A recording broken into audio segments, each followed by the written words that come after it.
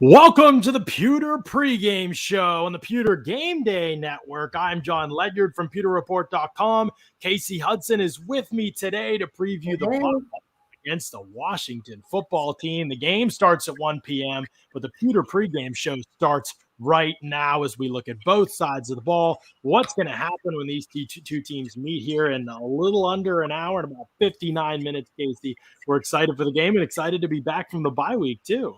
Yeah, that bye week was a drag. I know everybody needs the time, but figuring out what to do with your life during bye week besides overly rest is a little much. So I'm really, really excited for the second half of the season to finally be on. And hopefully today things will kick things off on a high note, facing off versus Washington. Not saying that it's going to be this blowout that a lot of people are expecting, but it should be a good, confident boosting game for the Buccaneers. Yeah, definitely should be. There's a lot to get into with this matchup, but a lot of favorable things on paper for the Bucs. We we always keep it 100 with you.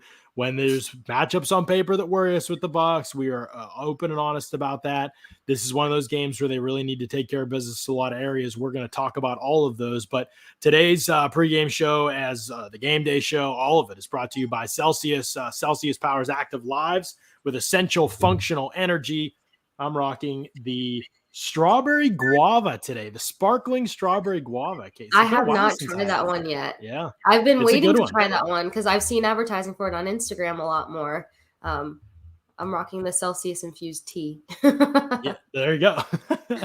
But the thing about Celsius that's so great is that it accelerates metabolism and it's healthy energy that burns body fat. So you are getting a lot of good stuff and it tastes really good. And you're not getting the sugar because there's zero sugar in these. You're not getting the sugar in the crash that you get from the subsequent sugar later in the day. So it's sustaining you throughout the day. It's clutch stuff from Celsius. Their energy drinks are truly next level. You can see a bunch of the flavors up there on the screen: Fuji apple pear, wild berry, tropical vibe, kiwi guava, watermelon, orange. Lots and lots of variety. That's only a fraction of them too. There's lots of variety. So check them out at Celsius.com. You can check out your options there. You can find out where they are sold at store locators near you, or you can just click the banner ads at PewterReport.com or go to Amazon, do the subscribe and save option, and get yourself some Celsius coming to you on the regular and save a percentage when you do it as well. So it's great stuff, as always, from our friends at Celsius.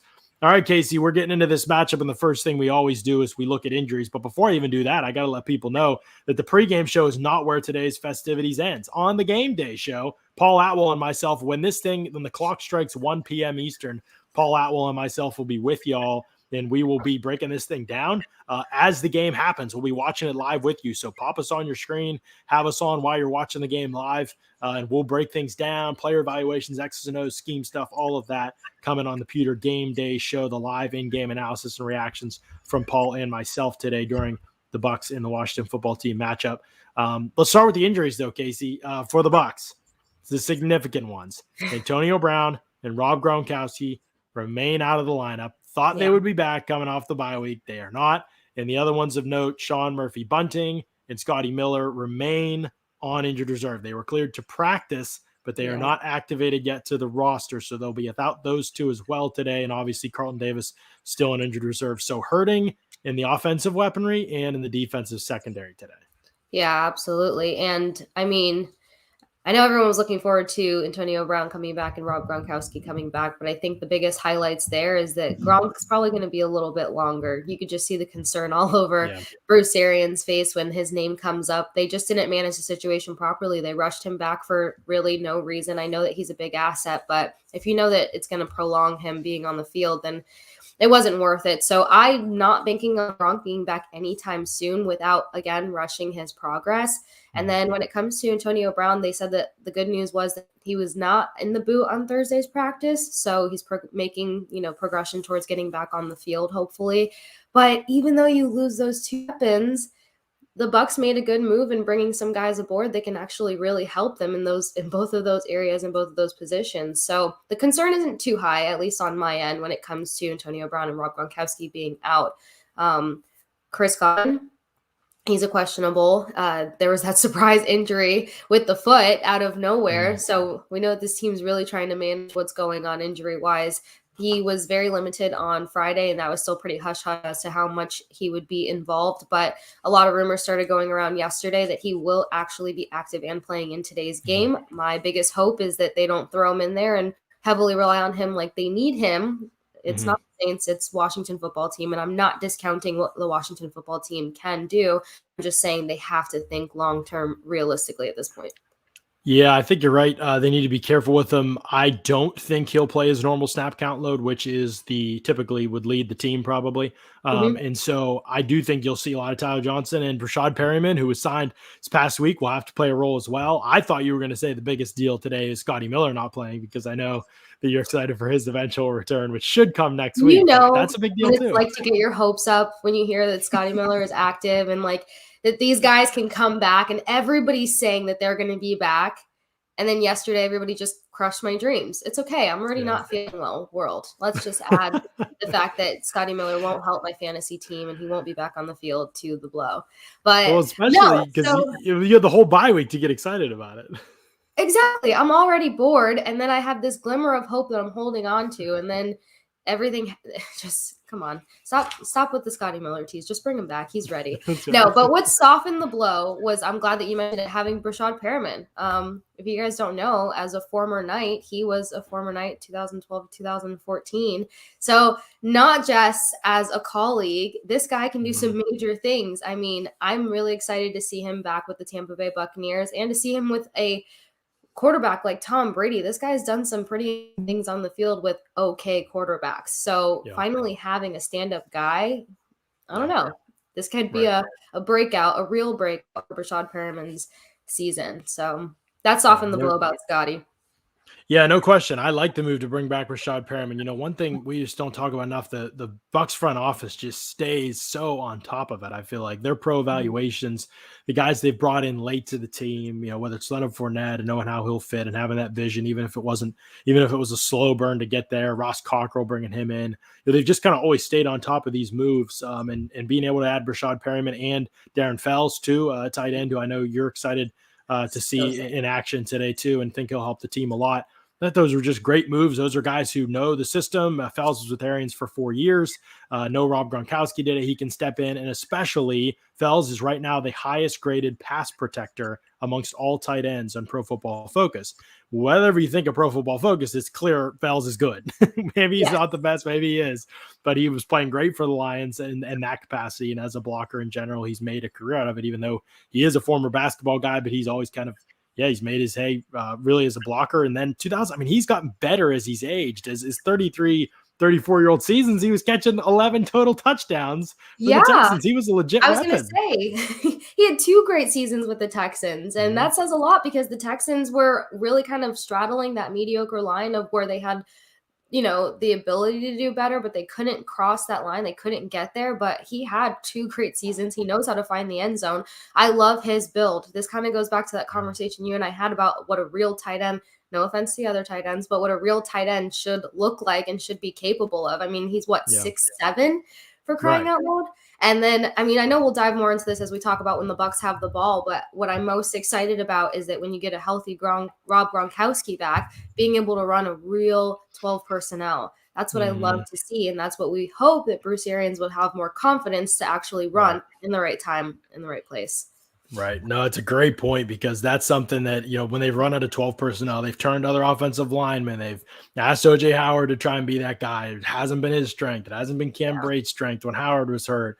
So now I feel like they have a guy. They wanted Antonio Claire to be that guy, and that was not his strength. So I think they have that guy finally where they can run 12 out of 2 tight ends and not lose the receiving threat, because Fowles is a solid receiving threat, especially in the red zone. He's made a Yeah. lot of money in the red zone over the last couple of years. Great contested catch outside his frame type of target. He's not going to be this huge separator, speedster, big downfield threat or anything like that. But Mhm. yeah, it's a really good pickup. I think that, yeah, he just helps this team. But he can help them right away if he knows the offense and knows the tweaks and changes they've made. So Yeah. excited to see him out there today. But those are the big injuries for the Bucs right now. And then in the secondary, who will start with Sean Murphy-Bunting still out and Carlton Davis still out at left corner. Probably going to see Richard Sherman start there. Then we may see D. Delaney step in as well. I don't know. We'll see. Sherman athletically, there's still question marks. We haven't seen him play enough to be super confident. There's still Yeah. question marks. And so we need to see that. And then I think Delaney has played well enough to, if Sherman struggles, I don't think you have to hesitate long to pull the trigger and try and put Delaney, get in there, give a rotation, whatever it is, but still pretty thin at corner. I know Washington's not the most loaded up offensive, explosive, wide receiver led team, but they have a good guy in Terry McLaurin who they move all around. And that's going to be one of the keys, Casey, as we get into this matchup a little bit and we'll look at first, I guess, when Washington has the football. Then Terry McLaurin is the kind of the number one guy to take away from Washington if you're the Bucs defense. Absolutely. And I mean, just to kind of bounce off the Richard Sherman thing, I guess the one highlight that we could possibly look at is the fact that, in his downtime, he had that much more time to learn the Bucs offense and to become a lot more key at it.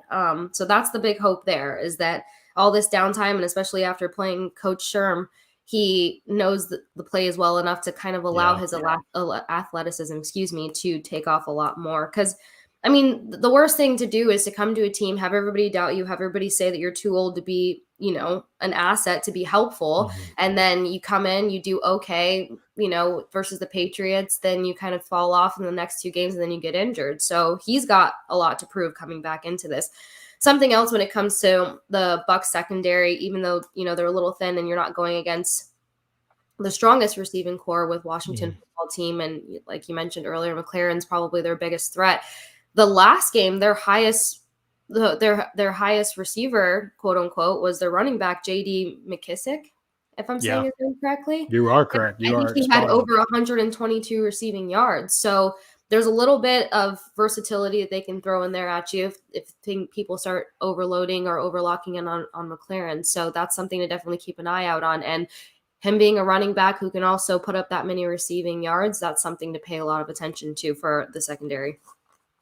Yeah, he is a guy I honestly I think I had in one of my battle plans that we do in the off season. I'm pretty sure one of the last 2 years I had him going to the Bucs or ending up on the Bucs somehow, because I just feel like he's a Buck type of running back, like a third down Arians type of running back. I really like. Well, he is a third down back, right?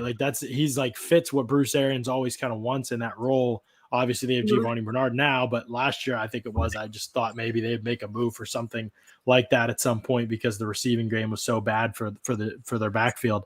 But yeah, he helps Washington for sure. He's the outlet guy and he can make things happen after the catch. Not many running backs in today's NFL averaging over 10 yards per catch that also have the volume that McKissick does. So he's got the 42 targets and he's catching almost all of them and he's creating after the catch. So yeah, he's a really good player. He's a really helpful player to them, especially because they don't really have a number 2 wide receiver. Adam Humphries is okay. Everybody knows him, the ex-Buck. He's only averaging 11 yards per catch. Doesn't have a touchdown this season. He's the possession guy that he's always been.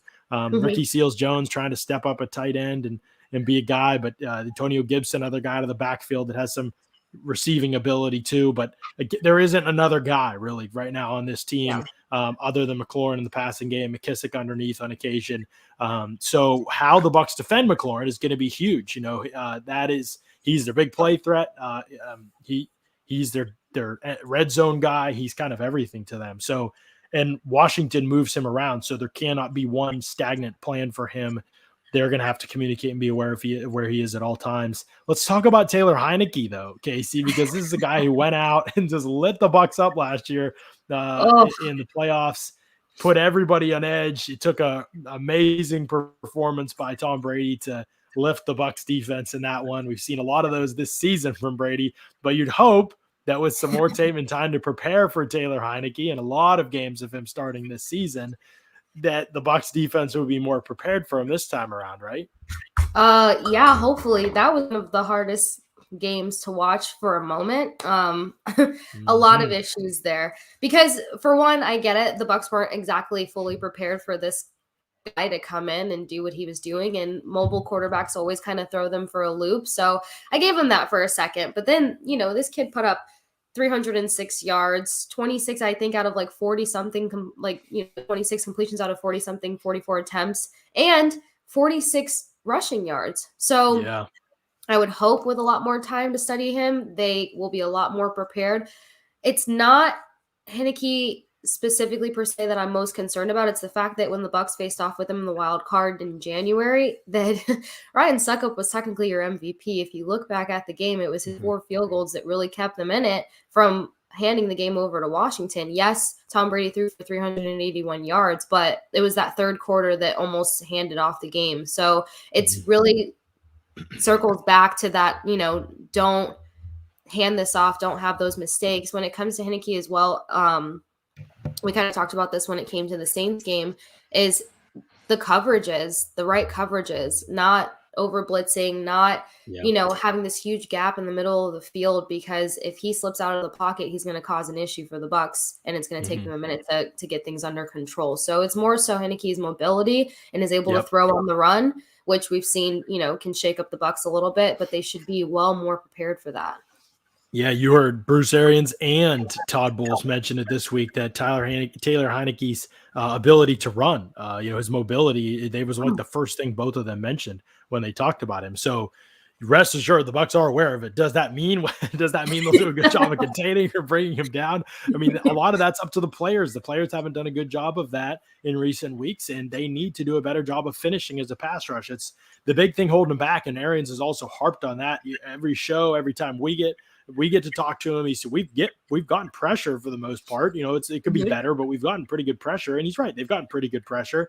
They haven't finished the job, and you have to be able to create negative plays defensively playing the way Todd Bowles plays. He knows teams are going to get completions underneath against him and are going to get him down in distances he like at times and are going to even work into the red zone at times. But you remember coming out of the bye week last year, even though the defense wasn't perfect, it wasn't fixed and had some up and down moments, obviously some good moments, second half against Atlanta, kind of the Detroit game, the Vikings game. Neither Atlanta game was actually that great for the defense, but they also had some injuries and some guys missing. The Washington game obviously wasn't, but they kind of got it going a little bit more after the bye week than they had before, largely because the pass rush finished. The Vikings game was all about the pass rush finishing, the first game out of the bye week. So Bowles' ability to go in the bye week and evaluate and look at his group and say, okay, here's what we got to get out. Here's what we got to do to get home and to finish the jobs. They hadn't done that against the Rams or against the Chiefs very often. There have been a lot of games where they left a lot of meat on the bone as a pass rush group. It was very similar feeling to what we have now where, wow, they were great early in the season, but now they're really struggling to finish. So even though all the change talk was about the offense coming out of last year's bye, I really think it was the defense that kind of self-evaluated and figured out some things that they needed to do differently. Absolutely. And all of a sudden there were all these finishes, right? And the Vikings game, the Vikings moved the ball awesome, but they couldn't finish in the red zone because the Bucs kept sacking Kirk Cousins in the red zone, and then their kicker would miss kicks. So that's a big formula for success for Todd Bowles' defense, is being able to finish the job on the quarterback. Starts with Shaq Barrett. He's got the matchup. If he plays on that left side, he's moved around some too, but he's got that matchup against the rookie, Sam Cosmi, who was on the injury report this week, was questionable most of the week. He's active for the game, so assuming he starts at right tackle. Cosmi's a good player. He's a better run blocker right now than he is pass protector, and it was kind of the same thing coming out of college.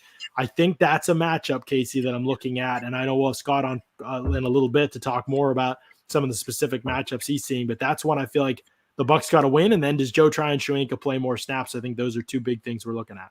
Yeah. And I'm glad you brought that up, because that's actually where I was pivoting to next is, to make the most out of this pass rush. I don't think it's overly repping JPP. He's working through an injury. He put out there on social media what extent of an injury he's working through. And even though he's still very dominant out there and still very helpful, I think that it would benefit them more to let Joe Tryon get those reps, let him start getting that experience and give him the ability to really start getting in there, feeling his way and make an impact on this team. I think today is a great day for him to do so. So I would say, and I think Coach Arians kind of alluded to that the fact that he wants to see Joe Tryon out there and getting more reps as well. But I don't think it's having JPP out there way too much. I think Joe Tryon needs the time and experience, and this is a good game to get him situated into do so. And, he's a very athletic guy, and he's probably got a little extra step when it comes on JPP to get in there and get to a mobile quarterback. We just don't want it to look like the Eagles situation. Yes, they won that game, but you have to think of the quarters where the Eagles really had them on their toes and anything could have happened. Yeah, for sure. It helps JPP too. That's something Scott's pointed out on a bunch of shows really well, I think, is that it helps JPP, right? It keeps him a little bit more fresh so that when he does get opportunities to play, he's also better. Plus, you're getting JTS some more reps too. And yes, I get it. JTS has missed a couple tackles, especially in coverage. I don't want him in coverage, but if you're going to do it, occasionally that's going to happen if you're asking a rookie to play in coverage who hasn't done it, especially at the NFL level against NFL speed before. And he might lose a contain. He might get over aggressive pursuing the quarterback and let the quarterback bounce outside at times. I get it. But hey, JPP's done all those things this season. So you're not like one guy's doing it perfect, the other guy's horrible at it. Exactly. And you're getting the upside there with JTS. Plus he needs experience, and he has all the talent and ability. So you got to get him out there more often for sure. So I think that's a key component in this game today. The last thing I'll mention defensively, and then I'll let you have any final defensive thoughts. I think Vita Vea, he's got a matchups he can win. That left guard spot for Washington has been the weak spot, the revolving door spot for them. Center Chase Roulier, who's one of their best players, is now on injured reserve. So he's out for this game. And I think that Vita Vea he has to – we've seen him be assertive in the run game. He's always going to bring it there. We're not going to get many bad Vita Vea run stopping games. I get that. But this is a first-round pick. This is a guy you want to give a second contract to. In a sack and a half of clean-up sacks isn't going to cut it. That's just not in today's NFL. And everybody knows I'm the last person to just look at one number. But we're moving along with Vita Vea here now in his career. And there's just the sack numbers just aren't there. He's a decent pressure producer for sure, but eventually you got to finish. And he's not been a great finisher in space. Today, that needs to change. He needs to be able to get quarterbacks on the ground or be even more disruptive. Even I'll take week 1 and 2. He was dominant those weeks. That was the most disruptive we've seen him. If he can play even at that level, even if I don't think he had a sack either of those 2 weeks, even if he doesn't have a sack, I think it just makes life so much easier for everybody else. But he's got to bring it like that on every down. What's your closing defensive thoughts here? My closing defensive thoughts. Joe Tryon needs to play more. This is a good game to take that risk with that. I definitely agree with Vita Vea, excuse me. We've talked about him for a couple weeks now. He just hasn't been very spectacular. He's done just enough, and he's kind of let up on the gas when he gets inside, and then the play's kind of over. So it's more so that start to finish play for everybody on defense. This is the team that can sneak up on them if they're not on their P's and Q's, and a team that they can absolutely manage if their head's in the game and everybody sticks to their assignment and finishes their plays. So defensively, I think that they have a capability to contain them. They haven't scored more than 13 points. So, to be a contending champion, to be the former Super Bowl champs, you don't want to be that team that lets them completely take off or keep this game close for you guys. So I think that the biggest issue is just going to be whatever the secondary comes up with and being able to manage. I think that this needs to be a splashy game for Richard Sherman to show that he knows the book and then he's got some tread in his tires, or else he's got to start thinking about where his career is going to go after this season. It's true. And then I'm just to see what the offense can do. Right. Yeah, we'll talk about that Bucs offense in a second. But last thing on the Washington offense, you mentioned it. They have not scored more than 13 points in a game since over a month ago when they scored 22 against New Orleans. So that has been tough sledding for them. They've had 13, 10, and 10 points against the Chiefs, Packers, and Broncos. Broncos defense, they're trending in the right direction. Chiefs, Packers defenses, those are not exactly barn burner units. So, Washington's offense has been in the wrong direction. They're 25th in points per game. Their yardage numbers are okay. They're 20th in passing. They're 12th in rushing. But where the situational football is really what has kind of hurt them. Red zone football, 31st, and third down offense, 27th. Those are big deal moments, and they have not delivered on either side of the ball in those areas. So that's been a big thing. Okay, Bucs on offense against Washington on defense. Thing that jumps off the page right away. Now that we know Chris Godwin is playing, we'll see how much Mike Evans is playing. Tyler Johnson obviously will be out there as well. We'll see what Breshad Perriman can offer. Tight end group will be Darren Fells. It'll be Cam Braid, and it'll be O.J. Howard. You know the backfield situation's the same. Washington right now, Casey, as a defense, is allowing 287 yards, passing yards per game. That is dead last in the NFL. Obviously, Tampa Bay is first in passing yards per game. It feels kind of like a match made in heaven for the Bucs offense, especially with some ailments. No Antonio Brown, no Rob Gronkowski, no Scotty Miller. Chris Godwin could be limited. It's just hard to see Brady not having a field day against this type of a secondary. It's really hard not to. It seems so predictable. It seems so obvious. It's almost that you wonder if it won't happen. I know. It seems too good to be true. But if they screw this up, I don't even know what else to say.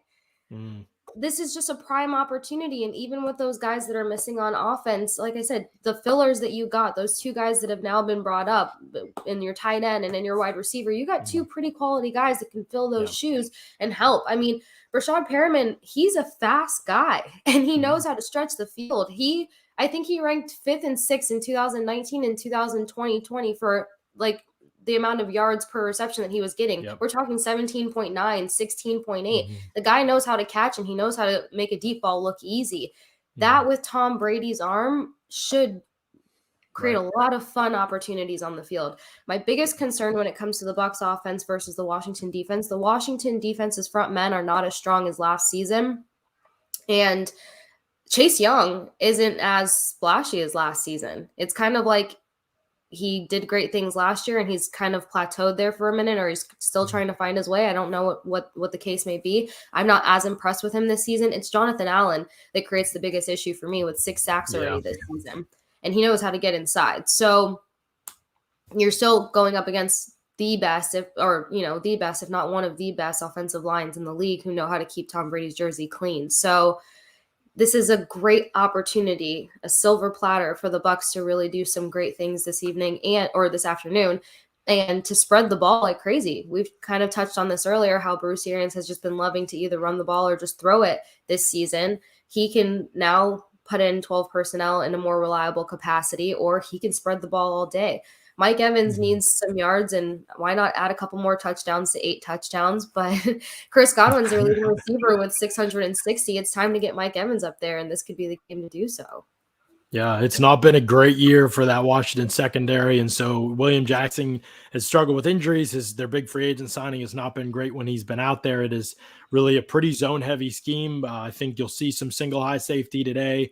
There could be some big plays to be had on the field for the Bucs. We'll see. Washington does play a lot of cover 4, but I think it's usually down in distance base. So Bucs could keep them in a situation where they could hit some big plays, but pass early. That's going to be a key for the Bucs offense. Play action, they destroyed Washington. This same defense, Ron Rivera's defense, with the same weak group of linebackers that are out there today, they destroyed it with play action last year in the playoffs.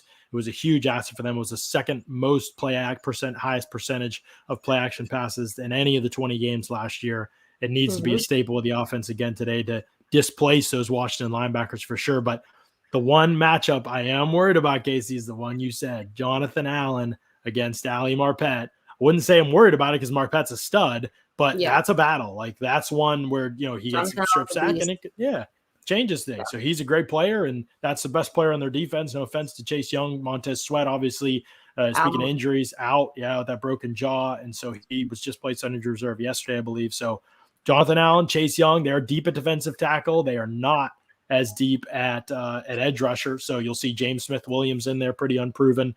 He'll be rushing probably a lot against Donovan Smith today. And Chase Young is kind of flip sides. He's been on the left side more. We'll see if Washington moves him around more, but you might see Chase Young against Tristan Wirfs this week instead. So how they handle the pass rush going to be a key in this one, especially because Washington defensively, they will send it, so if they feel like they can't get pressure with 4, they will send it. And if the Bucs, they're 7th in blitz rate across the NFL, if the Bucs can figure out how to pick everything up and keep Brady clean, then it could be a great day for the offense. One other thing to look out for, though, is that they actually move. So a lot of people know Landon Collins as being a pretty solid safety for the Giants, and he ends up over there with the Washington football team. He goes from being a safety at 6 foot, 215 pounds to a linebacker. He hates the move, but that's what Ron Rivera is doing with him right now. They have him down as a linebacker, and they say he's effective at it, and they say that he's doing well. And in a press conference on October 21st, he said, does he like it? Absolutely not. Would he like to continue doing it? Absolutely not. But he claims he's good at it. So we'll see what happens there. I mean, I think that'd be an interesting matchup. He's like, have the run I game. hate it. He's like, I hate it, but I'm great at it. So I know. I'm like, why just not stick with, they think I'm doing well at it and just stop. Right. We I'll need to do have whatever for the team. Etiquette. Yeah. He's like, no, I appreciate his transparency though. He's always been a pretty transparent interview.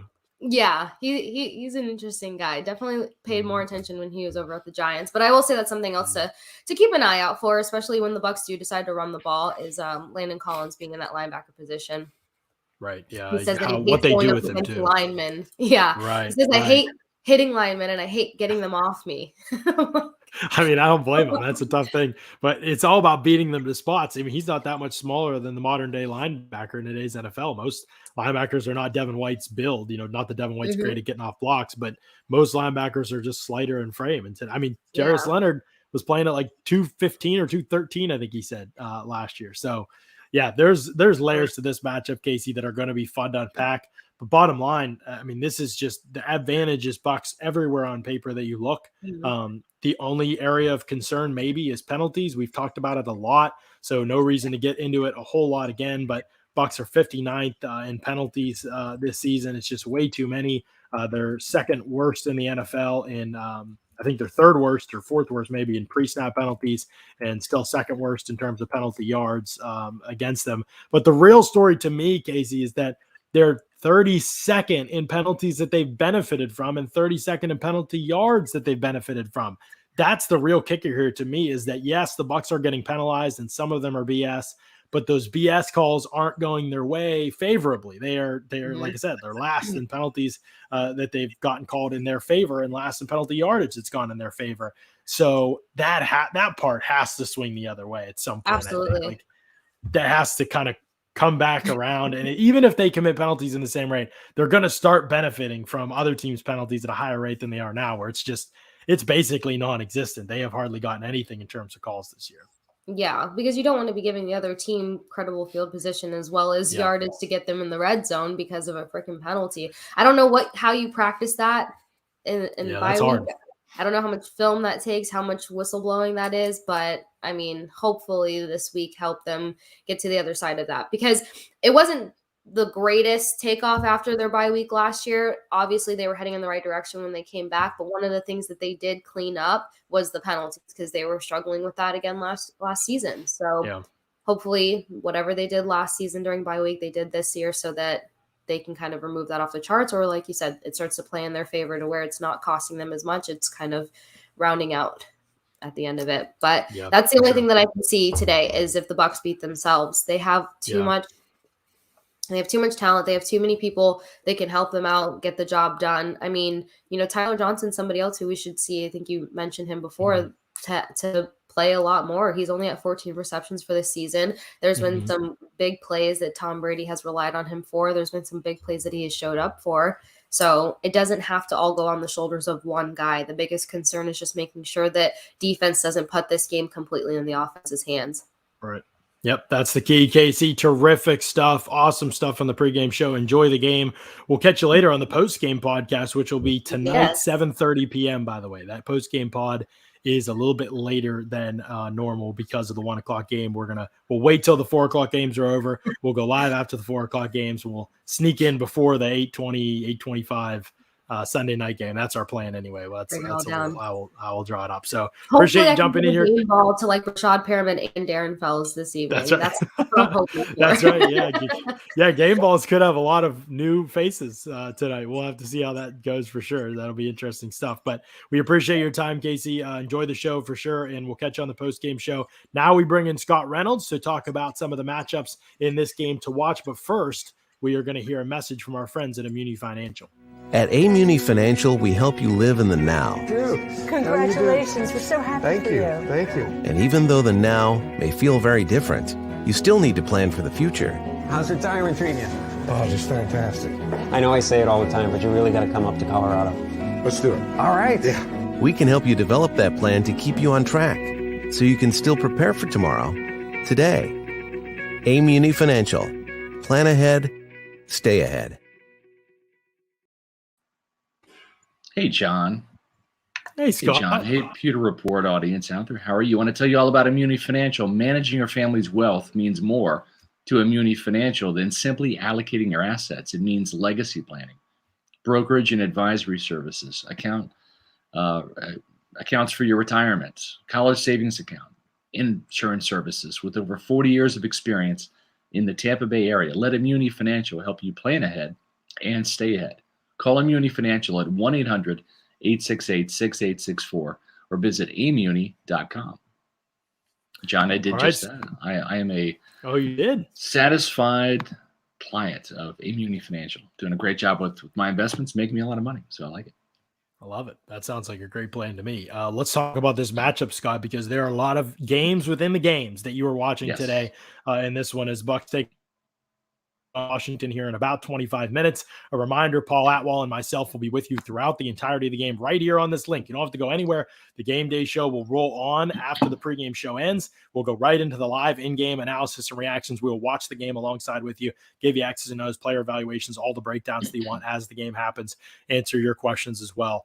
So it'll be a great time. Let's talk about the matchups within this one, Scott, because there are some ones that you really want to focus on. Yeah. As it pertains to this game specifically. Where do you want to start? Bucs have the ball or when Washington has the ball? Let's start when the Bucs have the ball against the Washington defense. John, we've said it during the week on the Pewter Report podcast. You and Casey mentioned it. This Washington defense is not that good. You know, the defense last year won enough games for Washington to get them the division title, right, as a losing team in week 17. But they're just not playing as well. They have some talent. They're without Montez Sweat. He's their leading, or I should say, second leading sacker. But starting at that bottom there, I agree with you. Ali Marpet versus Jonathan Allen. That's going to be really key because Allen is really playing up to that first-round draft pick status from 2017. He's had a phenomenal year, Pro Bowl caliber season. He's the highest-graded defensive player per Pro Football Focus. And Ali Marpet's going to have his hands full because I think Jonathan Allen with 6 sacks is playing better than he did a year ago, especially in that playoff game. Jonathan Allen, I think, might be one of the most underrated players in the league right now, Scott. I mean, he's truly a beast, and he gets better every single year. It was a little bit of a slow start for him as a first-round pick, but he just keeps getting – I mean, every phase of the game he really affects now. And so that's been one of Ali Marpet's toughest matchups. I thought last year was one of his toughest matchups. Both players had some really high-quality wins against each other, some great stuff. That's going to be the one to watch today. But Washington, outside of that, isn't as talented as they've been in the past, so that could impact how much attention the Bucs are able to give Allen as well. You're right, and it goes right to that next one on the list, working our way up. Let's just stick with the offensive line. Tristan Wirfs, right tackle, gave up his first sack. You and I, John, we think it's kind of a questionable sack down there. He didn't really do anything wrong. Just Tom Brady got too close to Cam Jordan in New Orleans, and Jordan was able to punch the ball out. That counts as a sack, forced fumble. So technically, Tristan Wirfs gave up his first sack of the year. But he's got to bounce back and be even more stout. He will be seeing, I think, a pretty good deal from Chase Young. Chase Young as a rookie had a really good season. I think 7.5 sacks last year. Was every bit the predator, the first overall pick that Washington expected him to be when he was going up against the left tackles in the league. Now they moved him to this side of the ball, the left side where he'll be going up against right tackles. He's only had 1.5 sacks this year. He's been less effective. We'll see if they keep him on that side. Donovan Smith handled him pretty well on the other side. We'll see if Ron Rivera wants to move him around a little bit more without Montez Sweat or keep him on the left side. But Tristan Wirfs, I think, is having another Pro Bowl caliber season.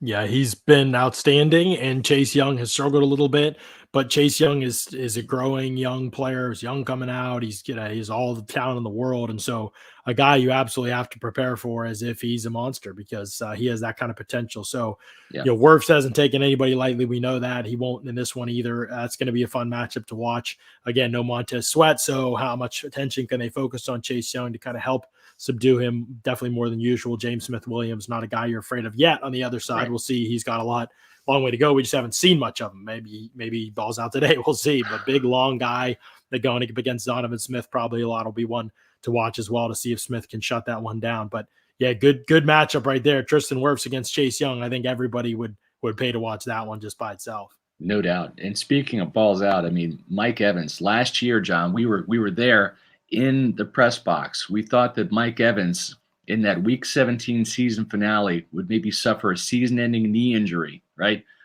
Just after he got 1,000 yards. And you know what? He comes back the next week, and now he plays against Washington in the first round of the playoffs. He led the way with over 100 yards. And I think he had 6 or 8 catches in that game. He was a big-time focal point. That was a game where Chris Godwin struggled with drops. Evans really stepped up and averaged close to 20 yards per catch in that game. So now you got a healthy Mike Evans, and he's just destroying things. 8 touchdowns, leading the Bucs in that category, and is up there with Godwin in terms of catches and yards. And, that pass secondary, John, you've talked about it. It's not very good. Kendall Fuller might be their best corner. But listen, this Washington football team, this secondary, and it's kind of an embarrassment for Ron Rivera, who's a defensive coordinator. They only have 4 interceptions at the midway point of the season.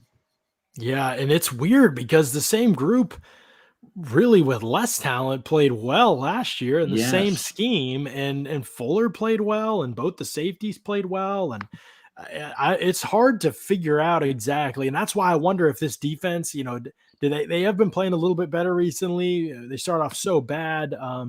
They maybe have a little more fight in them moving into the second half of the season. Is it going to be enough? Because last year the offense was struggle and the defense was unbelievable. Yes. And they still were a losing team. They still weren't good. They made the playoffs, but they still were, a losing record team below 500. And so I just don't think the defense can get to even that level that they were at last year. And I'm just not sure what the ceiling is for the group. I mean, I think this is going to be a team that finishes the year with, 5 or 6 wins probably right now, 2-6. So what's the ceiling for the group? I don't know, but I think the secondary can play a little bit better. They are, we have that Mike Evans versus Kendall Fuller, and maybe that's how it shakes out. But Washington will play some man coverage for sure, but they are, pretty much about 65% of the time they're playing zone, some type of zone coverage. And probably smart against Mike Evans. I saw a statistic from Pro Football Focus.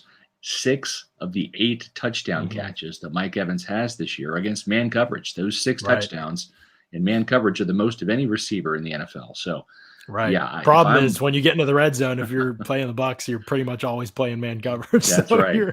So that's where you got to shoot yourself back in the foot because Evans is so good in that area of the field too. Speaking of red zone, we saw the emergence of playoff Lenny last year at Washington. He stepped in for Ronald Jones, who was off the COVID protocol by that game, but injured his quad during preseason warmups. So he was basically out that game, an unhealthy scratch.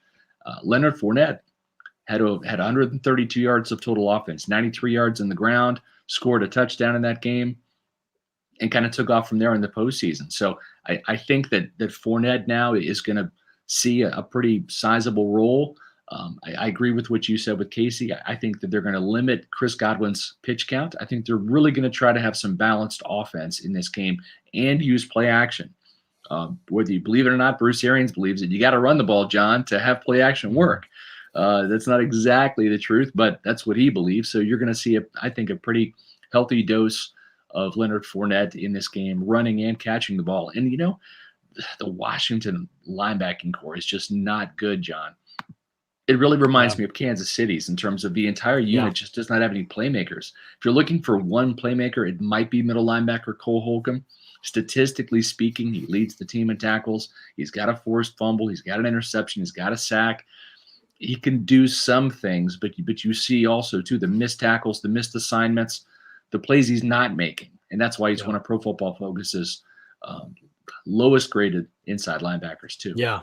All their linebackers really are just bottom tier. You know, they're in the Devin White range of Pro Football Focus grading for linebackers, which is very, very low. They just do not think much highly of them. And honestly, we don't either yet. You know, Jamin Davis, who is a rookie for them, first round pick, we'll see. It hasn't happened yet, but a guy like that, you're not necessarily worried about yet. So yeah, maybe they have more talent, in the cooker than they've had in the past, where they haven't always prioritized that position. But it hasn't played that way yet. They're having Landon Collins play there some. That's a struggle in the run game to a degree too. So I think you're right that the Bucs need to run the football. I wonder if we see a little bit more of a shared workload coming out of the bye. I think Ronald Jones gets his mind right, some things like that, and we see some heavier dose of Ronald Jones, which is basically just saying he might play more than 10 snaps. Right. They see he might a heavier get 10 dose carries as opposed to 5, right? Things like that. Yeah. Maybe we'll see something like that. Very interesting. Speaking of offense, let's roll over to our Underdog Fantasy Bucs Fantasy Football Focus with our Underdog Pick'ems.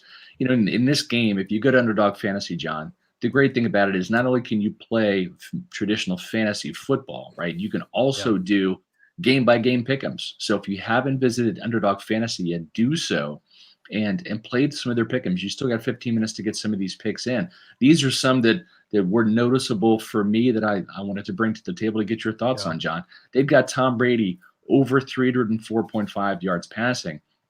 If you go back to the playoff game, he had 381 yards passing, despite Leonard Fournette having 93 yards rushing. So against the league's worst pass defense, I think Brady goes over 304.5.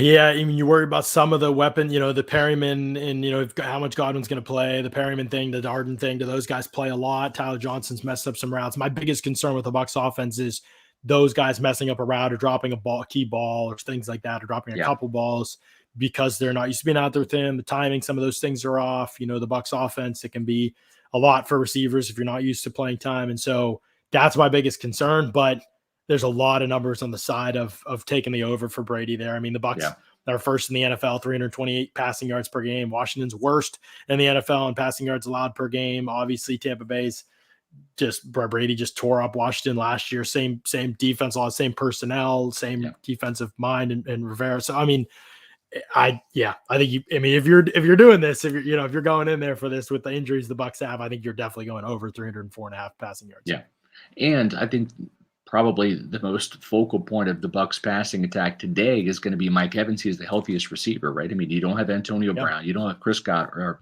I should say, you have Chris Godwin is not at 100%. You don't have Rob Gronkowski. So I think that the steady, reliable guy is Mike Evans, and he and Tom Brady just have really been in sync this year, especially with Evans being healthy. You see the production with the 8 touchdowns. I think Evans got a pretty good shot at going over 81.5 yards receiving today. Again, he went over 100 yards in that playoff game last year, not at 100%. Right. And one of the interesting things about Washington is they play a ton of cover 3 and a ton of cover 4. I don't know whether the cover 4 is dictated a lot of time by down and distance or not, but just looking at the numbers, well, if it's cover 3, I mean, Evans is going to get some shots on the outside for sure. If they're playing 2 high safeties and they're deploying more of a cover 4 look, he doesn't have as big games. He acts as that decoy and they pick teams in the middle of the field. That'll be more Chris Godwin, Tyler Johnson, the tight ends, the running backs type of game. Evans is going to get his opportunities though if they play cover 3 as much as they've played it this season. They're one of the higher teams in the league in terms of how much they've played cover 3. So if Evans gets those Brady's going to put it up for him. And I like Evans to beat any of these corners in man coverage. I agree. The last one is Leonard Fournette going over 88.5 total yards. Now, the thing with Fournette is, he's been on a tear. He did not have the game that everybody wanted in New Orleans. But I think you go back before that, he was on a little bit of a roll, right, against the Eagles, against the Dolphins. So I like Leonard Fournette, especially the fact that he's kind of been there and done that. He had 132 total yards last year. I think he gets at least 90 total yards, which would put him on the over this week. John, what do you think? I think he might come up a little short of it. I think he has a good game.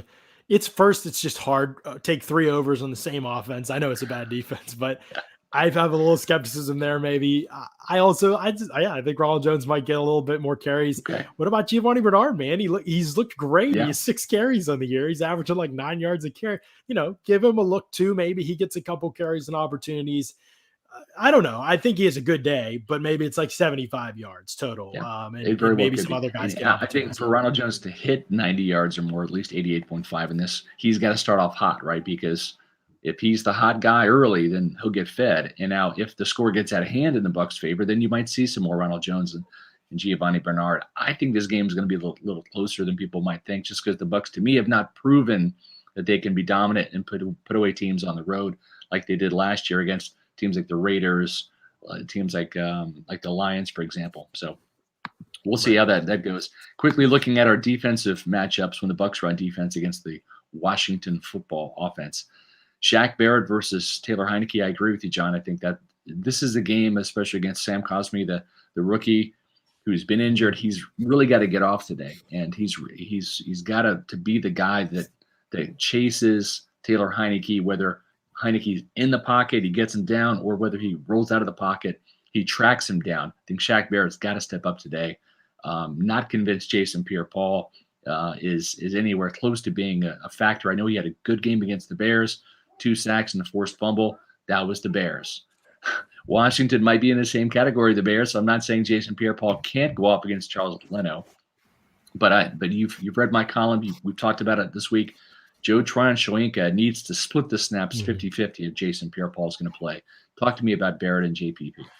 That's the big one, right? How those edge guys play against the Washington tackles. Charles Leno settled in. I think he's playing better in recent weeks. He's always kind of been an underrated guy, but Jason Pierre-Paul, how he handles that matchup, I think is going to be a big one. And then on the other side, Cosmi's playing pretty well for a rookie, but he's not 100%, and he's pass protection is always going to be the learning curve for most rookies, and so certainly better against the run coming from Texas. They run the ball a lot now, but he does struggle against the pass. He's definitely not used to traditional pass setting, so the footwork is a challenge for him. I think Barrett can get back inside him for a few sacks today, or a few pressures at least. That's going to be big ones. And then how Tryon-Shoyinka plays.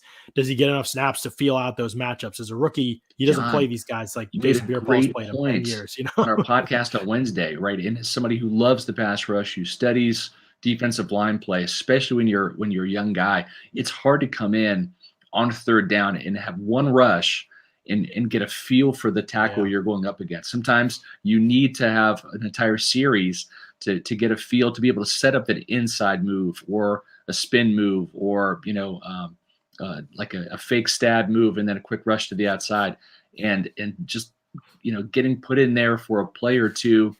It really is difficult for a rookie to get a feel, and I think that's part of the reason why JTS had those 2 sacks against Washington. Was he was in there against Isaiah Wynn for the entire game, right? And you could see he and Vita Vea start to work together with some of those moves.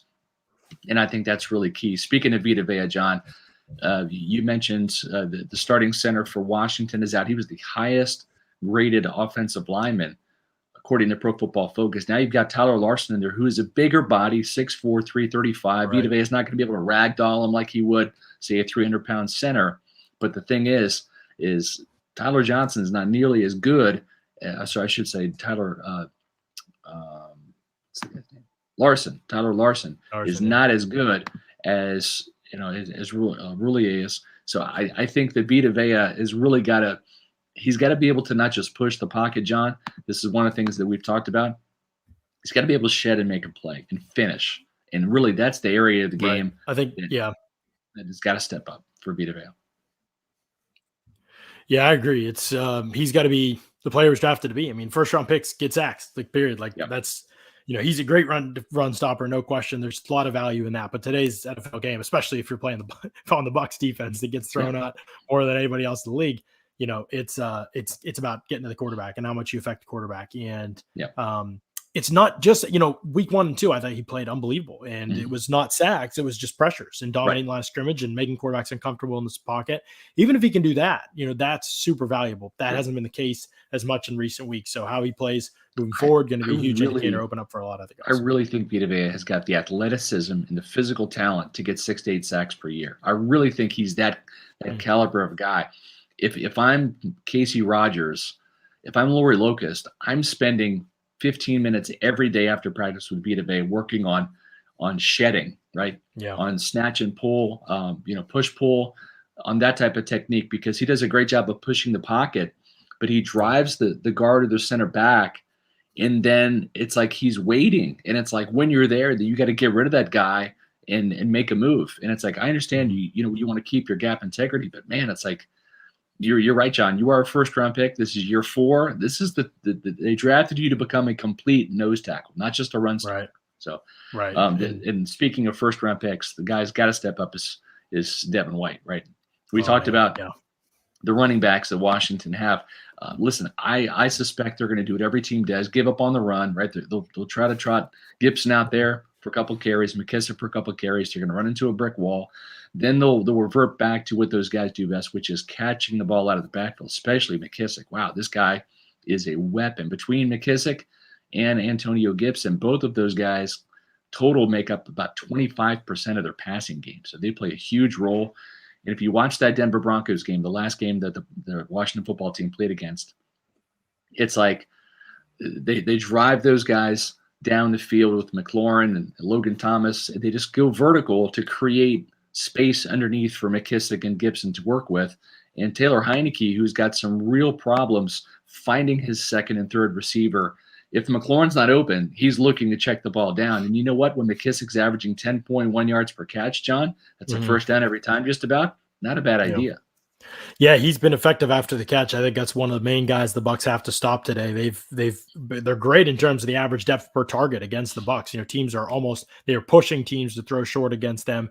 ADOT against the Bucs is 6.5 yards past the line of scrimmage. That is tied for second, and the second shortest, second lowest in the NFL. They just are not giving up anything really down the field this season. It's giving up 2 40+ yard pass plays the entire year. Both of those were to Deshaun Jackson, the blown coverage, and then the one where Devin White took out Carlton Davis and he ran 40 yards after the catch in week 3. So it's just there hasn't been a lot of those. If they can avoid those plays and make Washington piece things together underneath, I think they're moving in the right direction. But Washington's a team that will take that, and McKissick will make you pay too. So you got to tackle well. Got to be where he is. It's not going to be all on Devin White. He's going to be used to blitz. Sometimes he'll be used to spy on Taylor Heinicke. Sometimes he'll be dropping coverage. Sometimes it's not going to be always Gibson and McKissick versus White, but they will have those matchups. And I wouldn't be surprised sometimes if they try to send Gibson and McKissick on a wheel route against Devin White.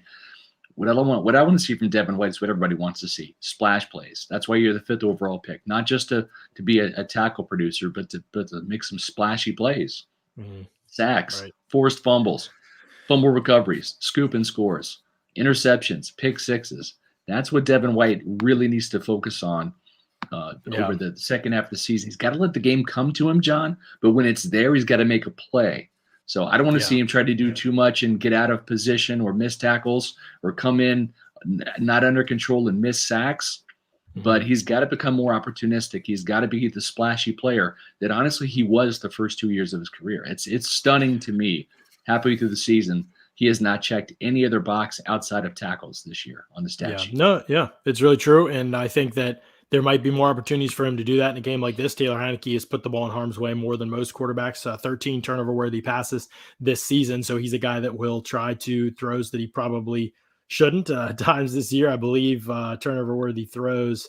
Trying to see where I have it there. Yeah, he's tied for 31st in the NFL on the wrong end of things. So something to watch for, not only for Devin White, but the Bucs secondary as well. A lot of inexperienced guys. Can they get picks? Can they finish those plays where the ball's in their hands? If they can, this is the kind of game that could get away from Washington quick. If they can't, then Washington could hang around. That's what they did last time, and it was really a challenge. So, Scott, appreciate you jumping in here, giving us your thoughts on a lot of this pregame stuff. We got the Pewter Game Day show coming up here in a second with myself and Paul Atwal. Scott, we'll see you back again at halftime. First, I got to talk about our friends over at Whiskey Wings. So in Temple Terrace, the unbelievable place to watch. If you can't get there in time for today's game, maybe you're already there and you're watching us from there for today's game, but it's a great place to watch the later games today, Saturday college football on Saturday or Friday night. It's a great place to get for those games. They have indoor, outdoor bar, super clean, super nice facility, great food, great service, all that kind of stuff. They got Whiskey Wings in Temple Terrace. There's one in St. Pete. Look on their website and you can see some of the great deals that they have going on in terms of food and drinks all throughout the week. It's a great place. It really is a great place to watch the game. We've done some of our pregame shows from there. Really, really enjoy the atmosphere there, and I believe you will as well. So great place to head on over. Maybe you watch Sunday Night Football down there and you're watching the Pewter Report post-game podcast down there beforehand. That'll be a great time to catch that and catch some Sunday Night Football for yourself as well. So good Good stuff from our friends at Whiskey Wings. Now we've got coming up on the Pewter Game Day show, myself and Paul Atwal going to take you through this Bucs game. The Pewter Game Day show starts right now.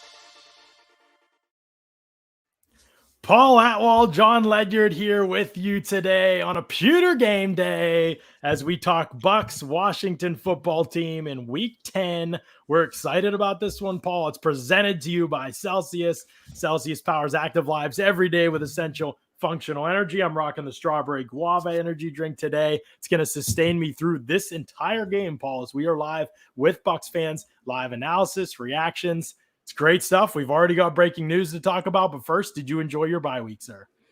I did. Like I mentioned on the podcast the other day, I thought it was the perfect time to get away from football a little bit and get excited again to watch some Bucs football, and I'm ready to get started again.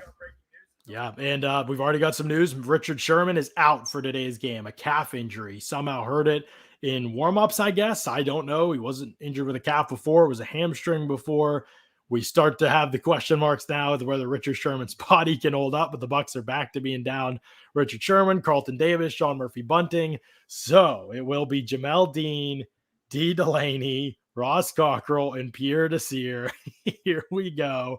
I know it's not a great passing offense, but at some point, the lack of talent in the secondary becomes somewhat of a concern, right, Paul?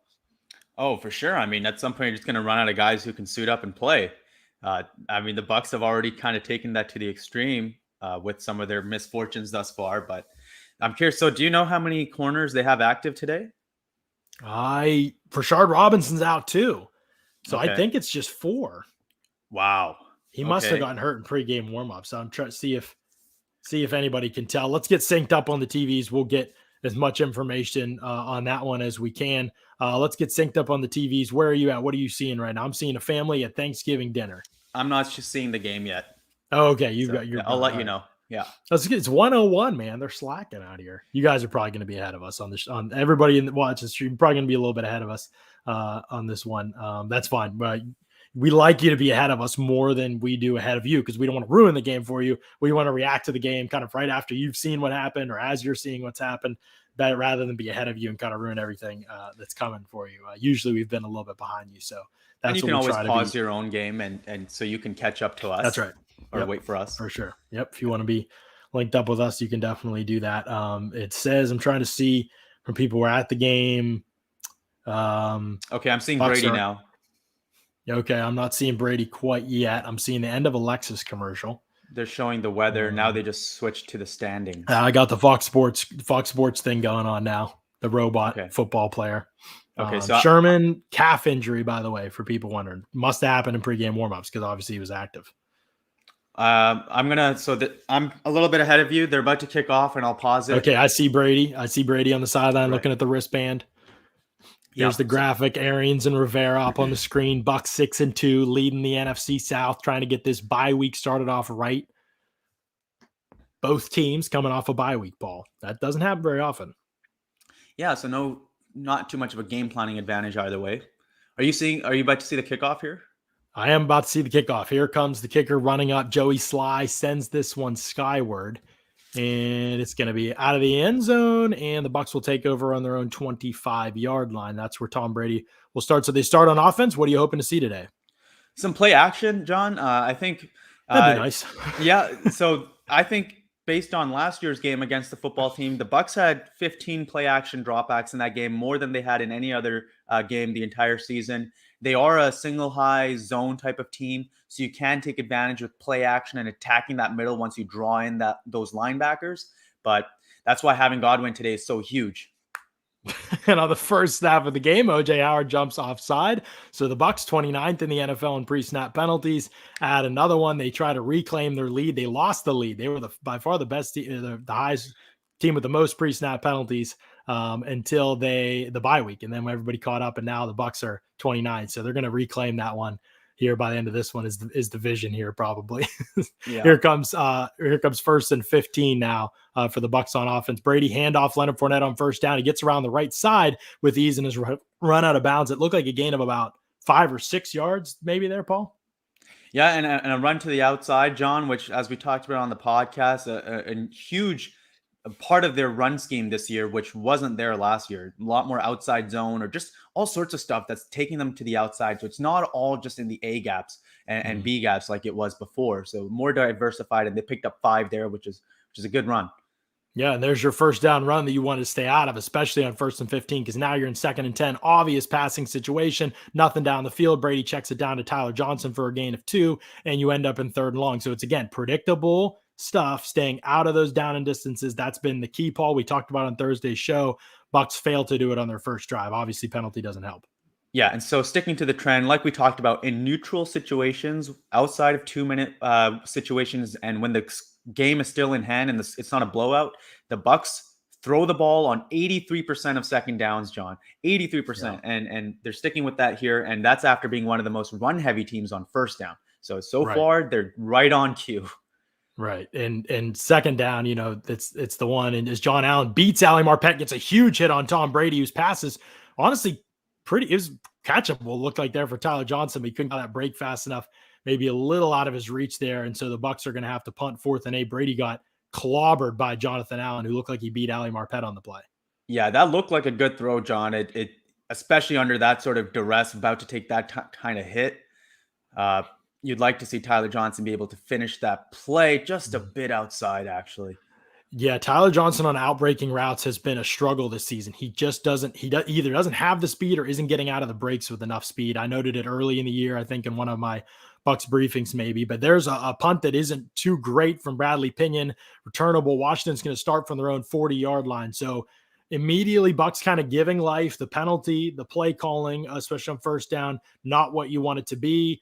The execution, not what you want it to be there later, especially in the pass protection, and now great field position for Washington. So following the blueprint that we've seen them start a lot of games with slowly against the team that 2-6 speaks for itself. I don't know what the percentages are, John, but it really feels like this Bucs team starts with a 3 and out pretty often over the last 2 seasons. Yeah, defensively, they almost jump offside there. They do get back on side. Here's the pitch, and Devin White with a run through, great tackle at the line of scrimmage on Antonio Gibson, it looks like. And so 1 yard gain for Washington. Maybe they'll give him, it's half a yard if that. And so 2nd and 9, 2nd and 9.5 coming up here for Washington. Yeah, that's just not going to work against this team. I want to say White actually came from the opposite side of the formation. I'm not 100% sure on that. But either way, that closing speed is just always, it's when Devin White makes a good play like that, it's just so aesthetically pleasing, right? It just feels like such a highlight. It's amazing how quick he breaks to the ball. Yeah, I mean, his speed to the sideline is something else. As Heinicke's back to pass, 3-man rush for the Bucs. They aren't close. Heinicke is all day, goes underneath, wide open Terry McLaurin. He gets tackled by Jordan Whitehead, and Devin White short of the sticks, about a yard short. So 3rd and 1 coming up there. 3-man rush against Taylor Heinicke. Very interesting there, because no one was even close to Heinicke even when he finally threw it. Yeah, John, this is something you've talked about a decent bit. The Bucs defensive line, they have great run stuffers like Vita Vea and Ndamukong Suh, but they're not great pass rushers. Mm-hmm. Yeah, and there's 3 yards for Antonio Gibson on 3rd and 1. So Washington will pick up the first down of the game, and they move into Tampa Bay territory at the Bucs 48-yard line. So already comfortable for Washington, and they are in the opposing team's territory first in this one. It's a little weird that Pinion has had a few of these punts this year that have really not been good. And then at the same time, I think back to that Dallas game, he's had some amazing punts too. So he's a bit over the place so far this season. Yeah, he has been definitely. It's been an interesting performance for him. Not as reliable as it usually is. And here's Heinicke back to pass again. Nobody close to him. Throws an outbreaking route. It's caught on the sideline. Wide open on the play was DeAndre Carter, and he's going to be down to the Bucs 34-yard line. So coverage and pass rush failing early in this one, as the Washington football team is now watch Vita Vea here, John. what do they have him spying or watching the running back there? He wasn't looks pass like rushing. Yeah, he dropped out into middle zone coverage, something they've done with him a handful of times But this season. it's So so kind wasteful of because wasting one of your best rushers there. He's right at the line of scrimmage. He's not actually stopping any sort of pass by standing there. He's standing right on top of the center. Right. Here's a run play for Washington, bottled up pretty quickly, maybe a 1 yard gain for Antonio Gibson. So 2nd and 9 coming up for Washington. So they've been in a couple opportunistic second down situations now, but couldn't get out of it on the last time they were up. Yeah, I think Washington is going to pretty quickly realize, I don't know why they haven't realized already, that first down runs are especially not going to work against Tampa Bay. And I think it's not going to take them long to abandon the run like most teams do against this team and start throwing it all over the place. And early on, they've had some success with that. Yeah. Raheem Nunez-Roches and Will Golston, the defensive tackles on this 2nd and 9. It is a handoff on 2nd and 9, and it is about a 6 yard gain. Levante David and Antoine Winfield make the tackles. So 3rd and 3 coming up for Washington from the Bucs 27 yard line. Well within field goal range here. Yeah, so this is obviously a very high leverage down, and let's see if the Bucs can stop the pass on these short situations. But that's been the issue, right? They give up a high percentage of completions, and as soon as you complete a pass, you're probably gaining at least 3. What the Bucs have been good at is not giving up those deep passes. But for that reason, this is kind of an unfavorable situation for their pass defense, just based on their own tendencies. Here's 3rd and 3. Heinicke, great protection, throws over the middle, and it's dropped off the hands of rookie Seals Jones, who was open in the middle of the field. He drops it, and it'll be 4th and 3, 4th and 4 now for Washington from the Bucs 27. Lucky break there for the Bucs, really. I mean, that should be a completion and a first down pretty easily. It looks like Seals Jones literally was ducking to avoid Jordan Whitehead was closing over his back, but he wasn't that close. And Seals Jones just started ducking before he even caught the ball. That should have absolutely been first down Washington, and they should have had the opportunity to go for a touchdown there. Instead, Joey Sly will come on to attempt a 46-yard field goal, which he hits, and it is up and in. It looked like it might have drifted right there for a second, but 9:57 left in the first quarter, and Washington is a 3-0 lead after a couple first downs on a drive that started from their 40. John, I want to go back to the first offensive possession. You're talking about Tyler Johnson's speed, and I'm glad you mentioned that because I've seen the same thing. I haven't necessarily been paying super close attention to it, but it has been a trend where I've noticed that Tyler Johnson just doesn't create great separation.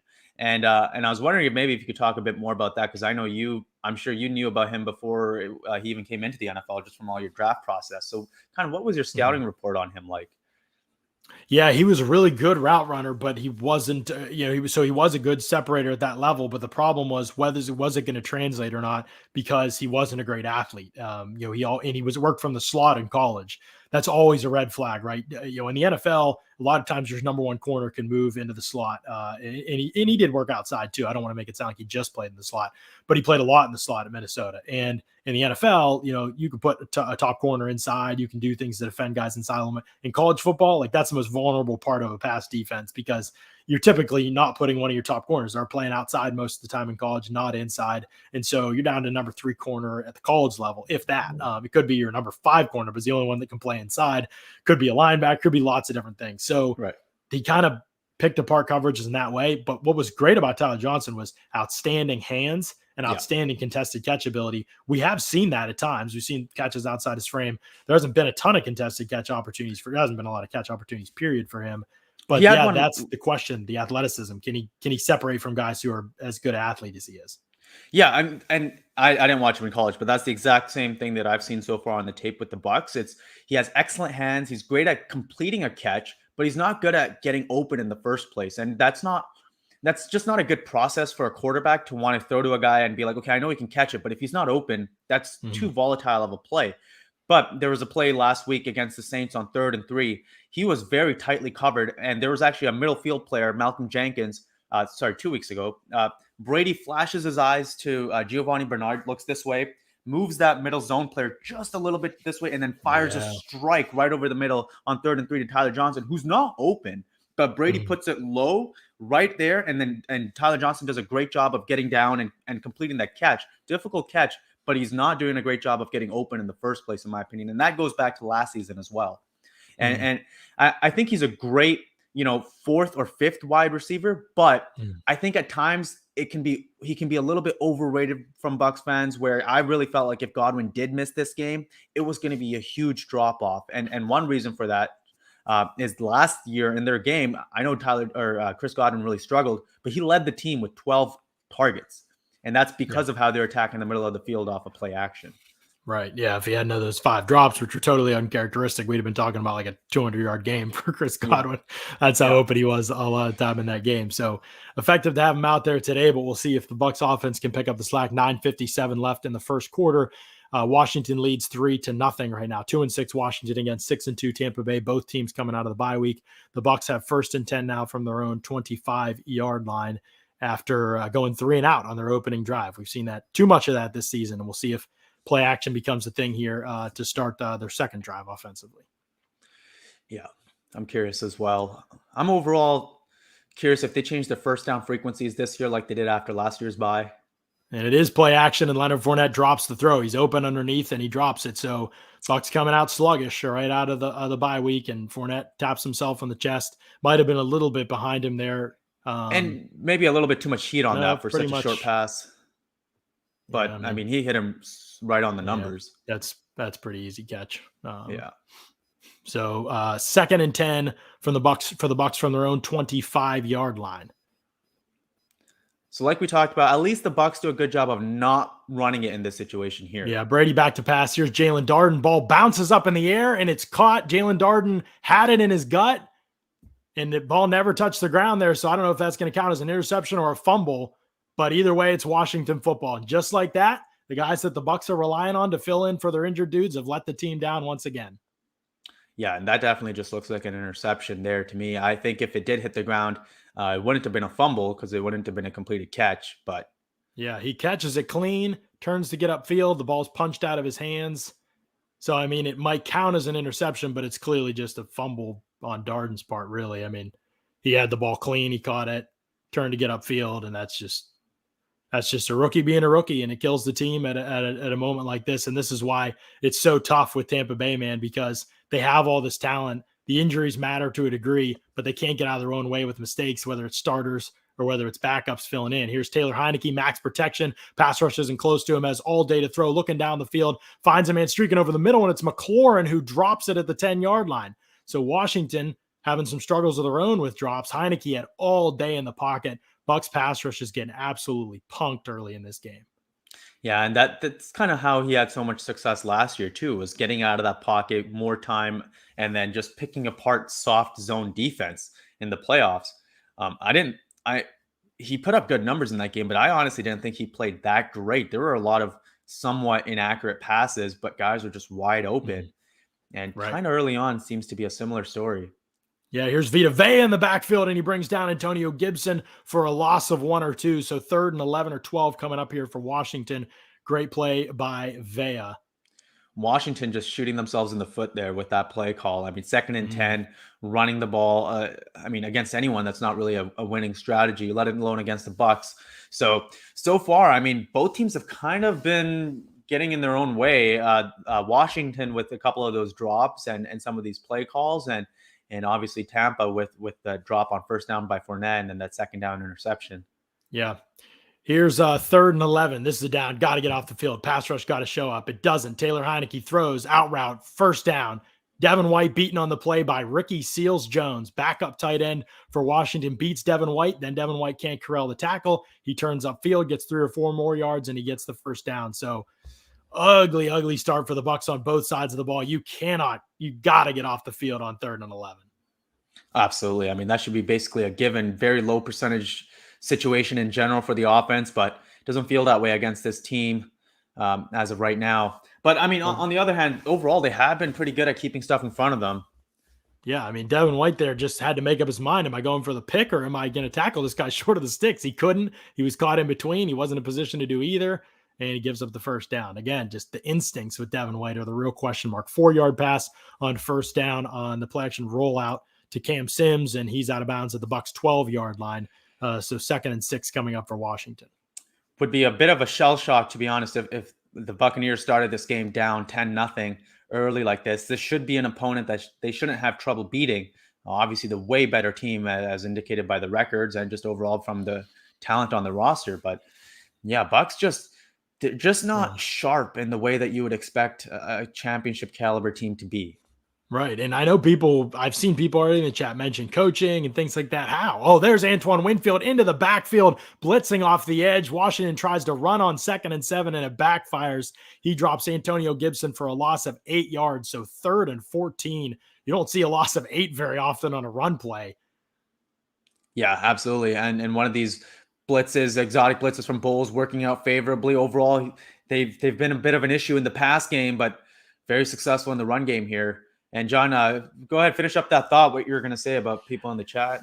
Yeah, it's just how do you put in some coaching other than maybe the first down play call? But again, like you get the penalty first. Like it just starts with players, man. You got penalties, you got blown coverages, you guys everywhere who don't know what not that they don't know what they're doing. They're just not doing a good job. They're not playing to their potential. Again, Bucs pass rush can't get anywhere. Heinicke does get away, finally going to get down to the 10-yard line and knocked out of bounds. So 4th and 4 for Washington coming up, and Heinicke got 10 yards there because they couldn't corral him in the pocket. So now I don't think they're going to go for it, but it puts you in a situation 4th and 4 where it's pretty manageable to see whether they'll go for it or not. Yeah, I don't think they will, but the lack of pass rush has been such an issue. And Bowles at times, he's pressed the issue and started sending 5 more than anyone in the league, but even that hasn't been that successful.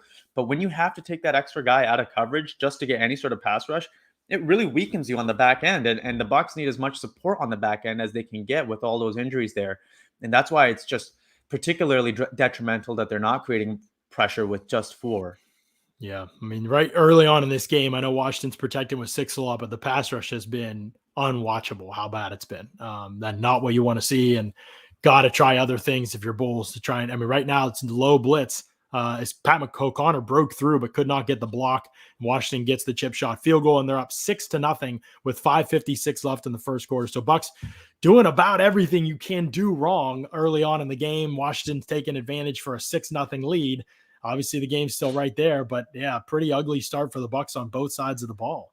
Yeah, lucky to only be down 6 so far, honestly. Against a better team, it would not be 6-0. Yeah, absolutely. I mean, the first Washington drive, they get excellent field position. The second one, they're starting in the Buccaneers' own zone, and a couple of drops and questionable play calls getting them into field goal situations. But yeah, this could easily be 14-0 right now, John. Yeah, I mean, it's, again, I don't think it's always predictive. We said this a lot about the Bucs last year. They went on to win a Super Bowl, but like this team just can't be the best team in the NFL until they start playing like it. Like it's not that complicated. You can't do this to yourself every week. Like it's going to catch up with you. Yeah. Like, and it's so clearly what the problem is. Like it's every week that we talk about it, but it's so clearly the problem is just the Bucs. Like it's not what anybody else is doing. It's just the Bucs. Like they just can't keep doing this to themselves. And it feels boring. Like when we get on these shows, it feels, I don't know, it's like repetitive in some ways to keep saying the same things, but this isn't like some in-depth issue. You and I have talked over the bye a ton. We watch a ton of tape. We look at it. What are the in-depth issues with the Bucs? Yeah, there's a couple things that we think they could get better at, but nothing that should stop them from being a team that can win the Super Bowl except for themselves. Penalties, drops, messing up routes, think blown covered, things like that. Missed tackles, especially that should be sacks. And yet here we come out of the bye and it's all the same stuff again.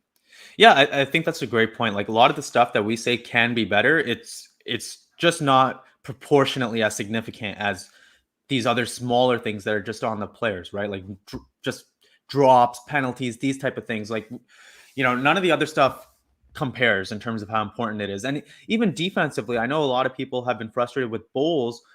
Aside from the blitz frequencies, I actually don't even have a big issue with what he's been doing play calling wise. He's changed up his scheme and his play calls a lot from last season to try to support that secondary.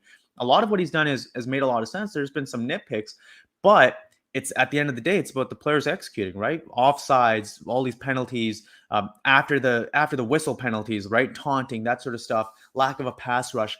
It's not really on Bowles so much. And yeah, it's really just, it's been an execution issue, and it's so weird for a team this talented. Yeah, it really doesn't make sense. And I know early in this game, but I mean, you get the Fournette drop, you get the Darden drop turned into an interception. You do say, okay, what about Mike Evans? What about Chris Godwin? Well, Godwin's not 100%. We know that, and we'll see whether how close to that he gets, but I mean, we know it hasn't been, it's definitely not true right now that he's 100%. And Mike Evans, he's probably going to get doubled until Chris Godwin proves he can take over again. And so you're probably going to see a lot of Mike Evans getting taken away in these situations. So other guys have to step up and do basic plays. It's not like we're asking Jalen Darden to go for 100 yards. It's not like the Bucs are asking that of him. But if basic plays, I mean, you have to be able to catch the ball underneath and turn around without fumbling it. Like, it just, that kind of stuff is where I think it gets frustrating with the Bucs, because it's not hard stuff. They're not asking, coaches aren't asking guys who are unproven to do hard stuff. They're asking them to do easy stuff. Here's Darden with the ball again, crosses the 20, dances and gets down to about the 24-yard line before he's brought down. So Bucs offense will start from their 24 after the 17-yard return from Darden on the short kick. And Washington clearly wants to put the football in Darden's hand to a degree. Like, they kicked that short intentionally. They want to try and get that thing out from him. So he's going to have to respond as a rookie. That's a good observation, John. Definitely that was the intent there for sure. And I mean, hey, you got to give credit to the Buccaneers defense so far, because even after this disastrous start, the Bucs can take the lead with this drive, and that really shouldn't be the case. Right. And here's Leonard Fournette over the left side, does break a tackle behind line of scrimmage, gets out to about the 29-yard line. So 5-6 yard gain for Leonard Fournette. We'll see where they spot it. We'll bring up 2nd and 4, it looks like, for the Bucs, 2nd and a long 4. Yeah, that's a nice first down run there. And now you can kind of do anything on 2nd down. These are the type of situations that they need to be in more often, but more specifically, they need to be in 2nd and 3 more often. Yeah, right. Because they are one of the lowest frequency teams in terms of getting to 2nd and 3 or less. Yeah, here's Brady from the shotgun. Quick throw to Chris Godwin. He bounces outside of a block and is going to be about yards short of the first down. So a short gain for Godwin. And it's 3rd and 1 now for the Bucs from their own 33-yard line. And can they pick this up? This will be a big one. From their own 33, you got to be able to pick these up and keep the drive rolling. The Bucs do not have a first down yet in the game. Yeah, absolutely. And I think one of the things that I'd like to see more in these situations are play action, intermediate and to shallow plays, like stuff like bootlegs, especially with how much wide zone they're using now. They can get Brady on the boot a little bit more.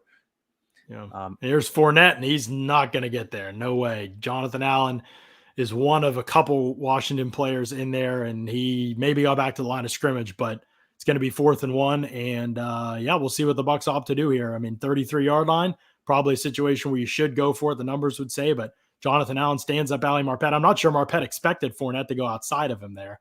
So we'll see if the Bucs go for it here from their own 33. Yeah, I don't think they will, but I agree that they should. It's probably a little bit counterintuitive to some fans, but yeah, this is, I would say, a definite go for situation. And it looks like they are. The offense is out there at least, so we'll see what happens. Tampa Bay this season 3 for 8. As Brady, he got it. He leaned forward, fell through an opening there, and he got it with ease. A couple yards for Brady on 4th and 1. So, hey, they were aggressive and they went for it in a situation they should have, Paul. Yeah, and I think that's the key. Right? You're down 6-0 early in the game. Bruce Arians cranks up the sense of urgency maybe a little bit. Now they've got 1st and 10 at their own 35. Yeah, I would have to look this up to check again, but I think conversion frequencies here are in the 70s. And it is going to depend on exactly if it's like a long 1 yard or a short 1 yard. But I mean, it's such a high completion percentage, or sorry, a success percentage situation. Right. There's Brady back to pass on 1st down, goes over the middle of the field, intercepted. Unbelievable. No one even close to the ball. They're not sure what that is. Mike Evans throws his head back as if maybe we'll see we'll break down the play, but this is pretty ridiculous. Yeah, that looked really bad. I mean, just in terms of from that angle. Let's see. Here's a replay. Looked like he expected Evans to stop, and Evans kept running. Or maybe Evans didn't get there. I'm not sure. It might have just been a miss. I mean, he didn't set his feet the way he threw that. Yeah. And I think this is pretty ugly to start. Taunting call against Washington.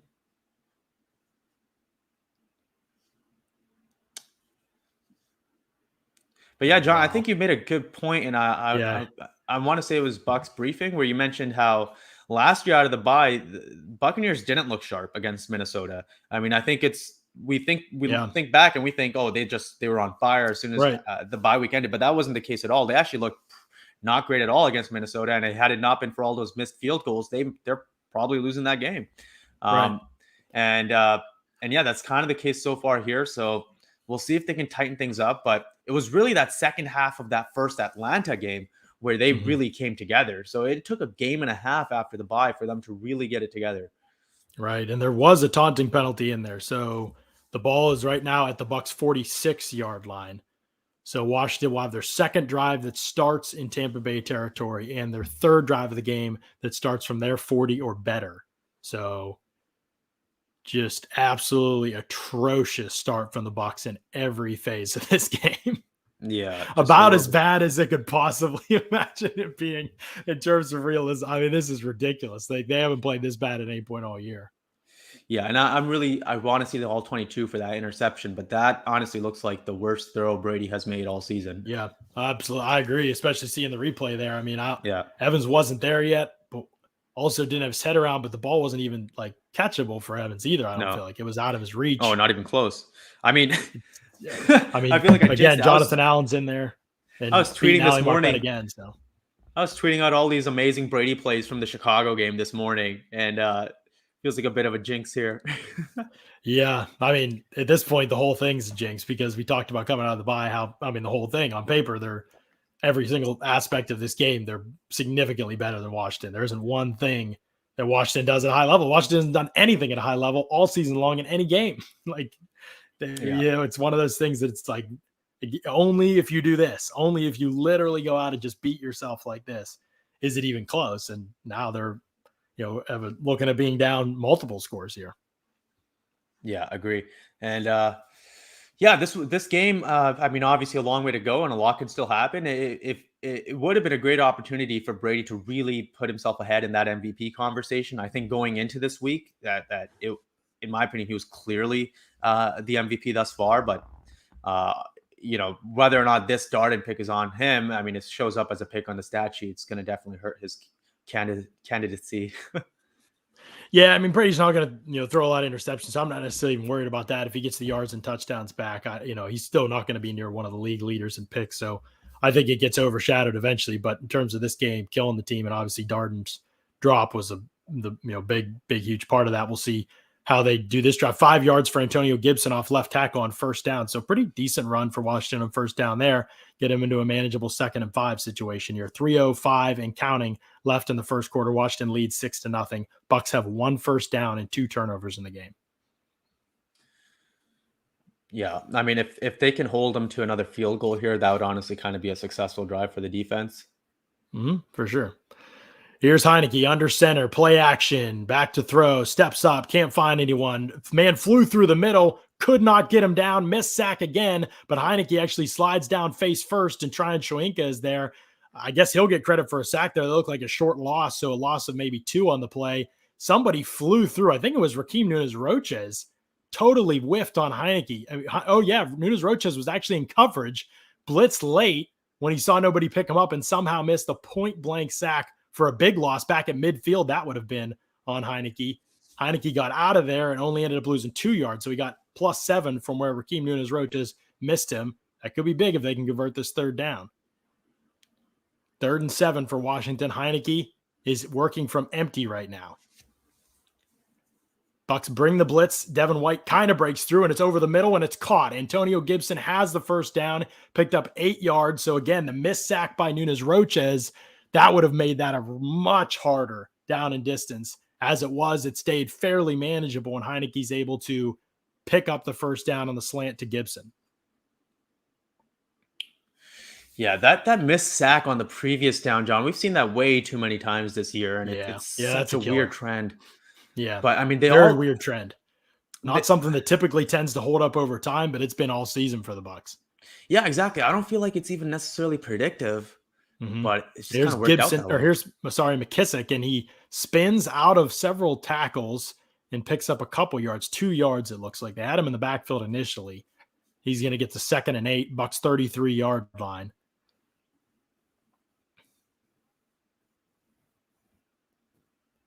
This has been an ugly one, Paul. Not many positive things to say right now. No, exactly. This is not good.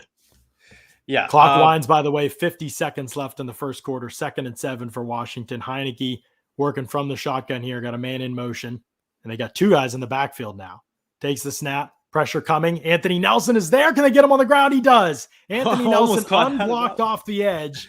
for a sack loss of 6 yards on the play, and that should end the first quarter. I think it'll be 3rd and 14 from the Bucs 39-yard line when they come back to action. But yeah, Anthony Nelson was unblocked off the edge. Devin White blitzed with him there, and looks like the tackle picked up White, left Nelson free, and Heinicke didn't recognize it.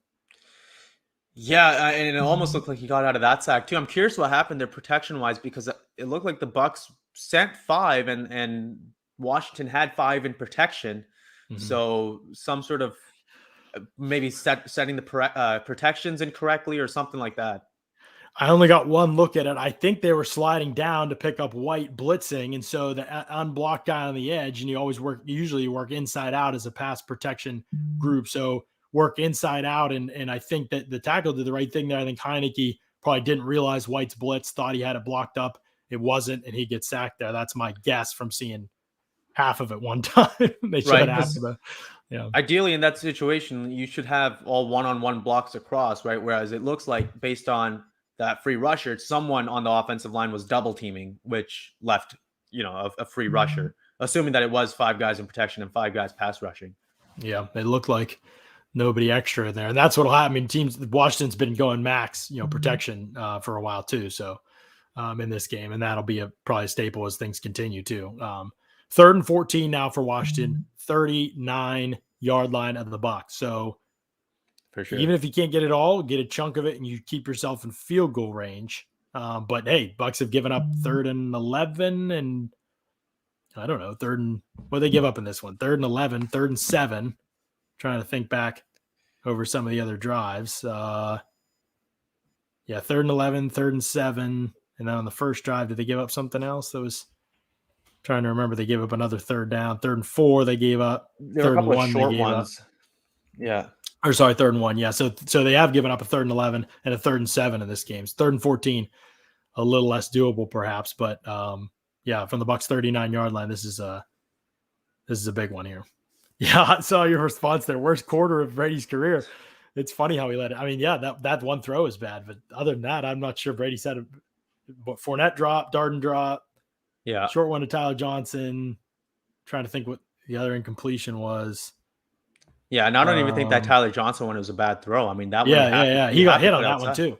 He got drilled when he threw that one. The worst thing you can do on that throw is miss inside. So, I mean, you put that outside against tight coverage. It's not like Tyler Johnson was wide open or anything. Right. Yeah, I mean, it just looks bad on the box score. You watch the game, there's that one bad throw for sure. And so we'll see if he can rebound, obviously. But first, defensively, can you get off the field here? By the way, Joe Tryon-Shoyinka was in on that last play where Anthony Nelson got the sack. He was in there as well to help Nelson get Heinicke. Tried to duck out of another one, and Tryon-Shoyinka was there to help secure him, get him on the ground, I believe. So, yeah, agreed. That almost looked like he got out of there. So, glad that Tryon was there to clean it up.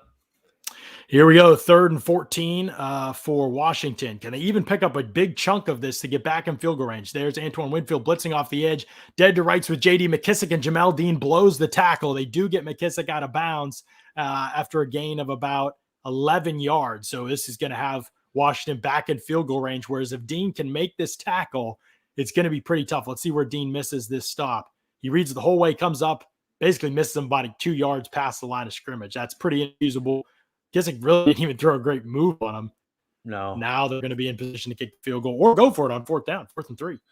Yeah, but that soft coverage there, it gave them that margin of error, really taking away that 1st down. But unfortunately, with that missed tackle, now they're in a situation where they can go for it and definitely in a manageable 4th down. And they are going to. Offense is out there. So Bucs just absolutely gave them a manageable 4th down. 3-man rush. Heinicke over the middle, easily caught. 1st down, right at the marker by McKissick.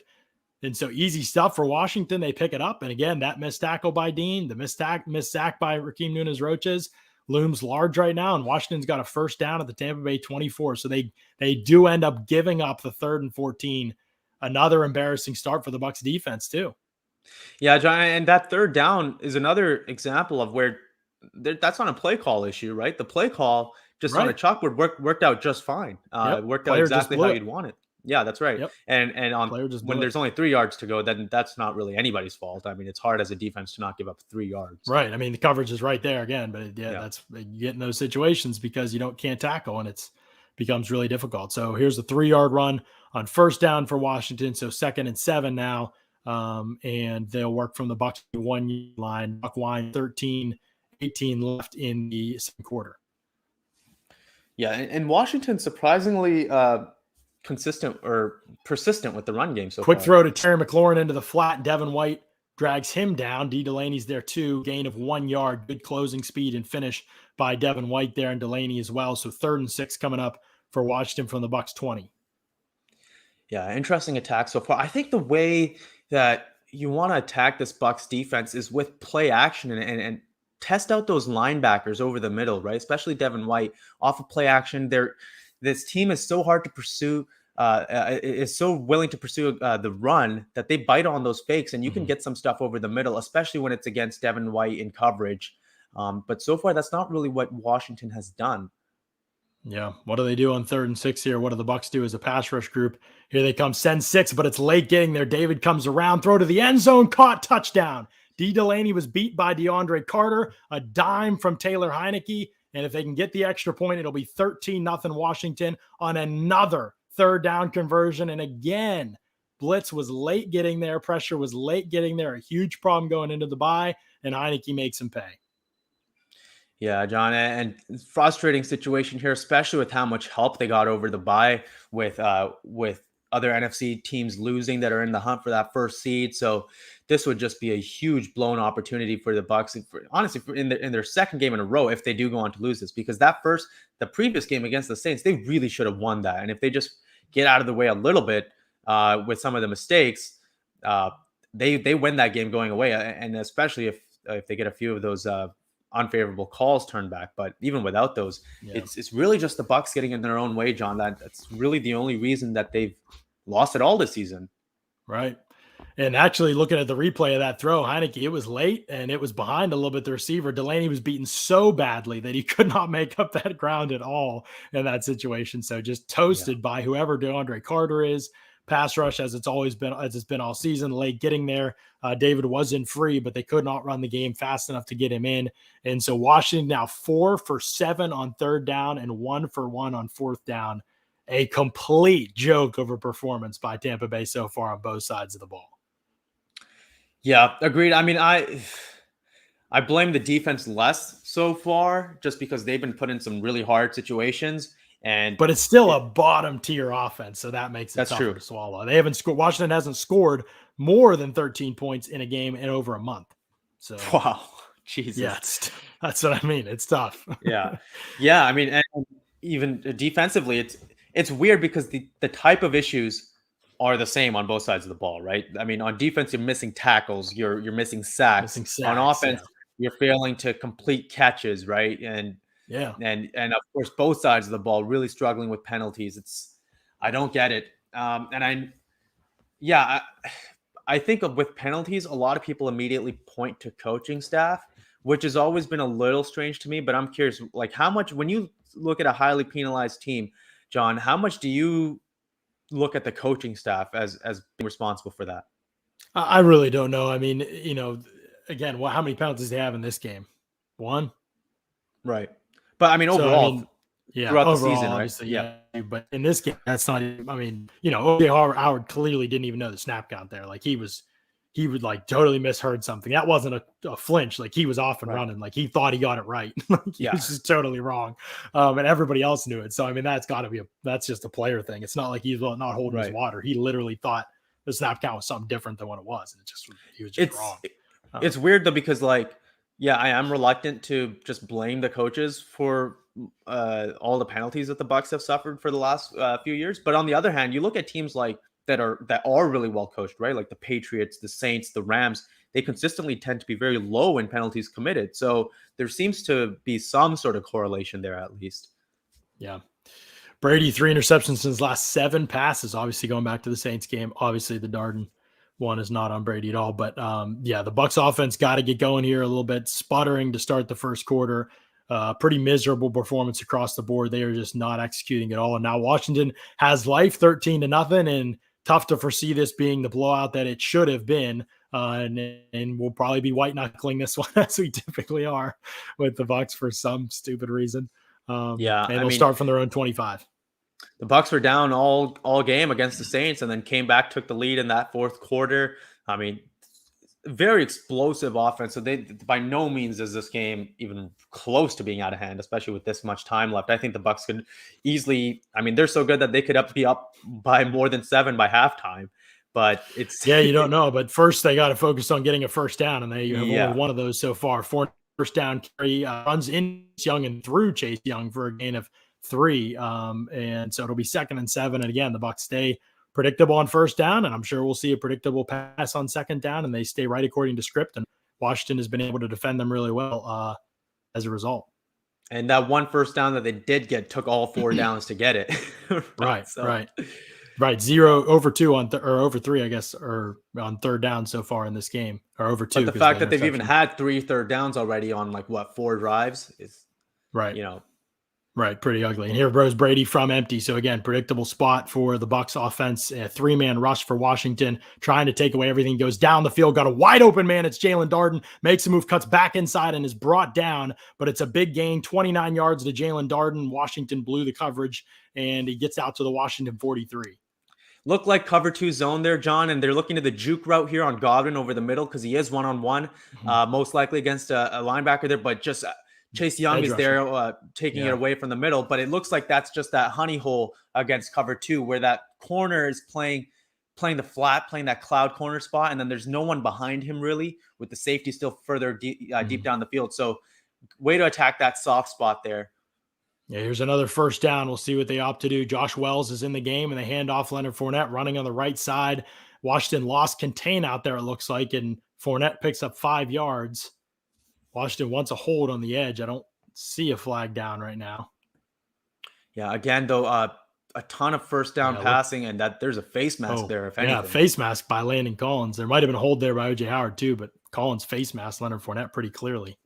Yeah. So 2nd and 5 now for the Bucs.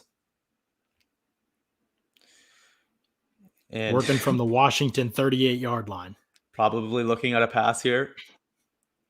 No, they're going to hand off Leonard Fournette. He's got some space, and he runs through a tackle and gets down to the 30-yard line. Good play call there. Washington clearly was playing the averages and was not quite ready. So an 8-yard gain for Fournette, 1st and 10 from the Washington 30.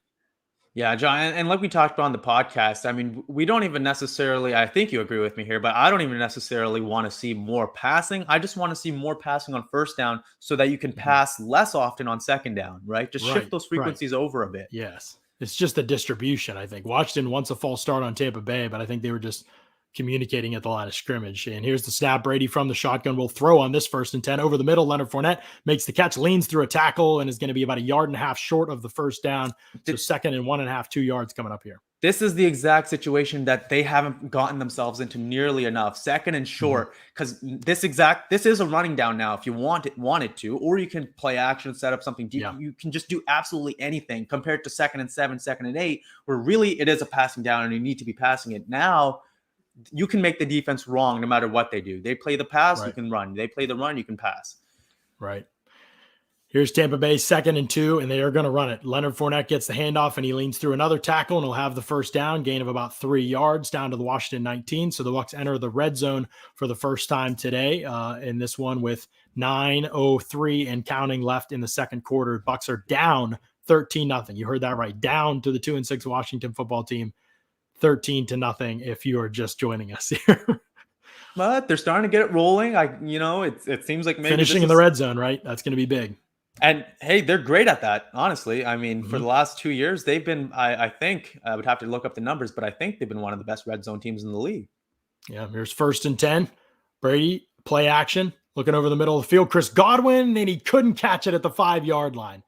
Went down low to get it. And oh, don't tell me that was a pick. Okay. No. Jesus. Looked like it was out of his bounced out of his chest, maybe. I don't know if that one's going to be a drop or not. I want to say to that avoid the safety. That's right. I don't think Godwin was really open, so I think Brady just kind of threw it to the dirt and said, "Hey, if you can catch it, that's great." But that looks like a drop to me. Actually, yeah, I think you're right, John. Yeah, that was right through his hands, right out his legs. That's actually really good placement. Like you said, to avoid that safety, he's trying to get. Third drop of the game for the Bucs. One resulted in a pick. And there's a challenge flag here. Oh, are they challenging to see if that's actually a pick? That would be so brutal. I thought it hit off the ground. I didn't see this.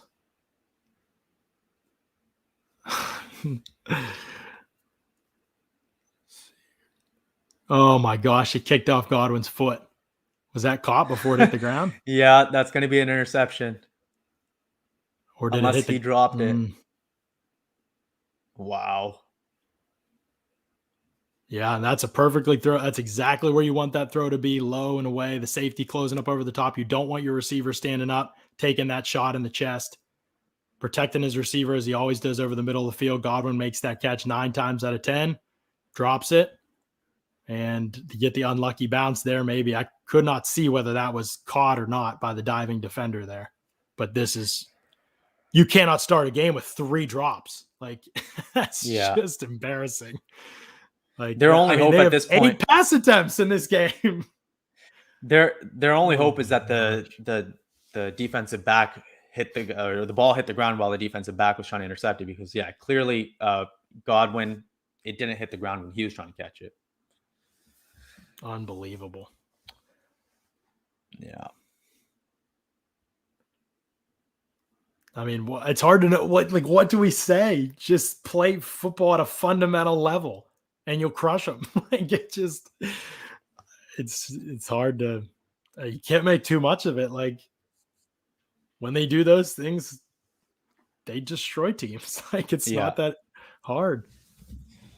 Godwin is wide open and he throws it so low. 3rd interception by Brady. Okay, I don't get some of this.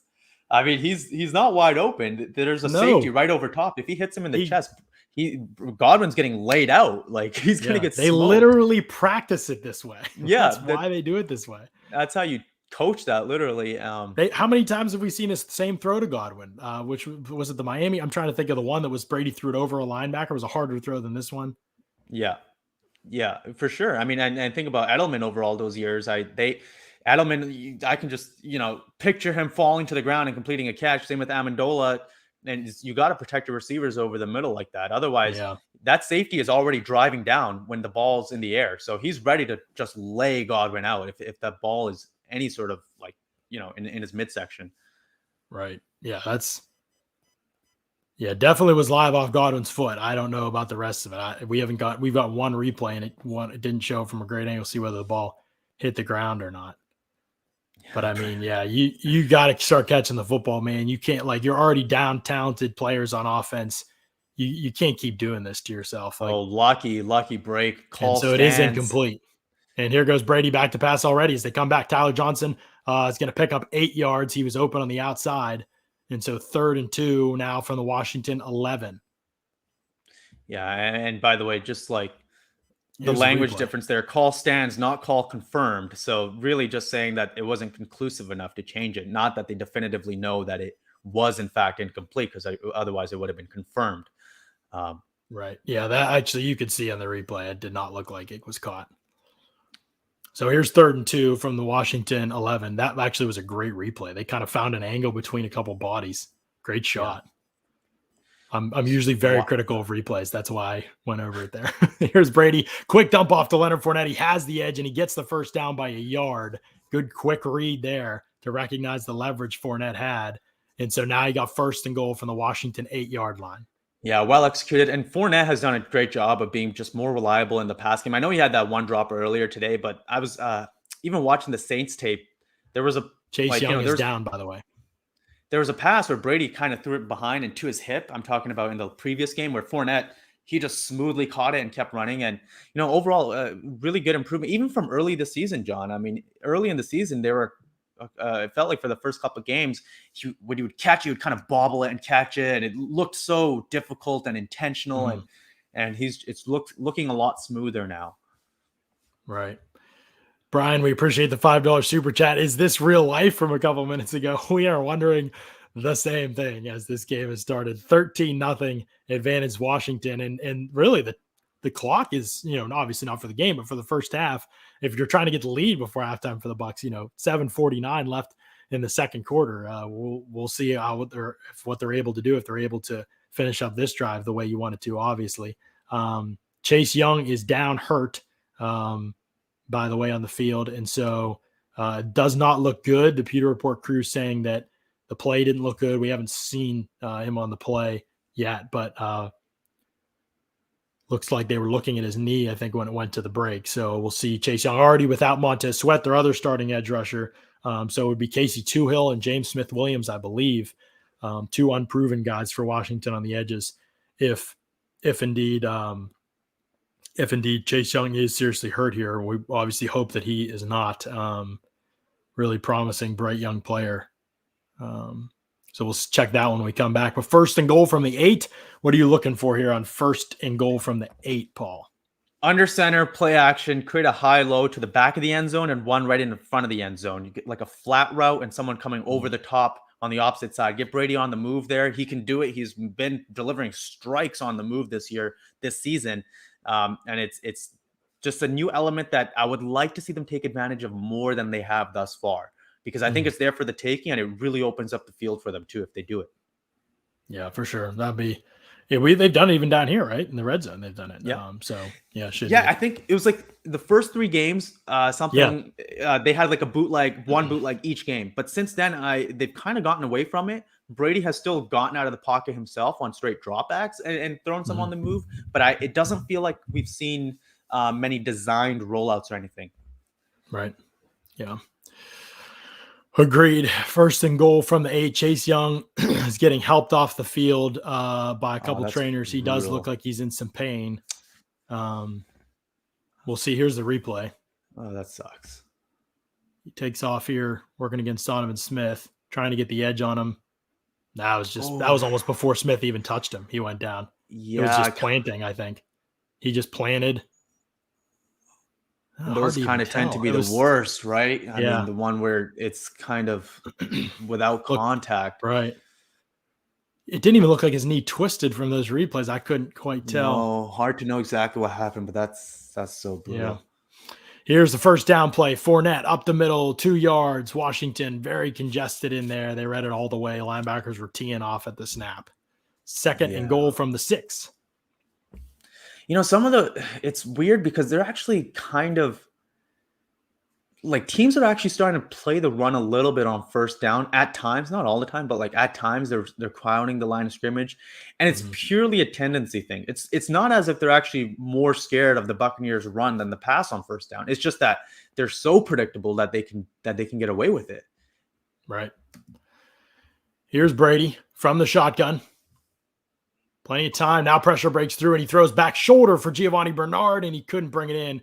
Had to be back shoulder. Linebacker was leveraged on him as he tried to get to the back corner of the end zone. Bernard could not bring it in there. And so third and goal from the 6 now coming up for the Bucs. Yeah, blanketed coverage throughout. I mean, ideally, like in terms of where he put it, in terms of being back shoulder, it was good placement. Ideally, you have it a bit higher, though, so Gio doesn't have to go down for it. But just kind of almost an impossible situation where no one's actually open there. Yeah. Here's third and 7, third and goal from the 7. Here's Brady over the middle of the field. Giovanni Bernard drops it right off his chest. 4 drops make it on the day for the Bucs offense. Absolutely embarrassing stuff. Catch the football. Like, I can't even tolerate drops, dude. Like, it's just ridiculous. Holy. Like 4 drops? They've only thrown 10 times. Like, no, it's been more than 10, but it's just embarrassing. Like, yeah, he's 6 of 12 now, I think.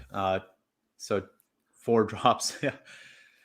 I mean, I don't even know if he gets in there, but he gets close. And you definitely about 4th down. Now you're obviously kicking a field goal. Exactly. Down 13-3. Again, this is the worst third down defense by a country mile. It's not even close. Washington has given up 57% on third down. They're giving it up 57% of the time. For the Bucs to start this game the way they have, especially, it's not just the results. It's not just the fact that they're 1 for 4 on third down, but it's the way they've gotten there is humiliating. I'm really curious how many sets of downs they've had, not drives, but in terms of like actual sets of downs, because a very high percentage of them have gotten to third down, which is the big issue in my opinion. They're not having enough success on early downs. a too high of a percentage of their sets of downs are getting to third. I know in R they define it as series, but most people when they hear the word series, they think of a whole drive. I know what you're talking about though. A series Yeah. like every first to third or first to fourth down, I guess if you're in fourth down exactly. situation. Now the defense got to get this ball back quickly. The Bucs, I mean, you can't go in a half down 13-3 or worse to Washington. 6:44 left in the second quarter here, and yeah, man, this is pretty much textbook how you let Washington beat you. Like there really are not a lot of other paths to this. This is a really unfortunate exchange so far. Is Terry McLaurin hurt or what are they talking about here? They're showing that 1 yard catch from McLaurin, who looks like he's ready to go back in. Maybe he got some help with the trainers on the sideline. Not sure. So, assuming nothing crazy happens on the kickoff, this would be the first defensive possession for the Bucs where they actually get decent field position. Yeah, Washington will start from their own 25-yard line after the kick bounces out of the back of the end zone. So, yeah, 6:44 left in the first half, and the Bucs are down 13-3 to Washington. Down 13-3 to 2-6 Washington. I don't think it's too bad as long as they get a defensive stop here, which I totally believe they can. The defense is terrible. Well, yeah, but I mean, I think this is this defense isn't good. So I don't. Yeah, once you get down like this and spot another team points, I've got a lot of doubts. Let's put it that way.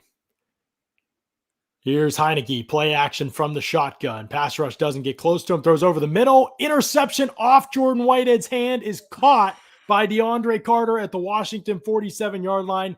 Whitehead just straight up dropped the pick, and it goes right to a Washington football player. We were wrong. We thought the Saints game was as unlucky as a game could get for the Bucs.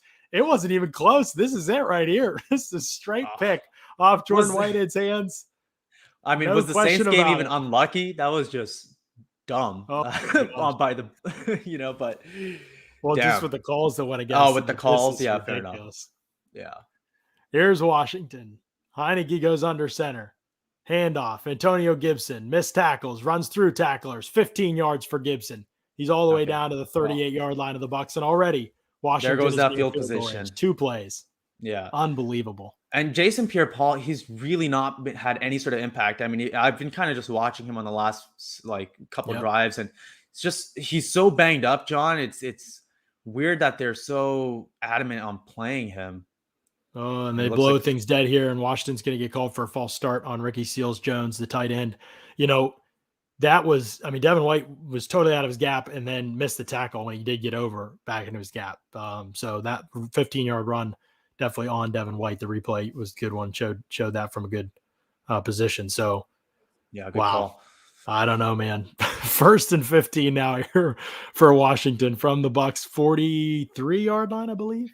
It's just Taylor Heinicke shouldn't be 10 for 12, for 105 yards. That's really, I think, sums it up pretty well. I've got no words, man. Here we go. Heinicke back to throw. Holds on to it. Devin Whitey. Devin White got him down. First sack of the season for Devin White. He overran and missed the tackle. Heinicke ducked under it, but Heinicke couldn't keep his balance and fell, and White did touch him.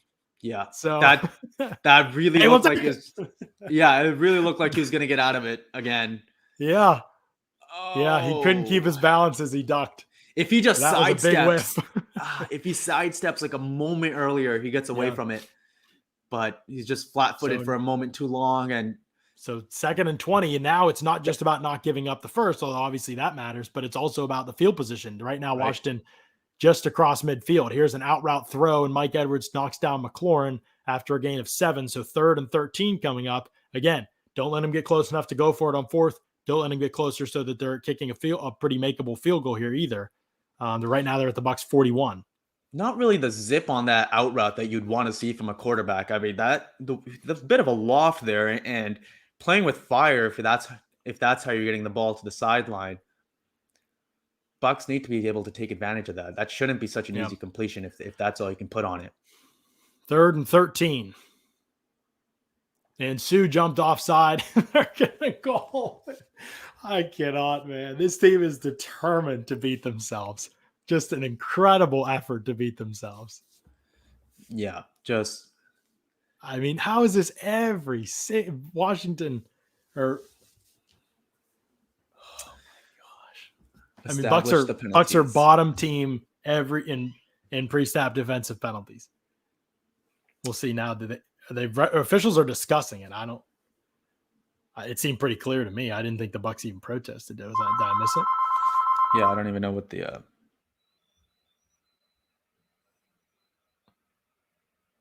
I don't see anything on Washington. Do you? Didn't look like the rest of the Bucs jumped. No, I mean that I only saw that's Sue. on Sue. Unbelievable. 3rd and 8, about the Bucs 36-yard line now. So on the cusp of field goal range. Going from 2nd and 20 to 3rd and 8, huge difference. I mean, suddenly it's that goes from a drive ending play. Realistically, honestly, even on first down to lose 10 yards, it's a bit of a drive ender to lose 10 yards and a down. But kind of right Arians back in clearly it. thinks it was a false start. He's arguing with the official, but I didn't see it there. I didn't see it either. Here we go. 3rd and 8. Taylor Heinicke from the shotgun. Drops back to pass. Pass rush isn't close to him. Gets one off underneath to Ricky Seals-Jones. Devin White can't make the tackle. Neither can Jordan Whitehead. And he will pick up the first down on 3rd and 8. They give up 9 yards and they go from 2nd and 20 near midfield to giving up a first down. Ball now at the Bucs 27-yard line. This was just an underneath kind of give up throw, but Devin White just misses the tackle in space. And it's a first down. Yeah, Jordan now Whitehead tried to hit him with the shoulder and not wrap up. Now I'm ready to actually rip the defense because before they weren't getting, favorable situations but this is purely on the defense this possession so far, and it's been atrocious. Oh my gosh. Here's a run up the middle, 4-yard gain. And it's going to be 2nd and 6 from the Bucs 23-yard line. And again, but yeah, I can't stop watching JPP, and he doesn't seem like he's getting anything off of the snap. There's no power. He's just getting stopped so easily. And I have a hard time imagining that Tryon Shoyinka wouldn't be more of a force up there. I know they love JPP's leadership, but I mean, come on. The guy is so hurt right now. Yeah, here's 2nd and 6. Washington running the football once again. Devin White bursts through and misses the tackle, and they're going to put themselves in a 3rd and 2 at the Bucs 19-yard line here. Okay, so another very high leverage situation. The problem here is if you give up the first down here, your offense is not likely to get the ball back either at the end of the half, or not at least with enough time to do something. Right. And again, Washington's going to get the ball to start the second half. Here we go. 3rd and 2. You cannot be serious. Will Golston did not just jump offside on 3rd and 2. What is this team doing, dude? Like, this is ridiculous. These are veteran players. There's no mental discipline. Plus. There's no mental discipline. There's no awareness of what's going on situationally. I mean, there's just like the same mistakes over and over and over again. And I don't know how you don't learn from making that mistake before, let alone keep making it 10 weeks into the season. The same stuff every single week. This is so embarrassing. Yeah, I mean, the way that it happens, it's just so embarrassing. To do this again after the Saints game is incredible. Yeah. Like, that is an incredible amount of incompetence. And that's the thing. People are saying no leaders on this team. That's exactly wrong. There are, and that's what makes it worse. You have vocal leaders, you have leaders by example, everything at every level of the field. And this is just ridiculous stuff. Like, this is absurd. Defensively, how can you keep doing this to yourself every single week? Like, we could be talking about the fact that they're down to dudes we never heard of in the secondary, but that's not even the problem. No, it's Jamel Dean missing a tackle. It's Sue jumping off sides. It's guys that you're supposed to be able to depend on. But yeah, it's the talent of a championship team with like the discipline of the Jets. It's it's that bad. Like I mean, it's one thing. It's horrible. This is totally inexcusable. There isn't harsh enough football language for it. Like, no, there really isn't. This is ridiculous. Yeah. And the worst part is Brian saying this team isn't good. The worst part is that they are good. They are the best roster in the NFL. There's no question about it in my mind. If they play to their potential, they're the best team in the league. The problem is that just now, especially, you're getting into week 10. Like, it's one thing if it's week 3, 4, you're talking about all the mistakes against New England. Now you're coming off the bye. You should be the most prepared you've been, and you're making the same freaking mistakes. You're jumping offside on defense twice with 30-plus-year-old players. 2 of the oldest D tackles in the league are jumping offside on third down. I mean, come on. Like, these are the guys that are giving the talks on the sideline, and yet they're the ones screwing up out on the field. Devin White's your defensive captain. He's missed like 4 or 5 tackles in the first half. Like, right. Yeah. This is not acceptable. Like, this is not acceptable by football standards. You can't do this kind of stuff. And that they've done it every single week this season, basically. They really need to focus on the fundamentals here, just basic stuff like tackling and not jumping offside. It's just, and completing catches on offense. It's just the most basic fundamental elements of football that they're really not executing well. Forget It's about just talent. hard If you can't tackle in practice these days. So I don't even know how much to put on coaching. Players just got to other teams seem to figure it out better than the Bucs have in that regard. It's unbelievable. Just an absolute embarrassment.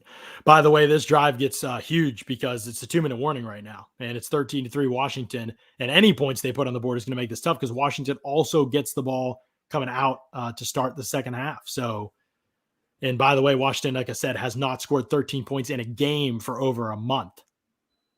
So Bucs about to give up more than that in the first half here. Here's Antonio Gibson. He's going to be hit in the backfield by Jordan Whitehead and dropped. Loss of 3. So 2nd and 13. Ball back to the Bucs 18-yard line. The play call, the running calls from Washington has been the one kind of thing that's made this not be worse than it should be. I mean, look at he's 12 you have an 14. auto completion. You have an automatic completion with Taylor Heinicke. Right, exactly. 12 for 14. Still. Yeah, and again, I'm not particularly even impressed by what Heinicke's doing at all. I think he's had several mediocre passes that have gone for completions, like the one that should have been intercepted. I think it's a great example. He's not playing as well as his stat line looks, but no, he's had all day on him, all out of his completions. Here's Heinicke exactly. from the shotgun once again, throws, and there's an incompletion. Ross Cockrell knocks it down. I don't know if he had both hands on it for a potential pick. But now you've got a 3rd and 14 situation coming up for Washington. And so John, I know what we're all thinking. There's that lack of zip to the sideline that now it's coming back to bite him there, right? I mean, that's just not a good decision. He's throwing that ball way too late in terms of where the receiver is in his cut. But again, doesn't have that zip to make up for that lack of timing as well. So watch for that to maybe bite him again later, because like I said, he got a completion off of it earlier in the game on a pretty poor throw. And this time almost getting picked off. Yeah, 3rd and 14 here. And here's Heinicke back to throw. Has all day to throw. Nobody's still even close to him. Now finally pass rush comes and Ricky Seals-Jones makes the catch over the middle of the field.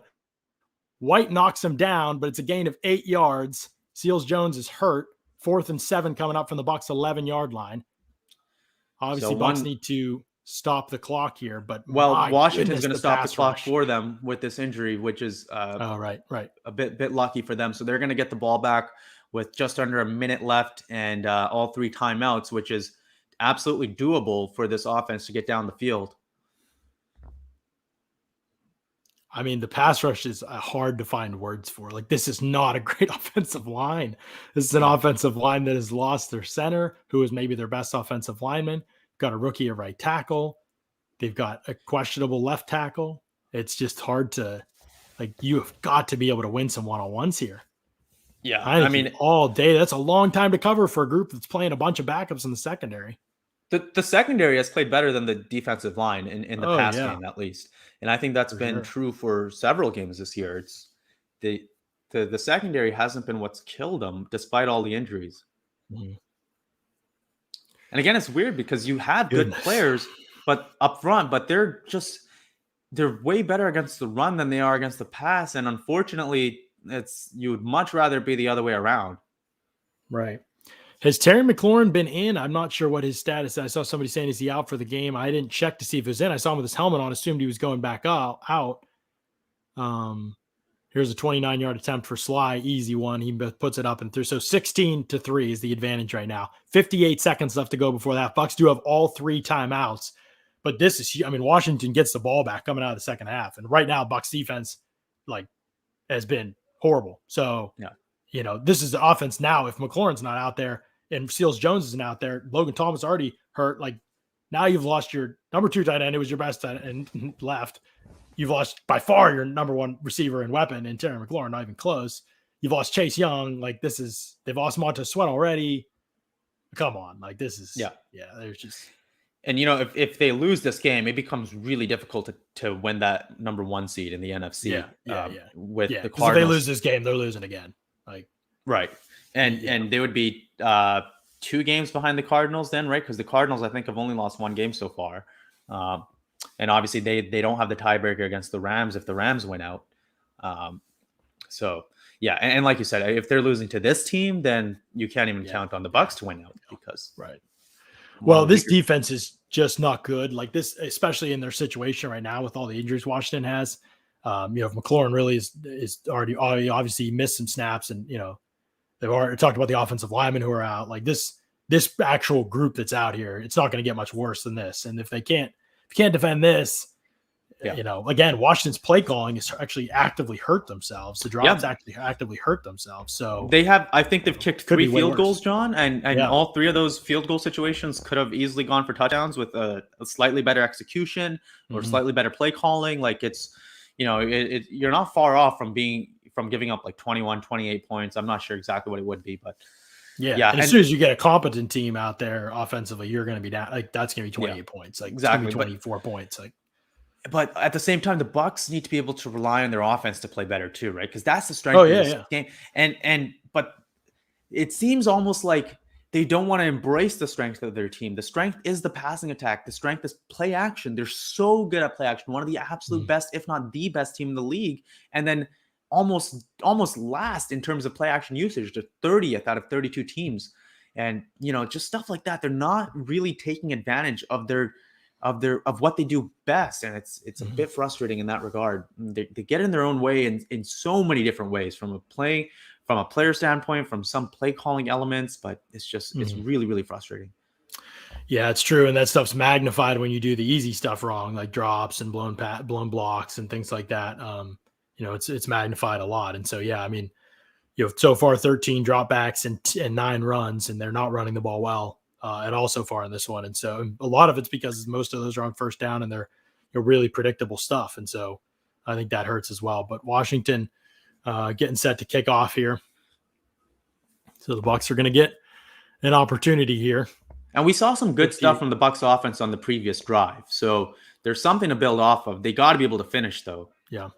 Here's Giovanni Bernard on the return. He is going to get out past the 30 to about the 31-yard line, it looks like. So, again, another short kick. Washington probably trying to kill a little clock there maybe, but also probably trying to get the ball to Jalen Darden there maybe as well. So testing the return. I mean, honestly, there's just special teams in terms of kickoff team and kick return team. It's not particularly good on this Bucs from this Bucs unit. So I think wise of Washington to test them, force them to take it out. Yep. Here we go. 1st and 10 from the 30-yard line. And Tristan Wirfs. I don't know, man. I don't know what to say. False start.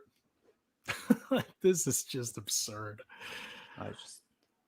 They look like that this is their first preseason game, and as if it was the COVID. This is like the third stringer's first preseason game.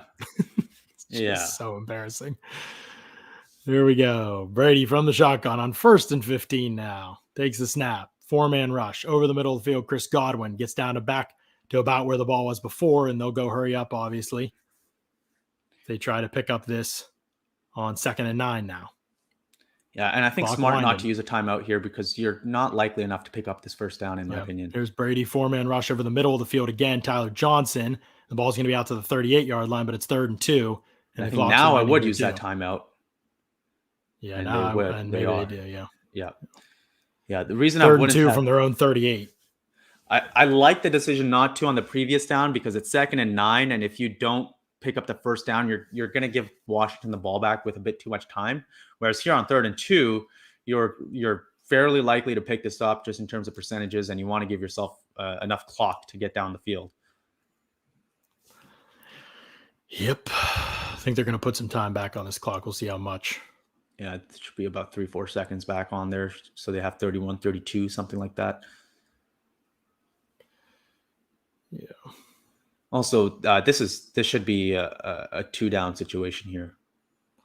Should be, but will not be. I don't know, John. I mean, they went for it earlier, right? 3rd and 2, though. So if they don't get it, then, well, yeah, I mean, you're in your own end. I don't know. I don't know if it's worth it. If they have enough time. Here's Brady from the gun on 3rd and 2. Barking signals. Takes the snap. 4-man rush. 5th joining late. Over the middle of the field, Chris Godwin breaks a tackle and is going to get down to midfield. He got popped. And Jensen getting up there quickly. They're going to try to spike this instead of taking a timeout, I think. Unless they did call a timeout because the clock stopped. I think they did. So their second timeout they use here. Jensen got up there really quick. He was ready to be on the ball and ready to snap it if they wanted to spike it. Chris Godwin got clobbered here, and Cam Brate may have committed offensive pass interference. Hard to tell. Chris Godwin got clobbered, and he kept moving.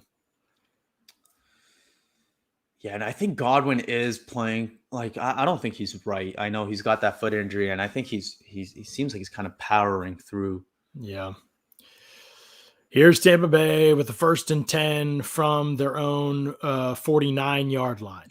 Gonna have to go to the middle of the field again, most likely.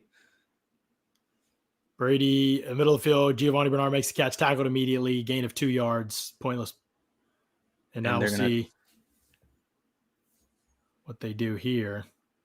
At some point, you got to go down the field. I don't know what's going on with the clock. Didn't move at all on our screen. Here's Brady over the middle of the field, incomplete. Cam Brate wants a flag. Brady wants a flag. How do you not get that flag? Yeah, that looked like a pretty clear one to me, too. Bucs really aren't getting flags at all this season. What? Last in the NFL in terms of benefiting from flags. Washington has not been penalized in this game. Arians is beside himself. Oh, that one was pretty clear, I think. I mean, we only caught the end glimpse of it. Let's see the replay. I don't know how you don't get that call. I don't know what's going on with the clock either. The clock didn't move, and now they're trying to figure out the clock too, the officials. This is brutal. Well, you don't need too many yards. 3rd and 7. To get Brady a field from the gun, pressure coming, throws outside, dropped by Tyler Johnson.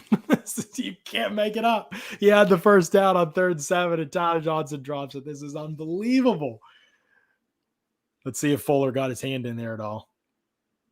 Again, this lack of speed from Johnson a factor. That looks like it went right through his hands.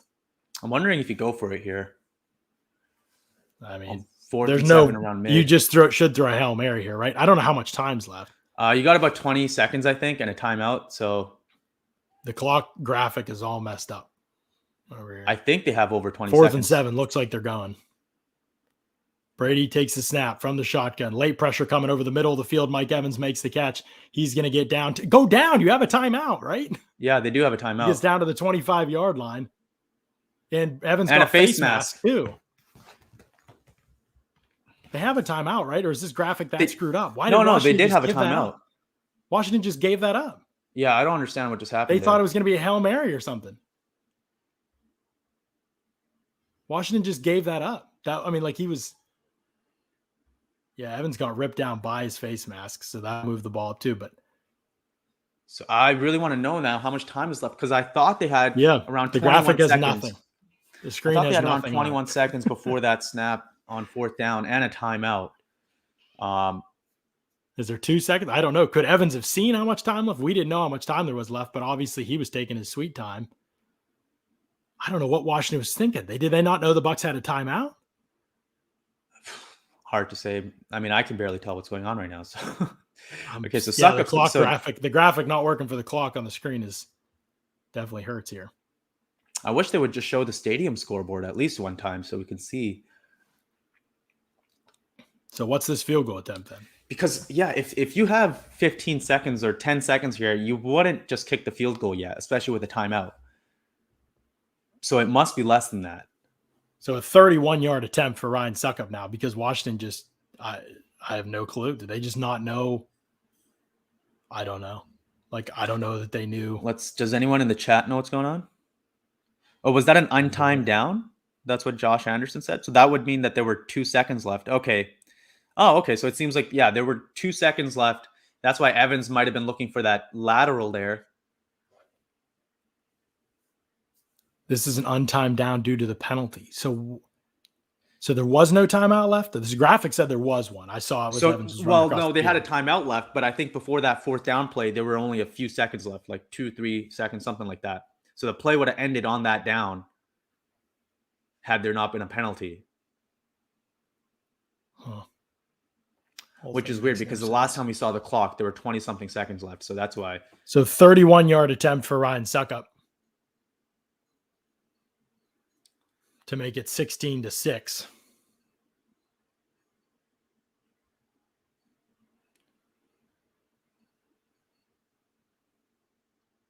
And he hits it. Yeah. So the 31-yarder for Suckup, and they get it to 16-6 because of the penalty. So that's 3 points. Washington, first penalty of the game, gives them and it cuts. They should be down a lot more than 10 right now. They should be down like 20 something. Nothing positive at all about that. Was just horrendous in every aspect of football. 114 total yards against maybe the worst defense in the NFL. Couldn't get it going in any phase of the game. Brutally bad. Defense looked like ridiculous. Terrible. You're not even too much. It's just beating themselves. 5 drops, at least 5 or 6 drops in the first half. You can't win football games that way. You can't do it. You can't. It doesn't matter. Nothing else matters. I mean, you could talk about Chase Young. It looks like he torn something in his knee. Maybe they're thinking. I don't know if that's an actual report or. I mean, you can't win football games like that. It doesn't matter who you're playing. That's worse. We've seen them do some stuff to beat themselves this season, but that's on a level that like you can't even sustain that against bad teams. That's how bad that first half was. I mean, 4 pre-snap penalties in the first half. Just embarrassing. Beyond embarrassing. Should never happen on a football field. Arian's halftime commentary may be a thing of beauty. Yeah, I mean, I would love to hear what's going on in that locker room. Holy, this Cowboys-Falcons score 34-3 in the second quarter. Great. The Mason Rudolph show in Pittsburgh. Let's get to some other scores for people. As Paul mentioned, 34-3. Dallas is up. That game hasn't even gotten to halftime yet. Atlanta's getting trounced. Indianapolis is up 17-6 and in the red zone with 2 minutes left in the first half against Jacksonville. New England up 24-7 on the Browns at halftime. New England's hitting their stride, aren't they? They're about to be 6-4 if they can finish this. Browns, I don't know what they are. Buffalo's only up 10-3 on the Jets, so their struggles continue. Detroit and Pittsburgh are tied 10-10 at the half. Mason Rudolph starting for the Steelers. The Saints are down 13-6 against New Orleans with a minute left in the first half. New Orleans does have the ball at the Titans' 35-yard line, 1st and 10, so trying to get some points on the board before halftime. In that one, Titans playing without Julio Jones and Derrick Henry. Obviously, Saints playing without some people too. And then obviously the joke score of the day that's actually somehow real. Washington is up 16-6 on the hapless Bucs at halftime. I will not stop being that critical. That was that embarrassing. I'm sorry if people don't like it. I don't think anybody minds it at this point, but you can't play half of football worse. Like, that was ridiculous. They could run the simulation that is life 100 more times, and you'll never get a result close to that ridiculousness that we saw in the first half. Scott Reynolds is with us here after that first half. Scott, be so thankful you did not have to be on this stream for that first half, because that was horrible. It was awful. It was. Listen, I wrote about it in my SR's Fab 5, right? There are 2 kinds of penalties for the second most penalized team in the league in terms of penalty yardage. That's your Tampa Bay Buccaneers. There are effort penalties, which are pass interference, holding, etc. There are idiot penalties, which are encroachment, offsides, neutral zone infraction, false starts. And the Buccaneers have a bunch of idiots on their team making idiot penalties. I mean, this is like, I want to say this is like Pop Warner stuff, but honestly, like, I've seen Pop Warner games with fewer false starts and offsides. It's just ridiculous. Watch the ball. It's something that is taught at Pop Warner, high school, college. You have NFL players making millions of dollars that can't do something as simple, John, as watch the freaking ball, especially on third downs, especially when you have a penchant for jumping off sides. hold your water, watch the ball, then move. Right. I mean, Stop that's the thing. giving them It's free 5 yards on third down. And we're not talking about one game or even just No. this season. No. Scott, I wrote about it this last week or Yeah. the bye week. I mean, this is the Bucs are among the league leaders or the league leader in neutral zone infractions and defensive offsides every single year since Todd Bowles has been there. And I'm not saying it's totally Bowles' fault. Obviously, it's somewhat, it has to be that kind of consistency. In 2019, John, in 2019, the Will Bucs Golson and led Ndamukong the Suh at league in 30. penalties. This is nothing new. It really isn't. I mean, under Bruce Arians' first year, the Bucs led the league in penalties, so this is not new.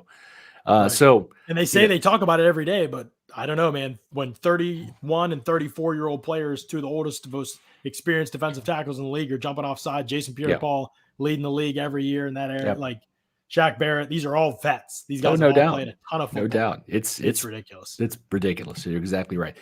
Tom Brady, 2 interceptions, one of which was his fault. The other one, which was a fluky play. Jalen Darden was guilty of that interception. And really, it's just these momentum-killing plays, whether it's a false start, whether it's the interceptions. I mean, it's been an awful first half for the Buccaneers. Because Washington is so bad, they're only ahead by 10 points.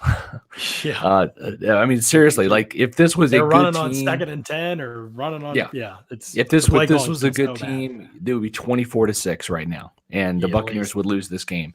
I find some solace in the fact that last year, John, in Week 15, the Bucs were trailing 17-0, at the half to Atlanta, and came back and won 31-27 on the road. So I'm not doubting that Tom Brady and the offense will get things figured out by halftime and make a run. I don't know that Washington has the firepower if the Bucs offense can start scoring touchdowns on drives, if they can catch up. But right now, we'll see. Brady, is struggling. Chris Godwin, Mike Evans, 4 catches, 42 yards combined. All but one of those catches for 3 yards was on that last drive, and the Bucs lucked out with that face mask penalty on Mike Evans. Otherwise, it would have been halftime. They would have been trailing 16-3. Leonard Fournette, 42 total yards. He has really been the offense for the Buccaneers right now, not saying a whole bunch. Defensively, you look at Devin White and Levante David, 9 and 8 tackles respectively. They shouldn't have that many. They should be getting off the field on third downs, and they're not. They're allowing this impotent Washington offense to rise up, and it's not good. The Bucs do have 3 sacks. It certainly has not come from Shaq Barrett and Jason Pierre-Paul, who have been invisible in this game. Joe Tryon-Shoyinka had a sack. Anthony Nelson has his 3rd career sack. Both of those have come against Washington.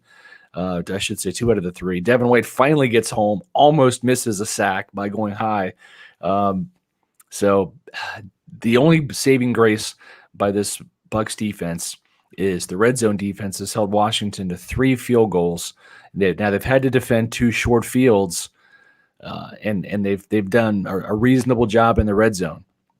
But again, John and Paul, if this Washington football team was explosive on offense, had some playmakers, this would be a 27-6 lead right now. Right. Terry McLaurin's gotten banged up and been out a little bit, at least. Not sure what his status is. I don't know if you've seen, Scott, anything on him. Chase Young out, it looks like the knee injury, right? Yes. Yeah, knee injury. That looked bad when it happened. And Ricky Seals-Jones, tight end, who's now their top tight end after Logan Thomas has been hurt. Looks like he's out as well, or he suffered that quad injury, maybe it looked like. I'm not sure. Yeah, quad or hip injury. We'll see what happens. The thing is, though, is there's enough firepower in this Bucs offense if they can click, stop beating themselves by catching the ball, right? Giovanni Bernard, catch the ball. That's probably a touchdown, right? And Tristan Wirfs, OJ Howard, the first play of the game. And it's like, listen, I get it. You're down to OJ Howard and Cam Brate.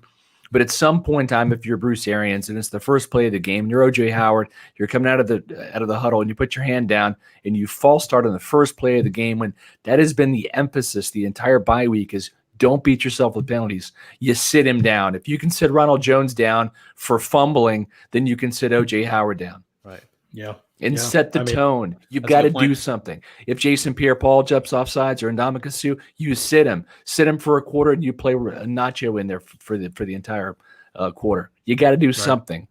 Yeah, to get these guys to get it through their heads that these idiot penalties are costing this team. And they have the depth to do that, Scott. They do. Yes. Yeah. Yeah. I completely agree. I think it's that point. It's that level. And I'm not normally even for considering those steps, but at this point, it's hard to imagine playing worse in a half against a team of that caliber. Yeah. Somebody mentioned, the Saints game was worse. Yeah, but the Saints were a Super Bowl contender. Like, this is one of the worst teams in the NFL. Washington's going to finish with 5 wins, maybe, and they're banged up. Yeah. And they lost like 3 key players to injury in the first. No, like this is just ridiculous. It really is. The penalties, the drops. Yeah, it's and Paul, you're right. That they've got enough guys to where it's like you telling Ndamukong Suh, nope, you're out for the next 2 series. You sit down and you think about looking at the ball next time, and then we'll play you when you're ready to do that. Seriously, I'm all for. I understand the 2021 year that we're in right now, where you have to treat professionals like professionals rather than than coaches. You can't yell at players. That's a bunch of crap. You most certainly can. If you're a professional, by God, act like a professional. Watch the friggin' ball. If you jump off sides, your ass is on the bench until I say you get back in the game. Otherwise, Nacho, you're in for the next 2 series, playing next to Vita Vea. And then Ndamukong Suh, you can sit down and think about it. And Scott, you're not saying that as like an immediate reaction. You're saying this because it's been a trend. Like Absolutely. Now we've gotten to the point where that type of reaction is justified. It's not like we're not saying to do that in week 1. We're talking about week 10 where this is a trend. And now that's why we're getting to this point. Because Paul, if it doesn't happen now, when's it going to happen? Right. And if you all of a sudden if you crap the bed in this game, right, you lose a winnable game. I mean, in football, whether it's college or whether it's the NFL, and you have a schedule, and I get the on any given Sunday type thing. I get that happened last weekend for sure with a lot of teams. But it's like when you're looking at your schedule. If you want to make the playoffs, if you want to, to advance and have a chance at the championship, you got to win the winnable games, right? And John, we always talk about how Super Bowl contenders, they don't just barely beat bad teams. They blow them out. We talked about this going into the Miami game, and the Buccaneers delivered going into that game. And this should be the exact same situation. It shouldn't even be tied at halftime. This should be going away winning if they're true contenders. If they play like true contenders like they are. Yeah, I mean, that's the thing. The Washington, the Bears game, the Dolphins game, Eagles game, they let him come back. But sometimes that happens in the regular season in the NFL. I get it. I'm not saying it's acceptable, but you get it. But the bottom line is you win the game. That's what, when I flipped out about the Bills losing to Jacksonville last week, it was because I knew it was an ugly game. But if you win the game, the better team wins the game. You may play down to competition, but you win the game. But they didn't win the game. And that's what the Bucs are up against right now. They're down 10 points. Washington gets the ball, and they've scored on – have they punted?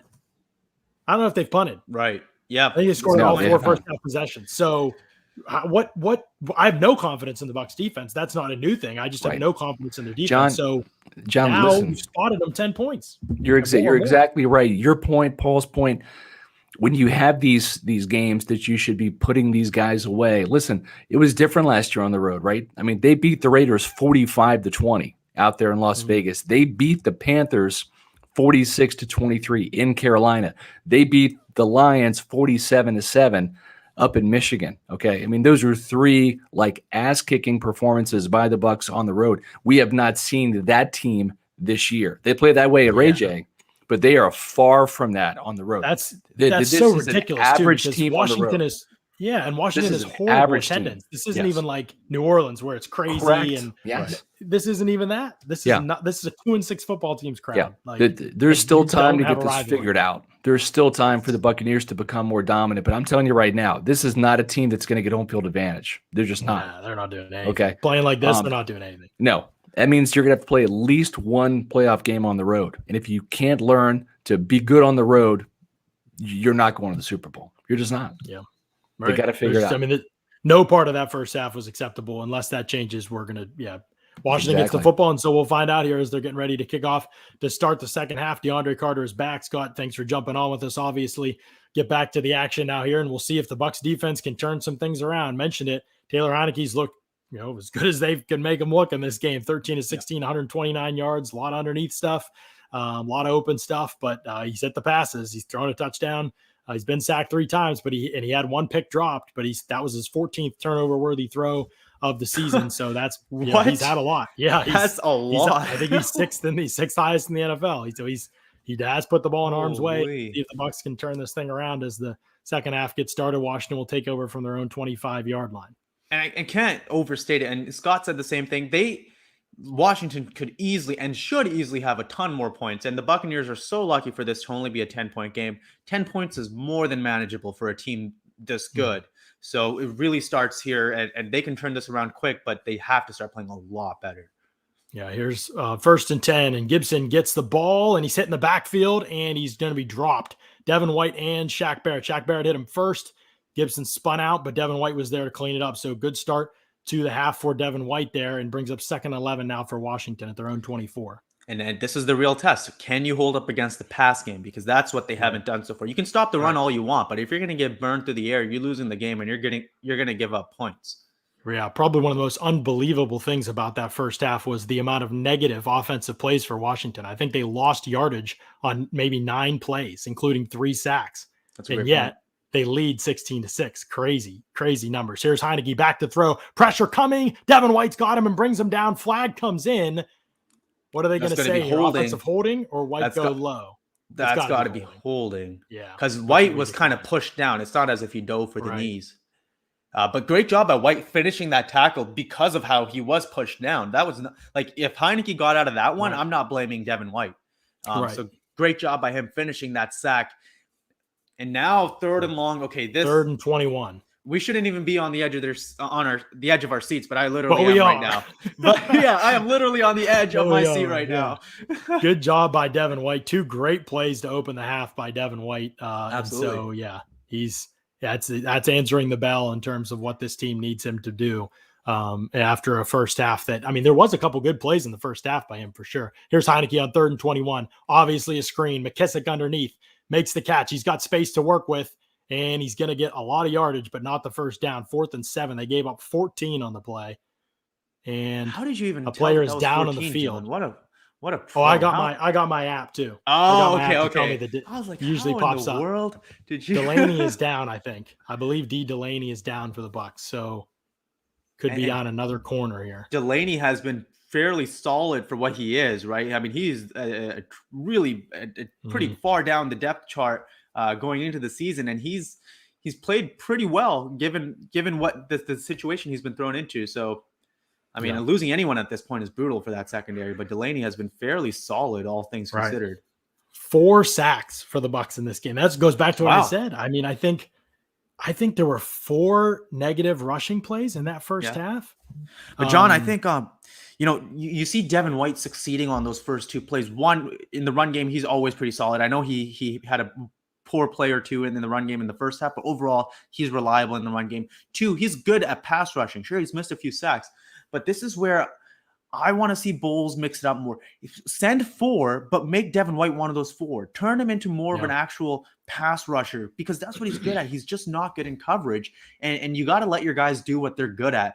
And especially when JPP is banged up the way he is, you got to be willing to take him. You got to be willing to take him off the field and let White be that pass rusher.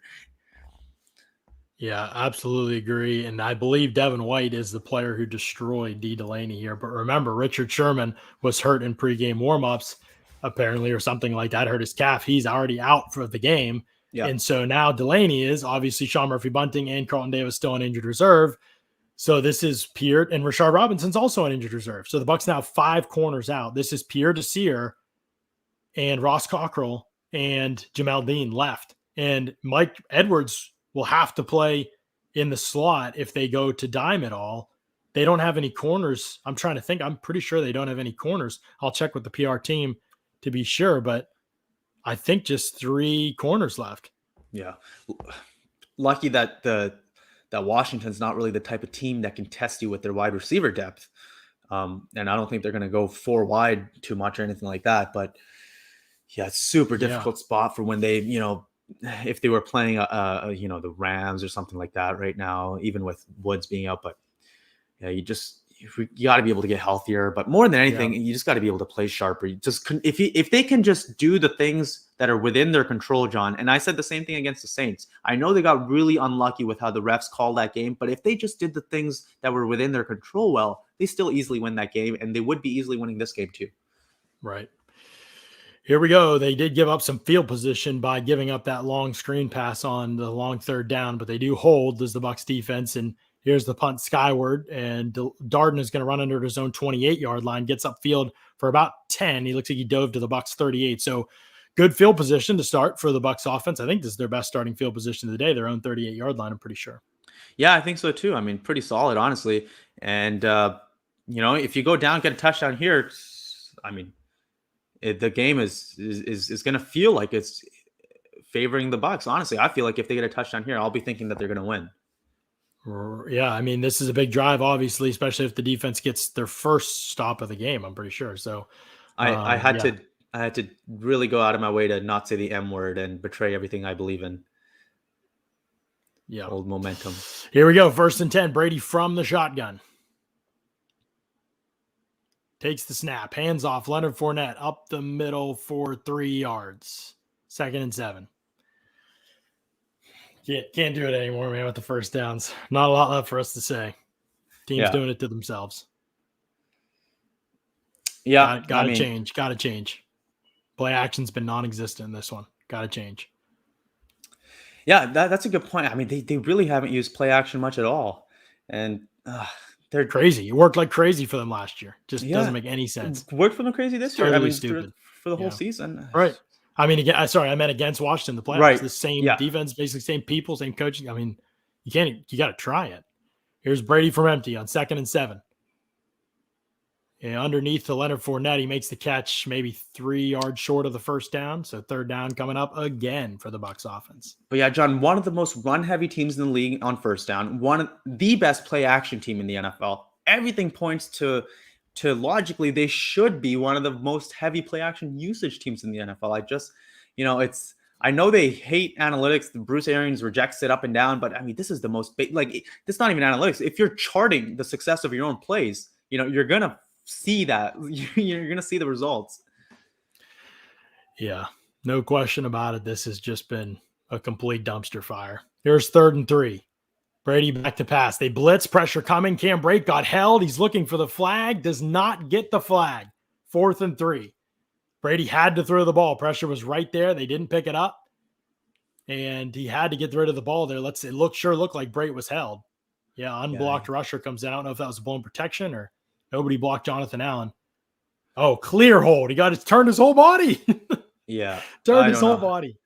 That's the second one against Brate that I don't know how he doesn't get that call. I don't know how you missed that call. And you got to go for this. Inside the chest, turned his whole body. You can't be punting on 4th and 3 here. You should be going for it. Yeah. Yeah, completely agree. They're punting, and Washington's going to call fair catch at their own 8-yard line. So they'll be backed up to start this next drive. 12:02 left in the 3rd quarter, but the Bucs' embarrassing offensive performance continues. Again, that one, though, I mean, obviously hate the first down call. But how do you not? I mean, how do you not get that holding call? That is inexcusable by the refs. We mentioned it going into the game. The Bucs have benefited less from penalties than any other team in the NFL this season. It's not even close. Yeah, and it's not even like he was within 5 yards of the line of scrimmage there, where it can look kind of close. Like he was definitely more than 5 yards, and he's getting turned around. And egregious one. Yeah, egregious one. Yeah, and it's at the intended receiver. Right, yeah, and he's exactly right. This isn't like I didn't look at that part of the field because we were watching the ball. Now he threw right to him. It's clear as they hold. But when it rains, it pours, and that's where the Bucs, they put themselves in a position where it's hard to argue about the stuff that they aren't getting to go their way that they should because of how much they're doing to beat themselves too. The first down runs, especially in a game where they've run so poorly and are down 10 points, not being more aggressive is killing this football team. They're not being aggressive in the situations they should be, and it's been disastrous for them in this game. Yeah, I totally agree. I mean, they're doing everything backwards, right? Like they're passing on downs they're running on downs that should be passing downs, and they're just not giving themselves good running downs to begin with. And Yeah, and on that third down, I mean, it's a good play call. The Washington's Oh yeah, playing man, great play call. I agree. Washington's playing man coverage there and sending a blitz, and Bucs call a mesh concept, just those two crossing routes. That Bray is open there if he doesn't get held. I mean, the way that crossing route works, he's gonna get open, but Washington does whatever, the defender does whatever he can to hold him back. Right. And if it's second down and the call's blown, okay, you got third and short, but it's not because you wasted first down.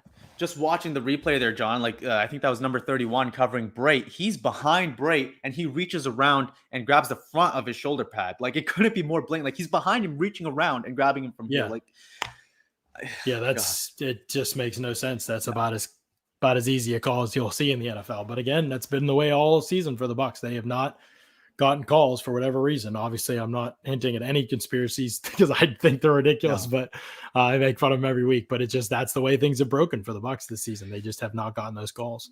TJ Albert's asking, John Paul, do Bucs run less PA without Gronk or similar rates? I haven't looked it up specifically, but I would be very confident in saying similar rates. At least not intentionally running it less with him, because this trend goes, it's not just this year, it's going back to last year as well. In fact, I actually think they're using less play action slightly this year than last year, but even last year, one of the lowest play action usage teams in the league. I don't really think it has much to do with Gronk. Right. I agree. All right. Here's Heinicke from his own 8-yard line. Takes the snap, back to throw, complete in the flat, and did he go down?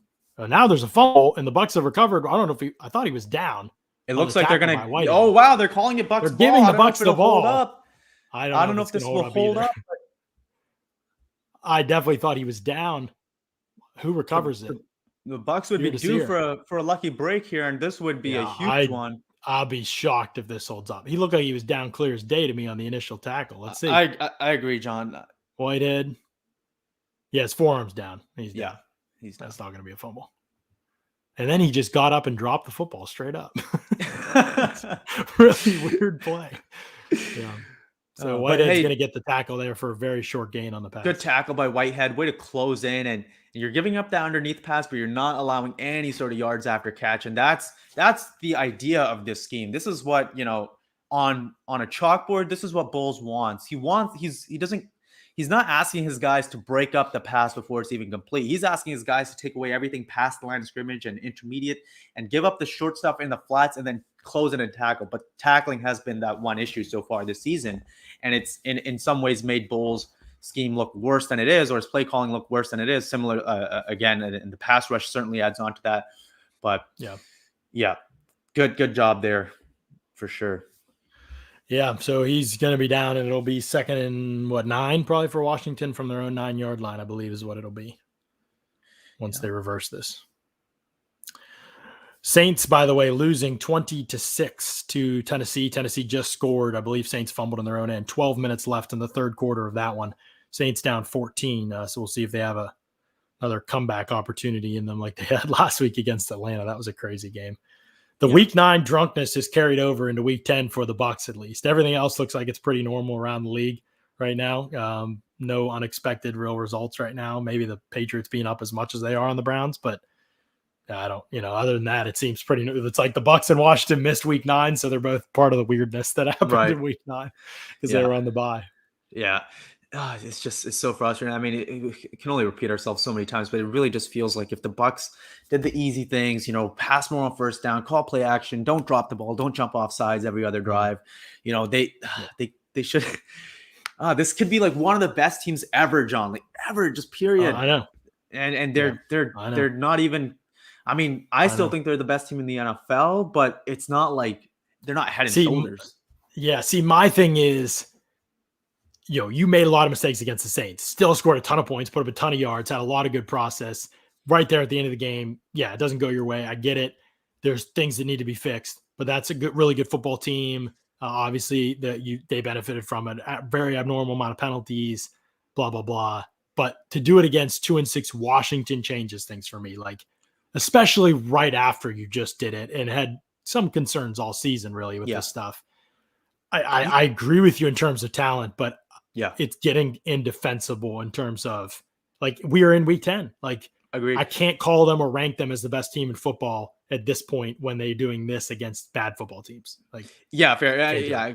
Taking into account this game, I think I would struggle to rank them the best, depending on exactly how this finishes. But you have to do so many things wrong in order to have this talent, in order for your quarterback to be playing at this level for the season as a whole. I think he's been playing the best out of any quarterback in the NFL, like easily, in my opinion.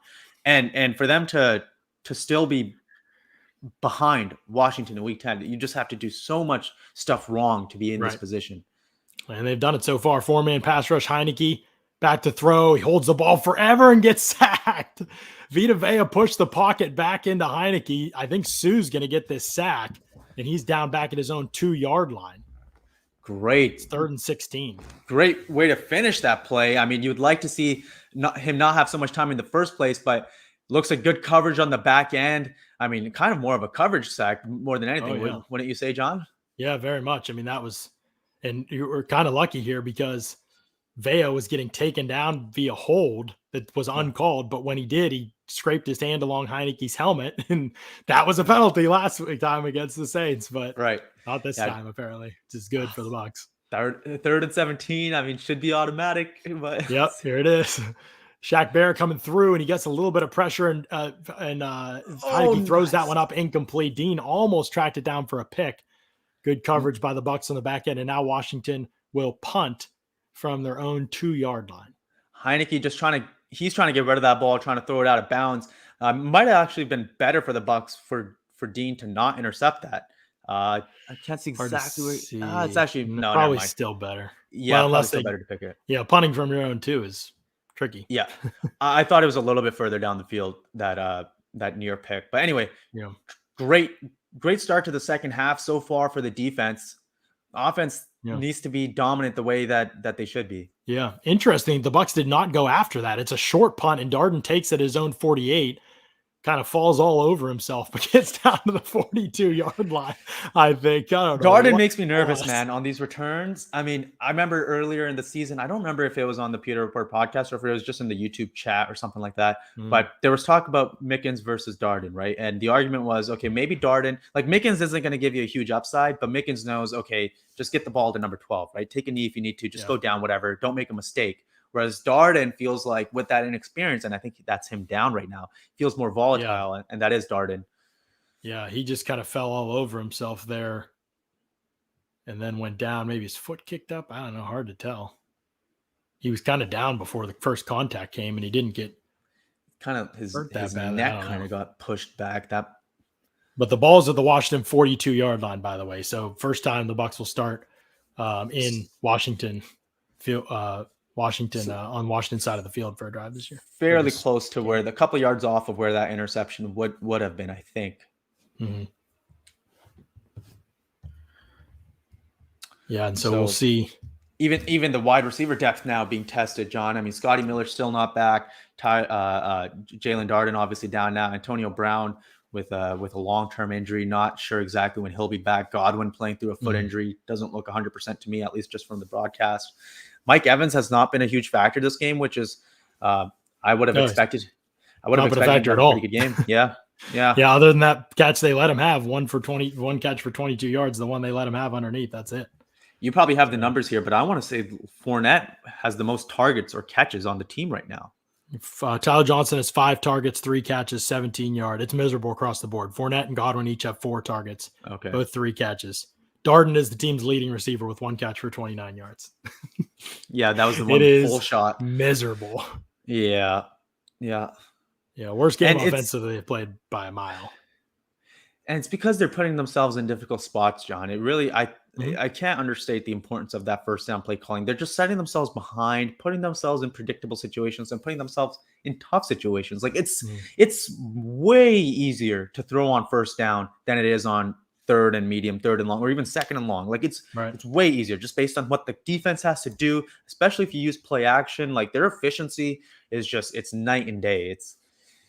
I just don't. Here's the most curious part. This goes to what we're saying about third downs, what we say every week, why you never want to live there, even if you're good at it. Right now, the Bucs go into this game, the second best team in the NFL on third down, converting 49%. Washington, by far, not even close, the worst third down defense in the NFL, giving it up at a rate of 57%.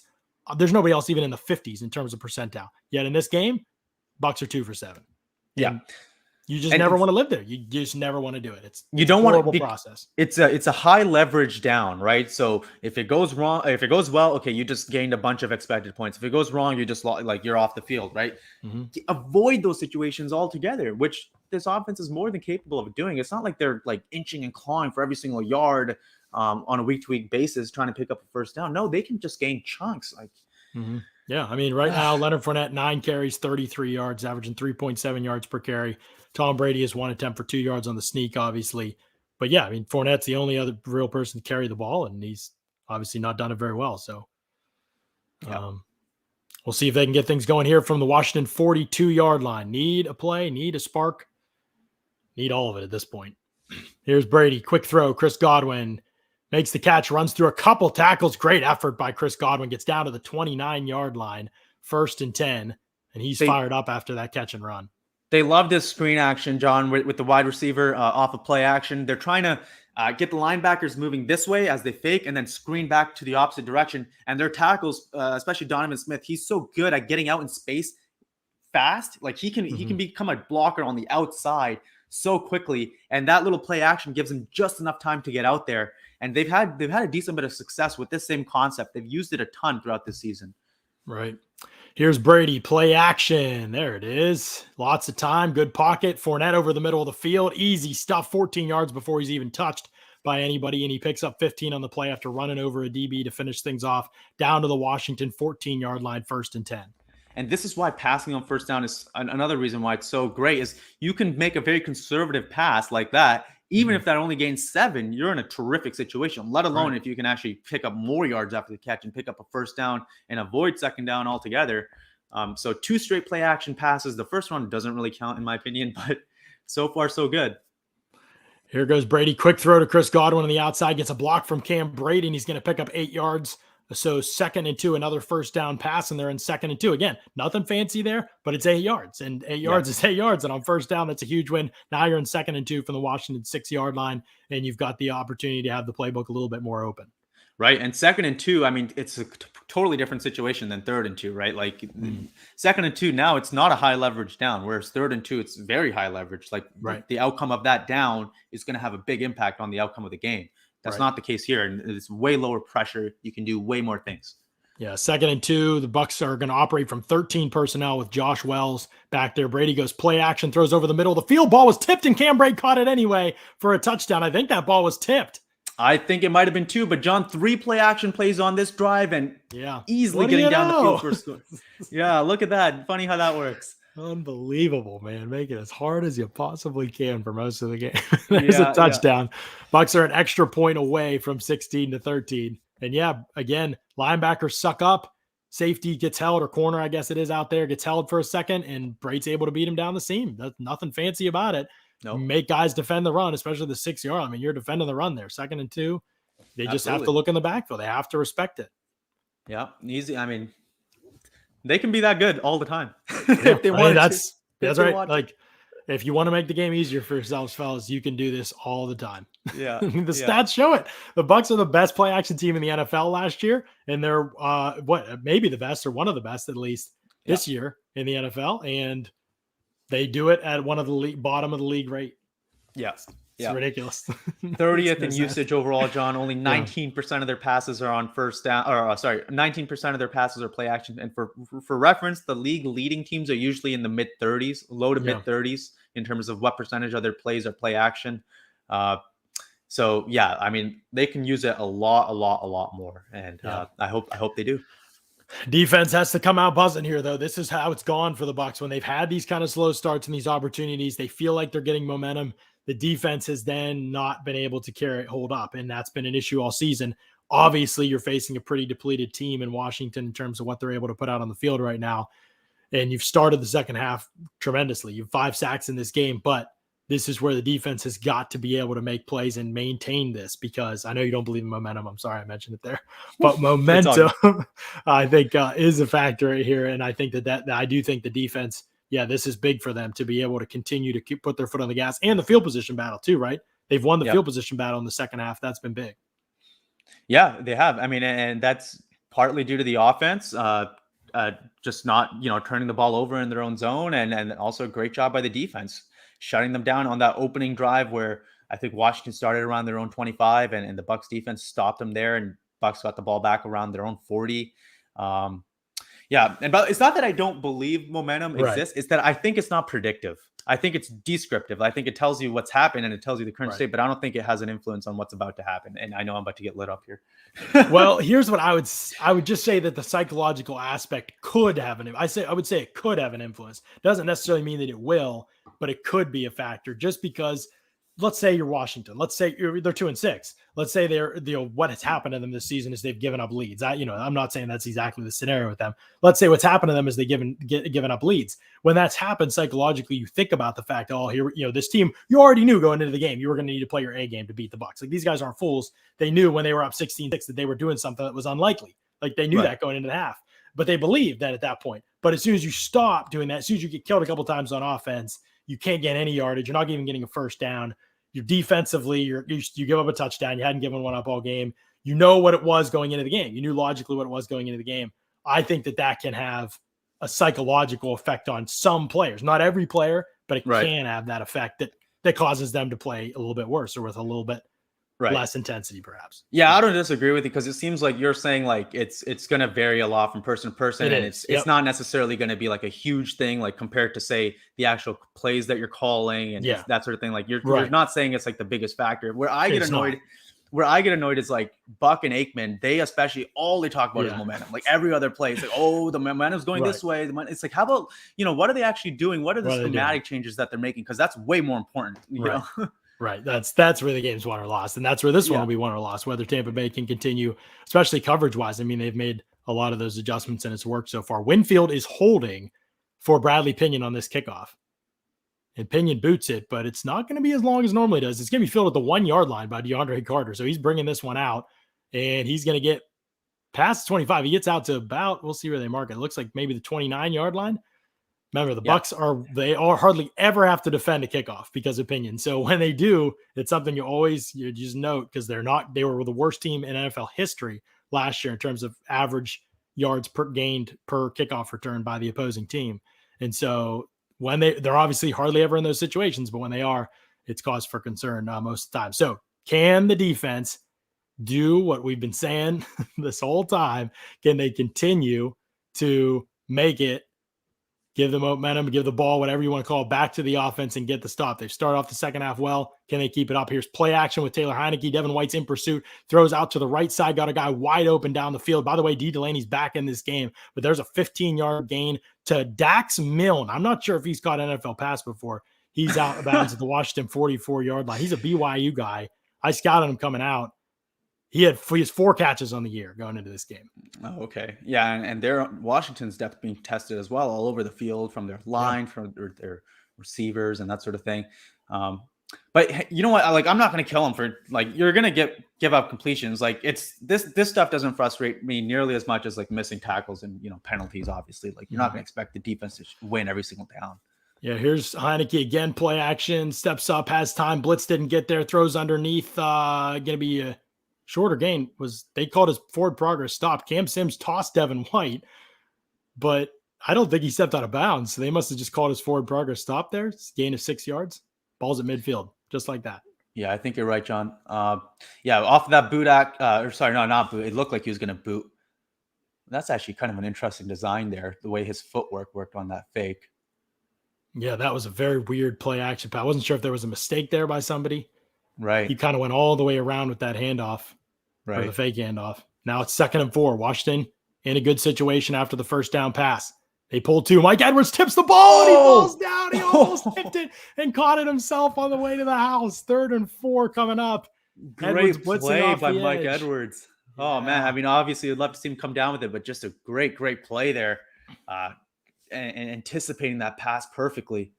Yeah, great tip. Just couldn't quite keep his foot. Yeah, great leap. Yeah, Way to get a hand on it. unreal. Yeah, awesome play. 3rd and 4 from midfield for Washington. Big play here. Washington up 16-13, 7-16 left in the 3rd quarter. Heinicke back to pass. It's a 5-man rush. Doesn't get home. Fires over the middle of the field, complete down to the 31-yard line of the Bucs. So Washington rolling once again, 18-yard gain there for Heinicke, and they are threatening. They're in field goal range. Yeah, Washington, they've caught some breaks, right? Like they've a couple of turnover-worthy plays that they've managed to turn into completion somehow, and looked like Winfield was caught between going for the hit there and the pick, and didn't end up doing either. And not great, man. It's rough sledding. I mean, the secondary is what it is at this point, but Winfield, that's a play he needs to make up his mind on and make sure he's right. Here's Washington from the 32-yard line of the Bucs. Handoff and going nowhere. Jason Pierre-Paul tackled for loss of 3 yards. Patterson, the running back, and they're back up to the Bucs 35-yard line, 2nd and 13. Yeah, I don't really get. I'm going to look up the numbers here, just how much Washington is running it. Well, Antonio Gibson has 11 carries for 17 yards. Heinicke is 1 for 10 yards. That was a scramble, obviously. Patterson has 3 carries for 6 yards. McKissick has 1 for 2 yards. With Heinicke's 10-yard run on his only attempt, they're averaging 2.2 yards per carry. Yeah, and just as far as EPA, I mean, they're getting destroyed. Minus 0.35 EPA per rush attempt. Yeah, here's a run on 2nd and 13, and they find an alleyway and horrible tackling, and it's going to be down 12-yard gain on 2nd and 13. So even as we say they can't run it, terrible tackling there results in probably double what should have been gained. Yeah, that's their best run of the day, I'm guessing. Yep. Should have been a 6-yard gain probably there. And Brandon Scherf is down now, their right guard and their best offensive lineman. This is pitiful. This is so bad.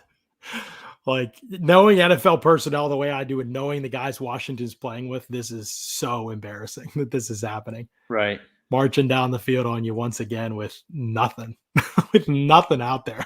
And not like, this isn't like the greatest scheme either. Like, no, I mean, it's so embarrassing. Oh my God. If they can hold them to a field goal here, at least that would be a win, in my opinion. Sadly. 3rd and 1 at the Bucs 23-yard line right now. What can you just, there's no words, man. It's just a bad defense. If they can't get it together, I know they got to get some guys back healthy, but if they can't get it together, it's going to cost them a shot at this thing. Yeah. But Chase Young, Nate Pitts, who's pretty reliable in the chat, he says it's been confirmed that Chase Young has a torn ACL. Wow.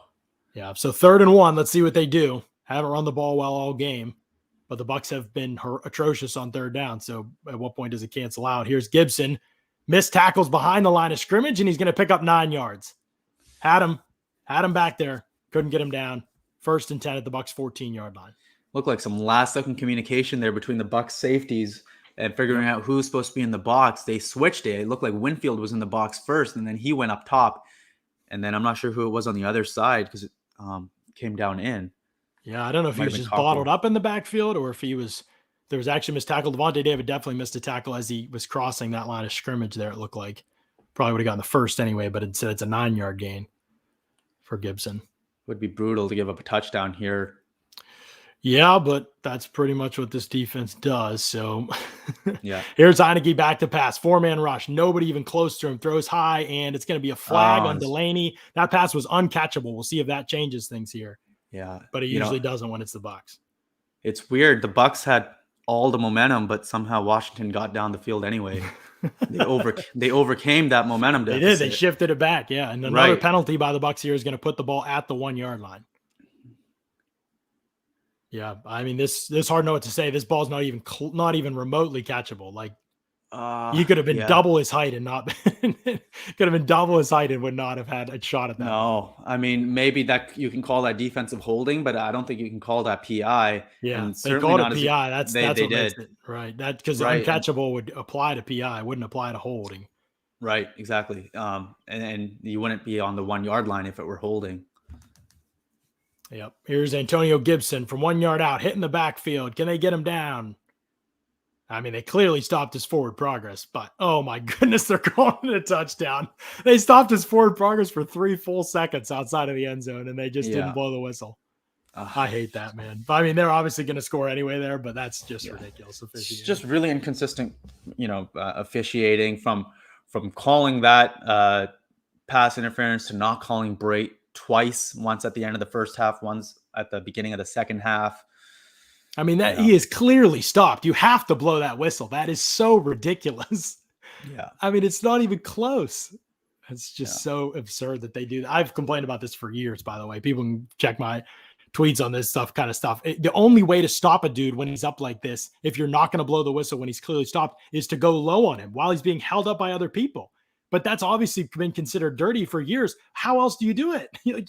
You're already stopping him. Like, if you have to get him on the ground, you have to go low, and then you have to end up hurting someone. Like, that's what officiating is making people do, and hasn't started happening that much yet. But those situations where dudes clearly stopped, and it's just really bad officiating, as it was on the penalty call to put the ball at the 1 yard line there. But Bucs obviously did it to themselves too, going down the field. So it's hard to feel bad for them. Yeah, because if someone comes in there on the defense and makes a big hit, they might just easily get flagged there for unnecessary roughness. But then as the officials, you got to be consistent on blowing that dead or not, right? Like, you're putting the defender in such a impossible situation there where they don't know when to go in for that late hit, when not to. And I don't think, the worst part about this is that I don't think it's just like injuries in the secondary. Like, I don't think Carlton Davis and Sean Murphy-Bunting come back and all of a sudden this defense isn't horrible. I just think they're not good. Yeah. And the pass rush is part of it. They have 5 sacks today. A lot of those are coverage sacks. Yeah. They have not gotten consistent pressure at all. Heinicke's had all day on a ton of throws. Yeah, totally agree. Yeah. I mean, he's had way too long. I mean, the secondary, they can only hold up for so long. It's, they haven't been great. That's not what I'm saying, but no. But it's not like dudes are out here just getting whooped one-on-one every game, and that's why it's like, all right, well, yeah, you can't, I mean, it would be if it was the Cowboys but it's not. It's not those games, so that's not the problem. The problem is they're just getting toasted in terms of scheme. Yeah. Like, the blitzes are getting solved. There's issues. All the coverage schemes aren't, there's a lot of issues. Here's Jalen Darden running with it. He bounces outside, by the way, 25, crosses the 30, and finally going to be running out of bounds. Looks like he got out to about the 34. So, And I totally agree with you in terms of the blitzes being solved, but they're also not getting pressure with 4 when they do decide to do that. Mm-hmm. By the way, the Saints have scored, so that game is getting closer.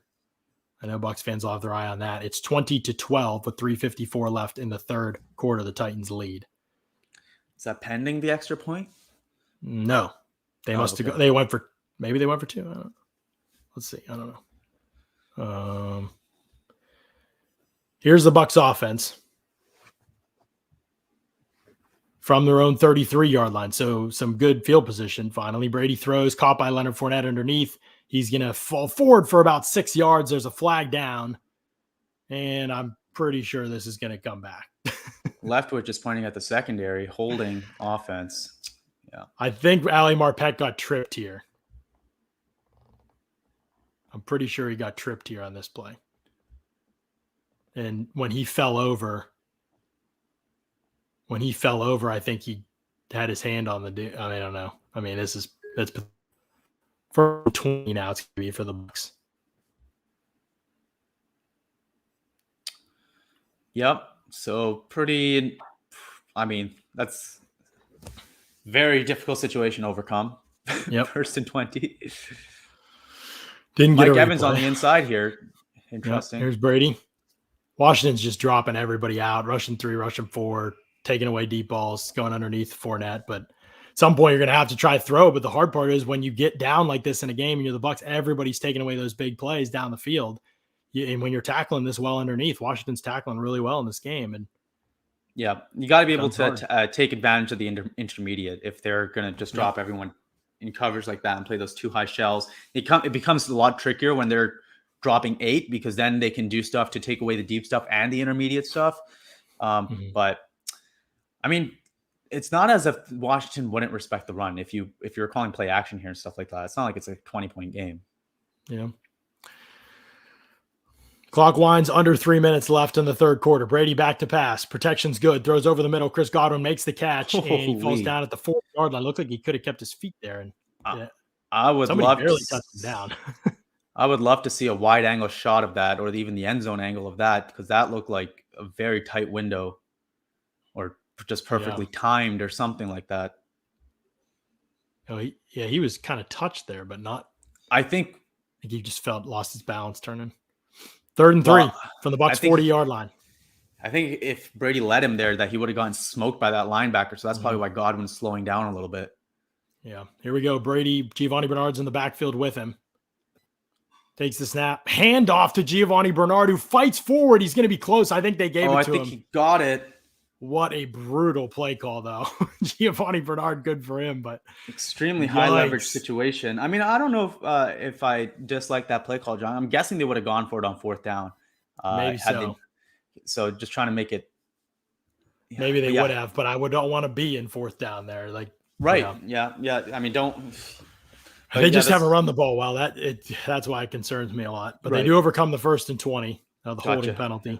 So yeah. But you're right. I guess in that situation, if it is 4 down, then maybe it's not as big a deal. Brady play action, turns all the way back around, going to go underneath. Leonard Fournette makes the catch. He's tackled immediately. A couple good tackles by Cole Holcomb on Fournette on this drive. 4-yard gain, and they're in 2nd and 6 now. Clock winds under a minute 23 left and counting in the third quarter. Bucs down 23-13. The fact that Brady has had to go to Fournette so much in the pass game is a testament to schematically what Washington is doing. They're, you want that to be the target in the pass game as opposed to Evans and Godwin, right? And obviously they're doing something on the back end to take that away and just force Brady to keep checking it down. And it makes it so hard for them, right? Because then they're consistently getting into 3rd downs, that sort of thing. Yeah, and you're seeing it. You saw it happen against Philadelphia too. Like teams drop out and play coverage, like this. And this is what the Bucs respond with. They respond with these screens, but Fournette whiffs on the block, and Godwin makes the catch, and it's no gain. And so now you're in 3rd and 6. That's the problem. If you can't execute on those screens, which obviously they have, they did against the Eagles a ton. But that's one of their beaters for these situations when teams are dropping out. And on that one, they just read it. Fournette was just stopped his feet, wasn't even close to making that block that he should have. And so now you're in 3rd and 6, so you're in a tough spot. Yeah, I was looking at the numbers the other day. I think the overall, in terms of all types of screens, Buccaneers are one of the more heavy screen teams in the league, but their efficiency in it is just slightly above average, I think, if I recall. So even that, if you can force the Bucs to go into a bunch of screens, that's kind of a win for the defense in some ways. 3rd and 6, Brady back to pass. 4-man rush. Pressure still gets through. Brady gets outside of structure, throws incomplete. Evans was double covered. 4th and 6 now. Bucs have it at their own 48-yard line. That's going to be the end of the third quarter. Yeah. So this embarrassing debacle of a game for the Bucs goes into the final quarter of action with the Bucs down 23-13. Another very high leverage down there, John. 3rd and 6. They're just not able to consistently stay out of 3rd downs. I mean, I'm gonna have to look up the numbers after to see what percentage of their series went to 3rd down, because it's insane. Yeah, just haven't been able to win 1st down no matter what they've done. Even throwing more on this drive, it's still been trash. So this has been by far the worst offensive performance of the year. Not even a remote close second, in my opinion, because nothing has worked. It hasn't been good schematically, play calling, player performance. There's no penalties, drops. It's been all bad. Yep, agreed. And in this game, by the way, since they are facing the worst 3rd down defense in the league, the Bucs are 3 for 9 on 3rd down. So will they go for it in this 4th and 6 from their own 48? Down 10 with 15 minutes left. They might think we can pin them, but can you count on your defense? They're horrible. I don't know what you're supposed to do here. I mean, this seems like super tricky. A brutal game to watch. Truly. I feel for fans, man. This is rough stuff, because it's rough when your team's not good, but when your team's great and they play like this, that's when it just it's hard. That's hard to stomach against a bad team. Yeah. And I think you definitely miss Antonio Brown as well. I mean, that's not the reason they're losing, but he he really sets this team apart and is what makes them unfair, in my opinion, right? Like, they're a good team without him, but he is what really sets them over the edge. Well, if they lose this game, they'll be 0-3 without him. Or wait, 1-3. 1-3 without him. Right. Counting that Patriots win. Losses. The Patriots win where they didn't really get too much going on. No, he played that game. Never mind. He had that drop touchdown. Which one did they win without him? AB? Yeah. They lost. They won the Bears game without him, right? Oh, okay. Gotcha. Yeah. But that was what was that? 4 turnovers on Bears side of the field? Yeah, something like that. And I think Delaney's out, Scott just said. So, but speaking of AB, that's another thing. When he is healthy, like, they're really not using him nearly as much as they should. He was playing, I think, on like 49% of offensive snaps or something like that. And he was debatably their best receiver. So. Yeah. Nah, I mean, get the Bucs all the way up out of here if they lose this game. Like, not talking about Super Bowl or anything else. You can't lose a game like this. Just is what it is. Like, people can dislike it all they want, but can't lose it. And Bucs are going to punt. Yeah, from their own 48-yard line. Pinion is going to send it away. And punt's going to go out of bounds at the 15, it looked like. Yeah. Understandable punt. I mean, I it's 4th and 6 is tricky. If it's 4th and would have liked a better punt. 35-yard punt. For sure. I mean, if it's 4th and 3, I'm saying you go for it easily, like no brainer. But yeah, this is pitiful. 1st and 10 for Washington from their own 17-yard line. What can the Bucs D do next? Yeah. And what does Washington do? Do they, I don't want to say stay aggressive because they haven't been super aggressive, but I mean. Well, you'd love for them to just start running it. Brutal. Here we go. 1st and 10. 14:54 left in the game. Washington leads by 10, and they have the football. Here's the off. Antonio Gibson going to get 1 yard. Vita Vea drops him just past the line of scrimmage. So 2nd and 9 coming up for Washington from their 18-yard line. Just a 7-man box there from the Bucs, and that's more than enough players for them to stop the run consistently. Yep. Taylor Heinicke, 18-23 for 183 yards and a touchdown. The way this offense has looked, the way the defense has looked, I don't know. 2nd and 9. Heinicke from the shotgun. Takes the handoff from the gun, throws down the field. Pass is going to be caught by McLaurin in front of Jamel Dean out to the 39-yard line of Washington. 21-yard gain, and Washington again off and rolling here. There's the field position you hope to gain by the punt. Gone. Right. Vea clearly held again, by the way. Clear held. No call. Yeah, and just too much time. Too much time, right? And obviously a big part of that is the hold. Mm-hmm. Yeah.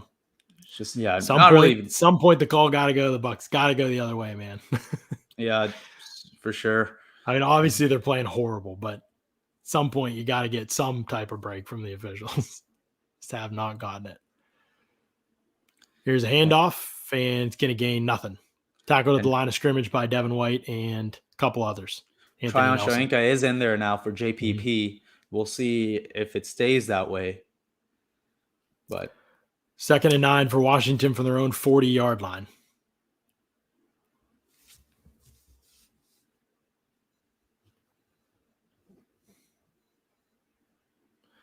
Clock winding, under 13 minutes now left in the game. Time is a factor here. If Washington mounts a drive, it's going to be trouble for the Bucs. Oh, yeah. I mean, if they get a score here, it's game over. 2nd and, for sure. 2nd and 9, Heinicke from the shotgun takes a snap, back to throw. 4-man rush, flushes him out of the pocket. Not sure he needed to leave the pocket. Gets away from a sack, gets away from 2 sacks, throws incomplete. It's going to be 3rd and 9. Got belted from behind as he threw that ball. Yeah, it was a huge Anthony hit. Nelson, I think. Clean, but I mean, that's got to hurt right in the midsection, it looked like. One of the problems here with this play, though, Golson is the edge contain guy in the pocket, and he loses that contain and then misses the sack too. Right. I agree with you, though, John. It didn't look like he needed to even get out of the pocket. And by getting out, he kind of cut the field in half for himself. 3rd and 9 now from their own 40-yard line for Washington. But, why is Taylor Heinicke 19 of 25? Back to throw, all day to throw, underneath. Catch is made. It's going to be a first down, but the ball's out, and Antoine Winfield recovers it. Looks like Levante David punched it out as they picked up the first down. Dax Milne, who I said came into the game with just 4 catches, turns it over, and now the Bucs are going to have a chance offensively with good field position. Huge break, John. I want to see for sure that the knee wasn't down or anything like that. I don't think it was, but would like to make sure. Levante just punched it out straight up. Cleanly out. Just not even punched close. it straight out. Yeah. And yeah, and I mean, Washington 47 is where the Bucs will take over. That was about to be a brutal result for the Bucs. They were giving up that first down there all day in the pocket for Heinicke. Check down, gaining over 9 yards. And Levante David saving the day with the potentially game-changing play that they need here. Yeah, potentially. But you say that, I have no confidence in the Bucs offense for the first time all season. I felt that way. Even the end of that Saints game, I felt confident. Right. I don't know that I have that same confidence right now the way they've played in this game, whether it's what Washington's doing or what they're doing to themselves. There's Brady on play action over the middle of the field, Fournette, 4-yard gain, and the Bucs are they're just checking it down every time. Nothing down the field. Yeah, they're not even attacking the middle off of play action, John. Even Godwin's route there, it looked like he had a wheel route to the up the sideline. Yeah. And you need those in breakers over the middle to take advantage of that space vacated by linebackers off of play action. And one of the things that's frustrating with how the Bucs do use play action at times is they don't attack the middle enough. It's sometimes they don't even have routes over the middle. That looks like it was another example there. Fournette is going to set a career high in receptions for a game in this the way this is going. Here's 2nd and 6 for the Bucs. Brady back to throw. Plenty of time on this one. Again, check down to Fournette. 3-yard gain. At some point, you've got to look down the field and see, like, something's got to be there, right? Like, it's not like it looks like Evans might have been there in the seam, but yeah, it's hard to see. That's the hard part. We just can't see from here. 3rd from the Washington 40. Another 3rd down. I trust Brady's process is the thing. He's so good at knowing, like, he's so good at making the right decision. So I'm sure there's something that is happening there on the back end. But yeah, this is definitely very hard to watch right now. I wish we could see down the field. We just can't. Here's 3rd and 3. Brady back to pass. Throws down the field. Got Mike Evans. Free and in the clear. Touchdown. There it is, John. Wow. There it is. That covered something spectacularly. Mike Evans all by himself down the field. And Scott Reynolds said it, and I agree 100%. I was going to say the same thing. You can't leave Evans one-on-one on the outside. You finally make that mistake, and you get burned. I mean, Evans playing several snaps on the inside. Maybe that's why Washington felt comfortable going to single high because of how much Evans had been on the inside. Now, when they put Evans back on the outside, they have to be able to adjust and get that safety help over the top that they don't necessarily need when he's on the inside. Yeah. And Bucs able to take advantage. Right. Evans just absolutely bulldozed Kendall Fuller on that play. He tried to jam him and absolutely no shot at all. Here's Suckup, extra point, and he missed it. Oh my God. Kidding me. You gotta be kidding me. You just cannot make this stuff up. This team is determined to lose this football game. This is incredible. I mean, that's a field goal game. Now you need a touchdown. Unbelievable, man. They are determined to beat themselves, determined to lose this football game. Yeah. It's sad to watch. It really is. I mean, Ryan Suckup, what are you doing, buddy? Like, jeez, man. Jeez. Jeez. Brutal. Just finding all sorts of new creative ways to shoot themselves in the foot. Right? It's unbelievable. It's incredible. I mean, it's been penalties, drops, turnovers, defensively, all of those things, obviously. Missed sacks, now a missed extra point. It's just, you have to keep from crying. You got to. Like, it's so predictable with this team that they're going to do this. Like, it's just amazing. Yeah. It's amazing we're having these conversations again. But, I mean, they're back in the game now. You get another stop. I mean, there's whatever. You got to get past it.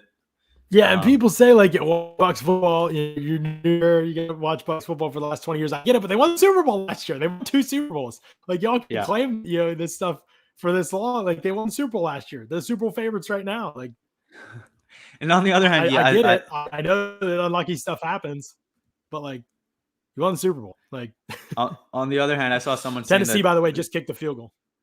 Someone was saying that they need to bench Brady, and he's sick of watching him. I don't know what it's hard to, we can't say much about the checkdowns because we can't see what's down the field. Maybe it's all that he has. And obviously, protection was pretty good on that drive. It's been hit or miss other than that. And without Chase Young and without Montez Sweat, that's not great for the Bucs offensive line either. It's been mostly blitzes that have done it, I think. But yeah, 23-19, 10:55 left. Again, Washington was moving the football on that drive before the fumble from a dude who literally had his 5th touch in the NFL in this game. Yep. It's just there's nobody on the field. Like, it's literally Terry McLaurin, who barely has made an impact in this game so far, and a bunch of nobodies in this game, and they can't stop him. And the unstoppable Taylor Heinicke. Yeah. I know the Bucs offense won't play like this every week, no matter who they're playing. I'm not sure the defense isn't going to play like this every week, like the rest of the year. Right. And obviously they'll be helped by the offense playing better like they were in other games this season. But I don't know. Like, to me, it's like, what's sustainable? And I don't know. I don't know with this defense, man. The offense could still end the game with a good, they could still end up having an overall good performance. Like, they have 19 points. They could definitely put up another touchdown and some and then some. So they have time to turn it around. But right, Carter gets out, by the way, and big hit, great hit on it was Grant Stewart there, huge hit at the 20-yard line, and Washington will take over there. Big hit on special teams. That's probably the best special teams tackle on a kickoff return I've seen from the Bucs since I started covering the team. So 23-19, 10:50 left in the fourth quarter. Washington will take over from their own 20-yard line. Showing where Brady saw, safety rolled down. It looked like to take away anything coming across the field on that touchdown, and the single high safety couldn't get over. So you had Evans once he beat the one-on-one, and he whooped Kendall Fuller one-on-one. Made the mistake of looking at my laptop. I missed it. Would have loved to see that angle. Yeah. Here's a short run by McKissick. Gain of 2 yards. Rakeem Nunez-Roches makes the stop. 2nd and 8 coming up for Washington.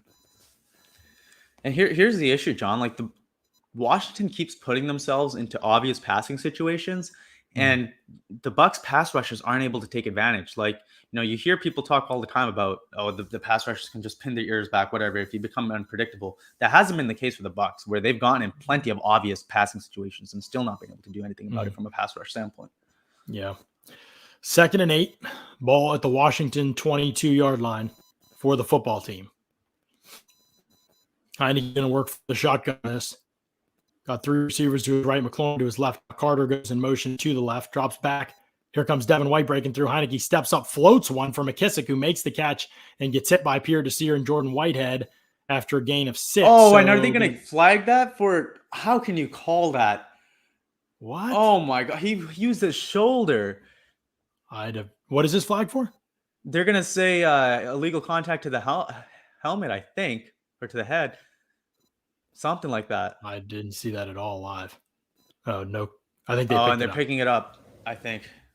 Yeah. He's falling down. There's no way that can be a penalty. Not that I would put anything past the officials, but what? That would have been a horrible call. Yeah. 3rd and 2 coming up. Here we go. Washington for the ball from their 28-yard line. 9:45 and counting left in this game. Bucs are down 4 to the 2-6 Washington football team. Here we go. 3rd and 2. Can the Bucs defense get off the field, get the ball back to this offense? Heinicke from the shotgun takes the snap. Bucs rush 5. Shaq Barrett lets Heinicke out to the outside, and he's going to pick up the first down. Going to gain 3 yards. Winfield bumps him out of bounds. But on 3rd and 2, Heinicke picks up 3, and Washington will keep the ball with a 1st and 10 from their own 31-yard line.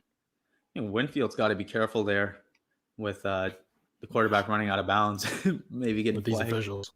Yeah, exactly. Shaq Barrett got too high on the pass rush, and Heinicke just kind of leaked out there. Not complicated stuff. Got to contain the pocket against a guy like this. Not what you done. Same mistake you made all last year in the playoffs against him. Here we go. 1st and 10 for Washington. Can this Bucs defense finally get a stop? 2 stops all day, I believe, on Washington, other than that fumble by Milne.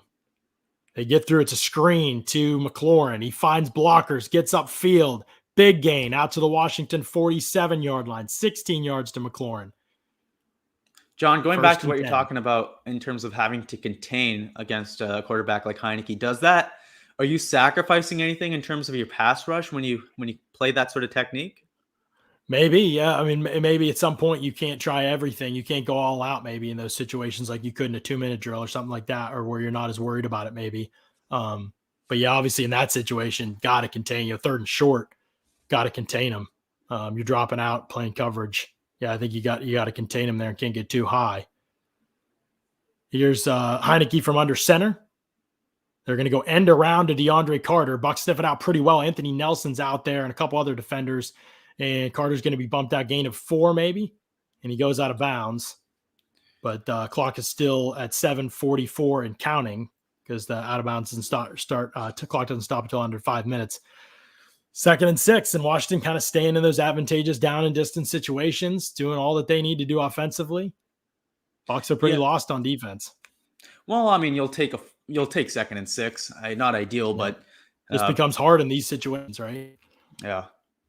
Now, because you need to stop, you put yourself in the situation that you're in.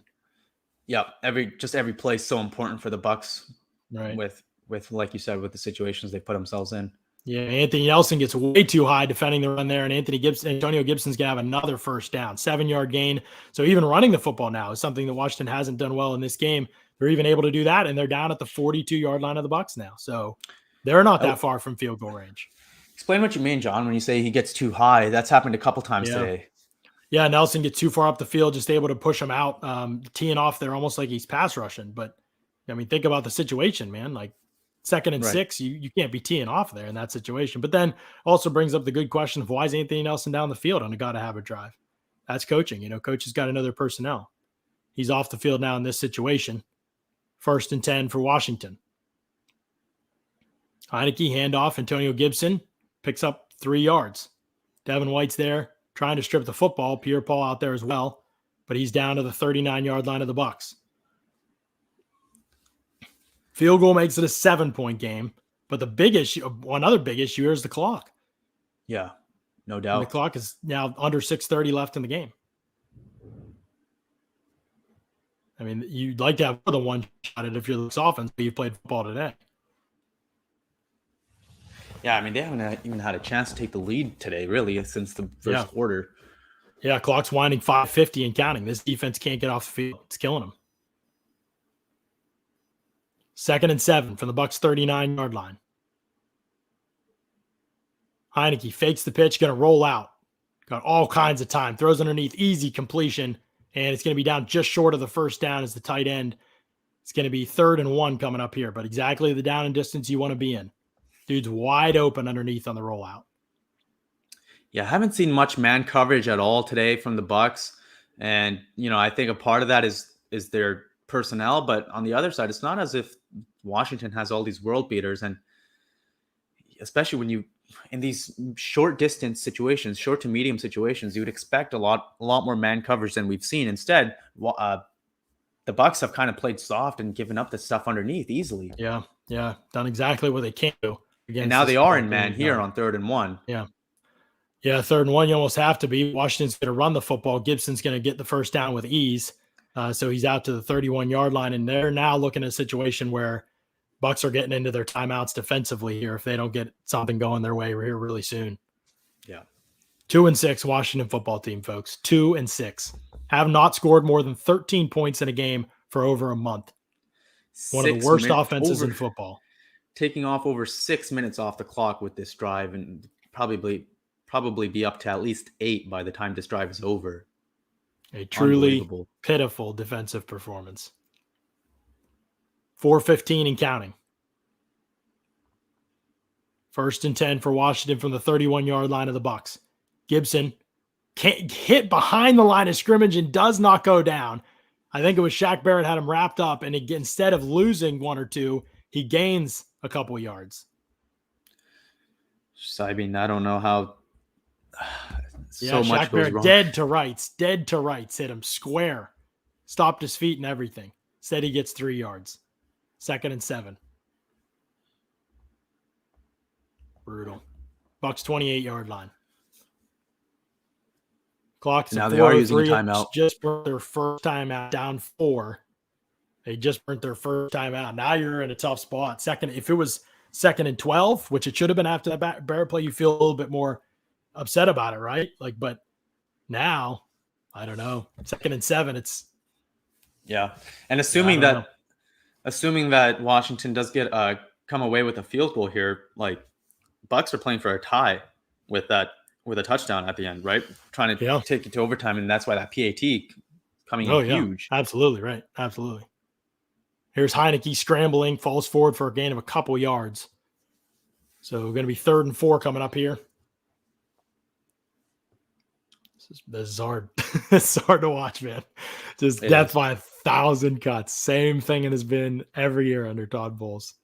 Yeah, you'd like to see him use more man coverage on like 2nd downs, right? Like I understand giving the easy pass up on 1st and only giving up 3-4 yards if you can, but on 2nd down, you got to tighten up because you can't just let him get into 3rd and 1 and less or 3rd and 4 and less every single time, right?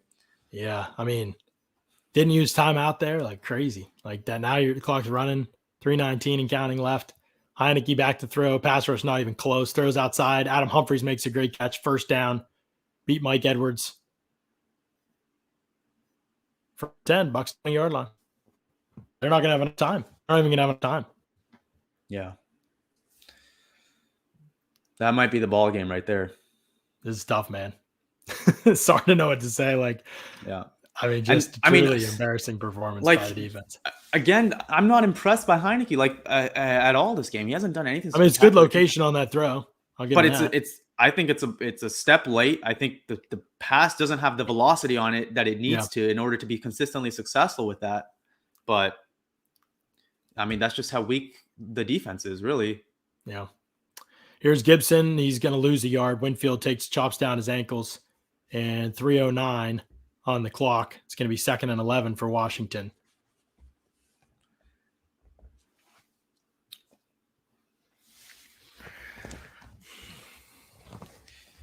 This is brutal. And obviously the Bucs, so disgusting. If they do get the ball back, they're going to be in a straight drop back situation, not able to utilize play action or anything. No, right. So just rough. Yep. And like you said, I mean, I don't really have a lot of confidence in this offense either in today in that situation. Yeah, right. Okay, so 2nd and 11. Probably 2 passing situations, and you know they've gone underneath. So it's inexcusable if you don't play man coverage in these situations. Got to limit windows.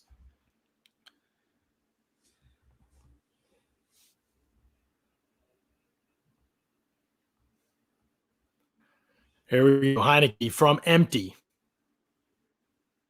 Pass rush coming. Devin White unblocked off the edge. Catches somehow made against Winfield for a gain. Heinicke just tossed it up, and I don't know how Winfield doesn't knock that ball down. It's going to be 3rd and 5 at the Bucs 15-yard line. It's been that kind of a day, but how do you still get the completion there? White coming unblocked on you, lob it up. Winfield's hand is right in there. Gibson still makes a good catch. Give Gibson credit. Sending the blitz with tight man coverage behind it, but okay, he completed that pass there, but what if you were forcing him to make difficult throws like that all game? How different does this game look compared to just the soft checkdowns against zone defense all day, right? Right. Yeah, he's not completing those passes all day like he has the wide open dudes underneath or run after the catch and breaking tackles. Exactly. I mean, this is a guy with, what did you say, 16 turnover worthy plays, and force him to make difficult plays, right? Why are you giving it up so easy? Yeah. People know my thoughts on Bowles. They've known him for a while. So I won't belabor the point. But yeah, it's been magnified here. It's magnified against a lot of bad quarterbacks, honestly, especially when your pass rush doesn't get home. And it feels weird to say that with 5 sacks, but I mean, this is what it is. Like, most sacks are covered sacks. If you watch the game, you can see them. Like, it's not been one-on-one wins, or that just hasn't been that way. So no, totally agree. So 3rd and 5, and this probably is the game actually here. Bucs are out of timeouts now. So Washington could run it down pretty good. I feel like if they get the 1st down, they can run it down. I mean, they could probably get a play on the other side of the 2-minute warning. Yeah. I expect man coverage again, and Bowles, he's not going to just let them use a middle field player zoning either to take away easy stuff. He's going to just send the house and leave everybody one-on-one and see what happens. And I don't know if I agree with that approach. I mean, because that's kind of what he did on second down. If on second down there, if you send 4 and if you have a robber or a hole player in the middle, that throw is not there. Even against tight coverage, it's just not there. There's a guy right in the way. The Bulls, he insists, like when he's playing man, he insists on blitzing. Like it's never just cover 1 with a hole player or 2-man. It's yeah. So yep. 3rd and 5 from the Bucs 15-yard line. So no matter what happens here, it's a chip shot field goal for Washington. But you also got to be aware of the end zone. I can 100% see Washington taking a shot here. They went for it on 4th down here earlier in the game, ended up with a touchdown on that drive. I think you can't be too anxious to tee off against any type of a run here in this situation. Yeah, agreed. But 3rd and 5, Washington's in a position here where they can, they have some options. I mean, they can run, get 4 yards and go for it on 4th. I mean, I don't think they would do that, but I mean, Bucs already need a touchdown, so maybe you do go do that. Yeah, but I could see for Washington. I could definitely see them throwing it here and going for the kill shot.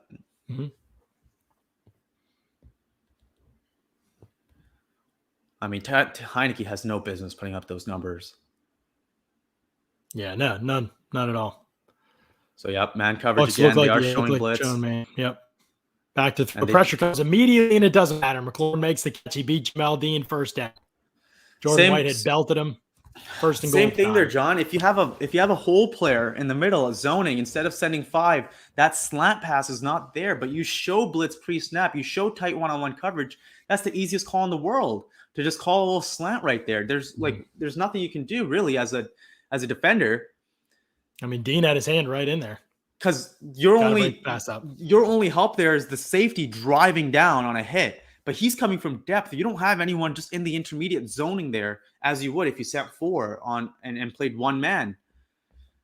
It's so predictable. I mean, if I can call that play going into the timeout, calling what Bulls is going to do, obviously Washington knows. Jeez. I mean, Antonio Gibson's running untouched now. 5 yards here. They're going to score a touchdown. The game will be over that way. They're going to take this down to the 2-minute warning now. They honestly are. I mean, I don't think they can kneel it out because what a humiliating performance. Yeah. There's no words for this one. It's on everybody. It's on the offense. It's on the defense. It's on the players. It's on the coaches.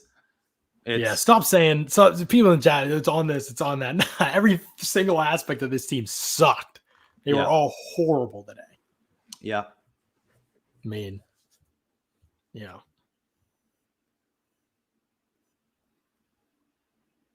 I'm looking forward to seeing the tape. I mean, offensively, didn't seem like they were winning schematically at all. Looked like Washington had the edge just in terms of play calling all day. When you can force, I highly doubt it was Brady that was just opting to be conservative and take checkdowns all day. I'm sure he was doing that for a reason, and it's because schematically Washington was winning. Right. Well, we'll see if the tape bears that out. I mean, if I'm wrong, I'll happily admit I'm wrong when we break it down, but I seriously doubt it because that's just based on the track record. Yeah. This is brutal. There's no way around this one, man. This take, like, I'm not even talking about Super Bowl when you lose a game like this. Like, outcoached, outplayed by Washington. Yeah. Nah, dude. Off of a bye, No, dude. Can't happen. Supposedly you're self-scouting every single week, whatever that means to this coaching staff. I don't know because they don't seem to analyze their own tendencies whatsoever or realize what they're good at even because they do everything they can to play away from their strengths. They literally favor play calls that go against what they're good at. I don't know what self-scouting means to them. Wasn't this a 10-minute drive? Yeah. Oh, something like that. Gosh, man. Just pathetic. Oh, yeah. Brutal.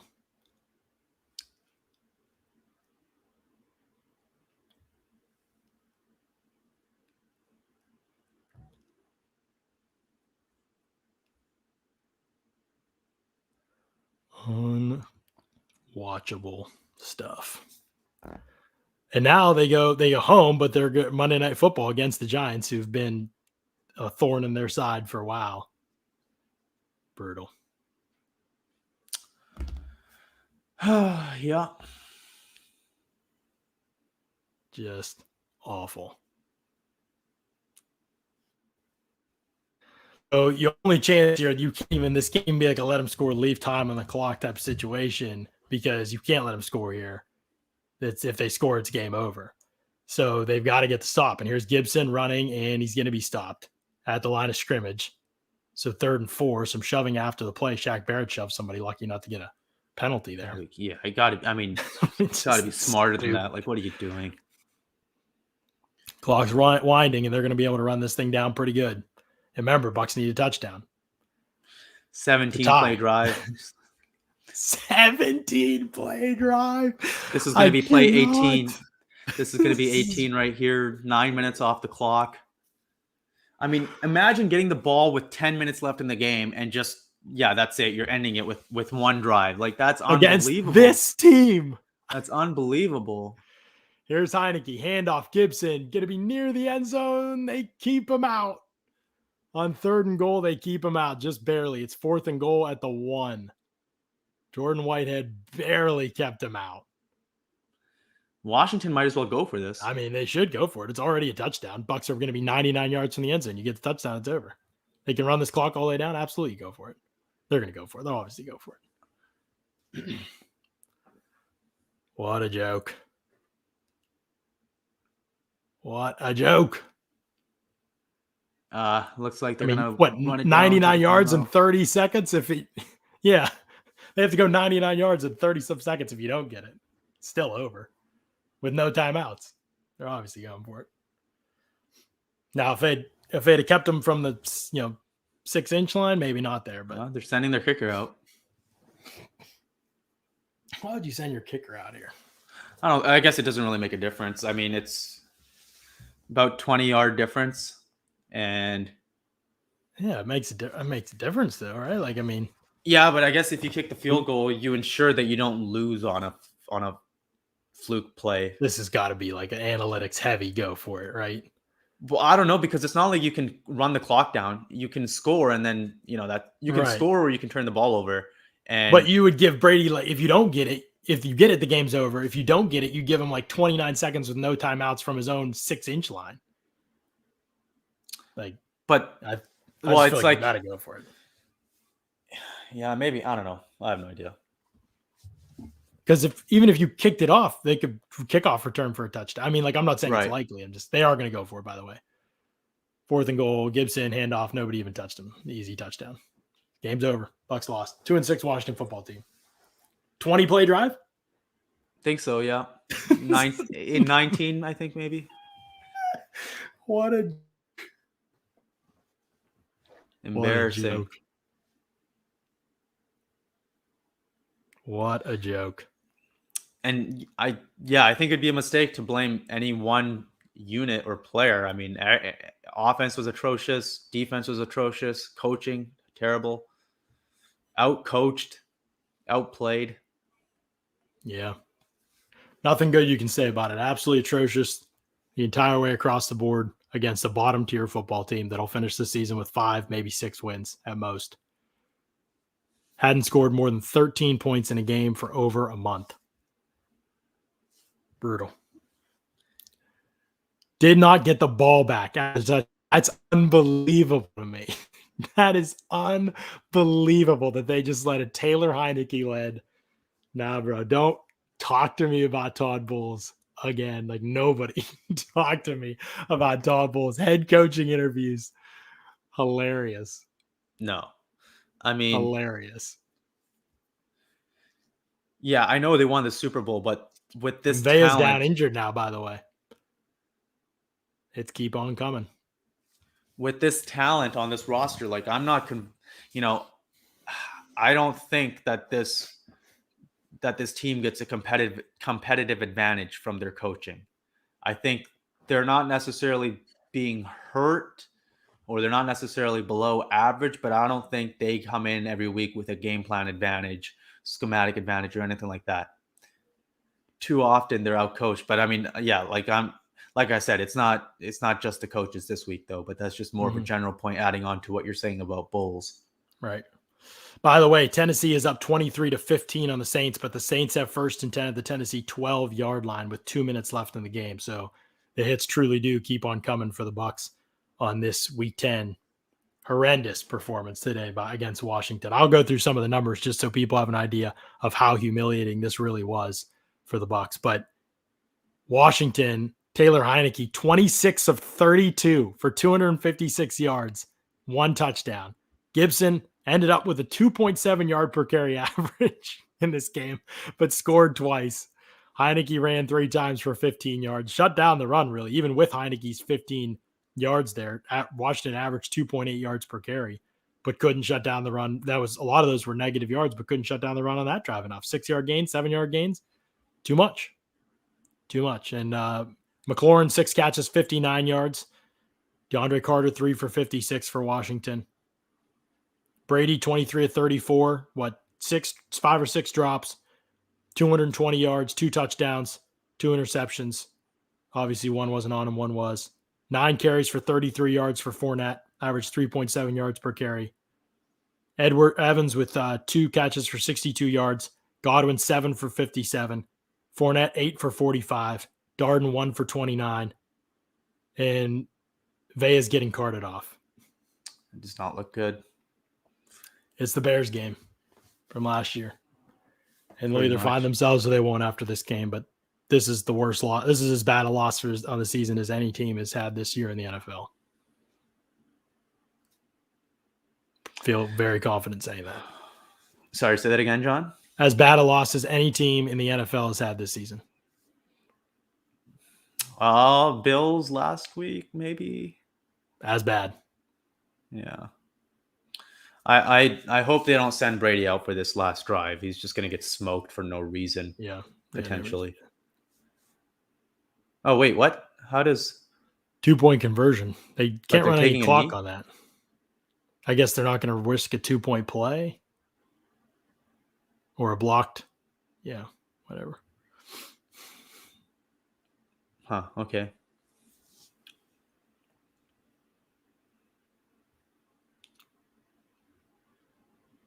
Yeah, not sure where you go from here.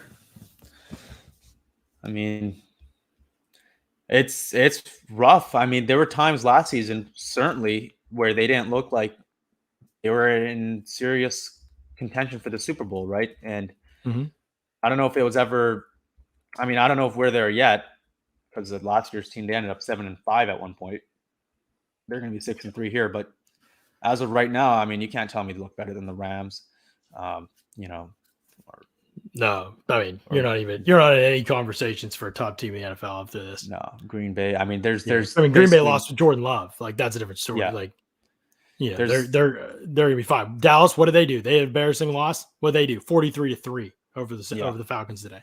You know what that team's about now. You lose the Saints like that, you go into the bye week, you come out like this pathetic of a performance. Nah, yeah, you're not in the conversation with the top teams in the NFC. And forget about the 1 seed. That's gone. Yeah, obviously you can be. Yeah, 1 seed gone. Obviously, you can be in the conversation. But they're on the outside looking in. Yeah. Here comes Brady out for a meaningless drive, take meaningless shots. Why? Then maybe they'll just run it. But Saints, by the way, have scored. They are down 2 now, and the 2-point conversion is coming for the Saints. Pretty good numbers in the second half there, but just like, you make it a 4-point game with 10 minutes or a little more than 10 minutes left in the fourth quarter, and then you don't get the ball back until you're down 10 with 29 seconds. Yeah, and it is a handoff to Fournette, who runs around the right side and is going to get about 8 yards. Don't know what people are saying about Vita, by the way. So if people know what the announcer's saying about Vita, or if there's been any report on his injury, let us know.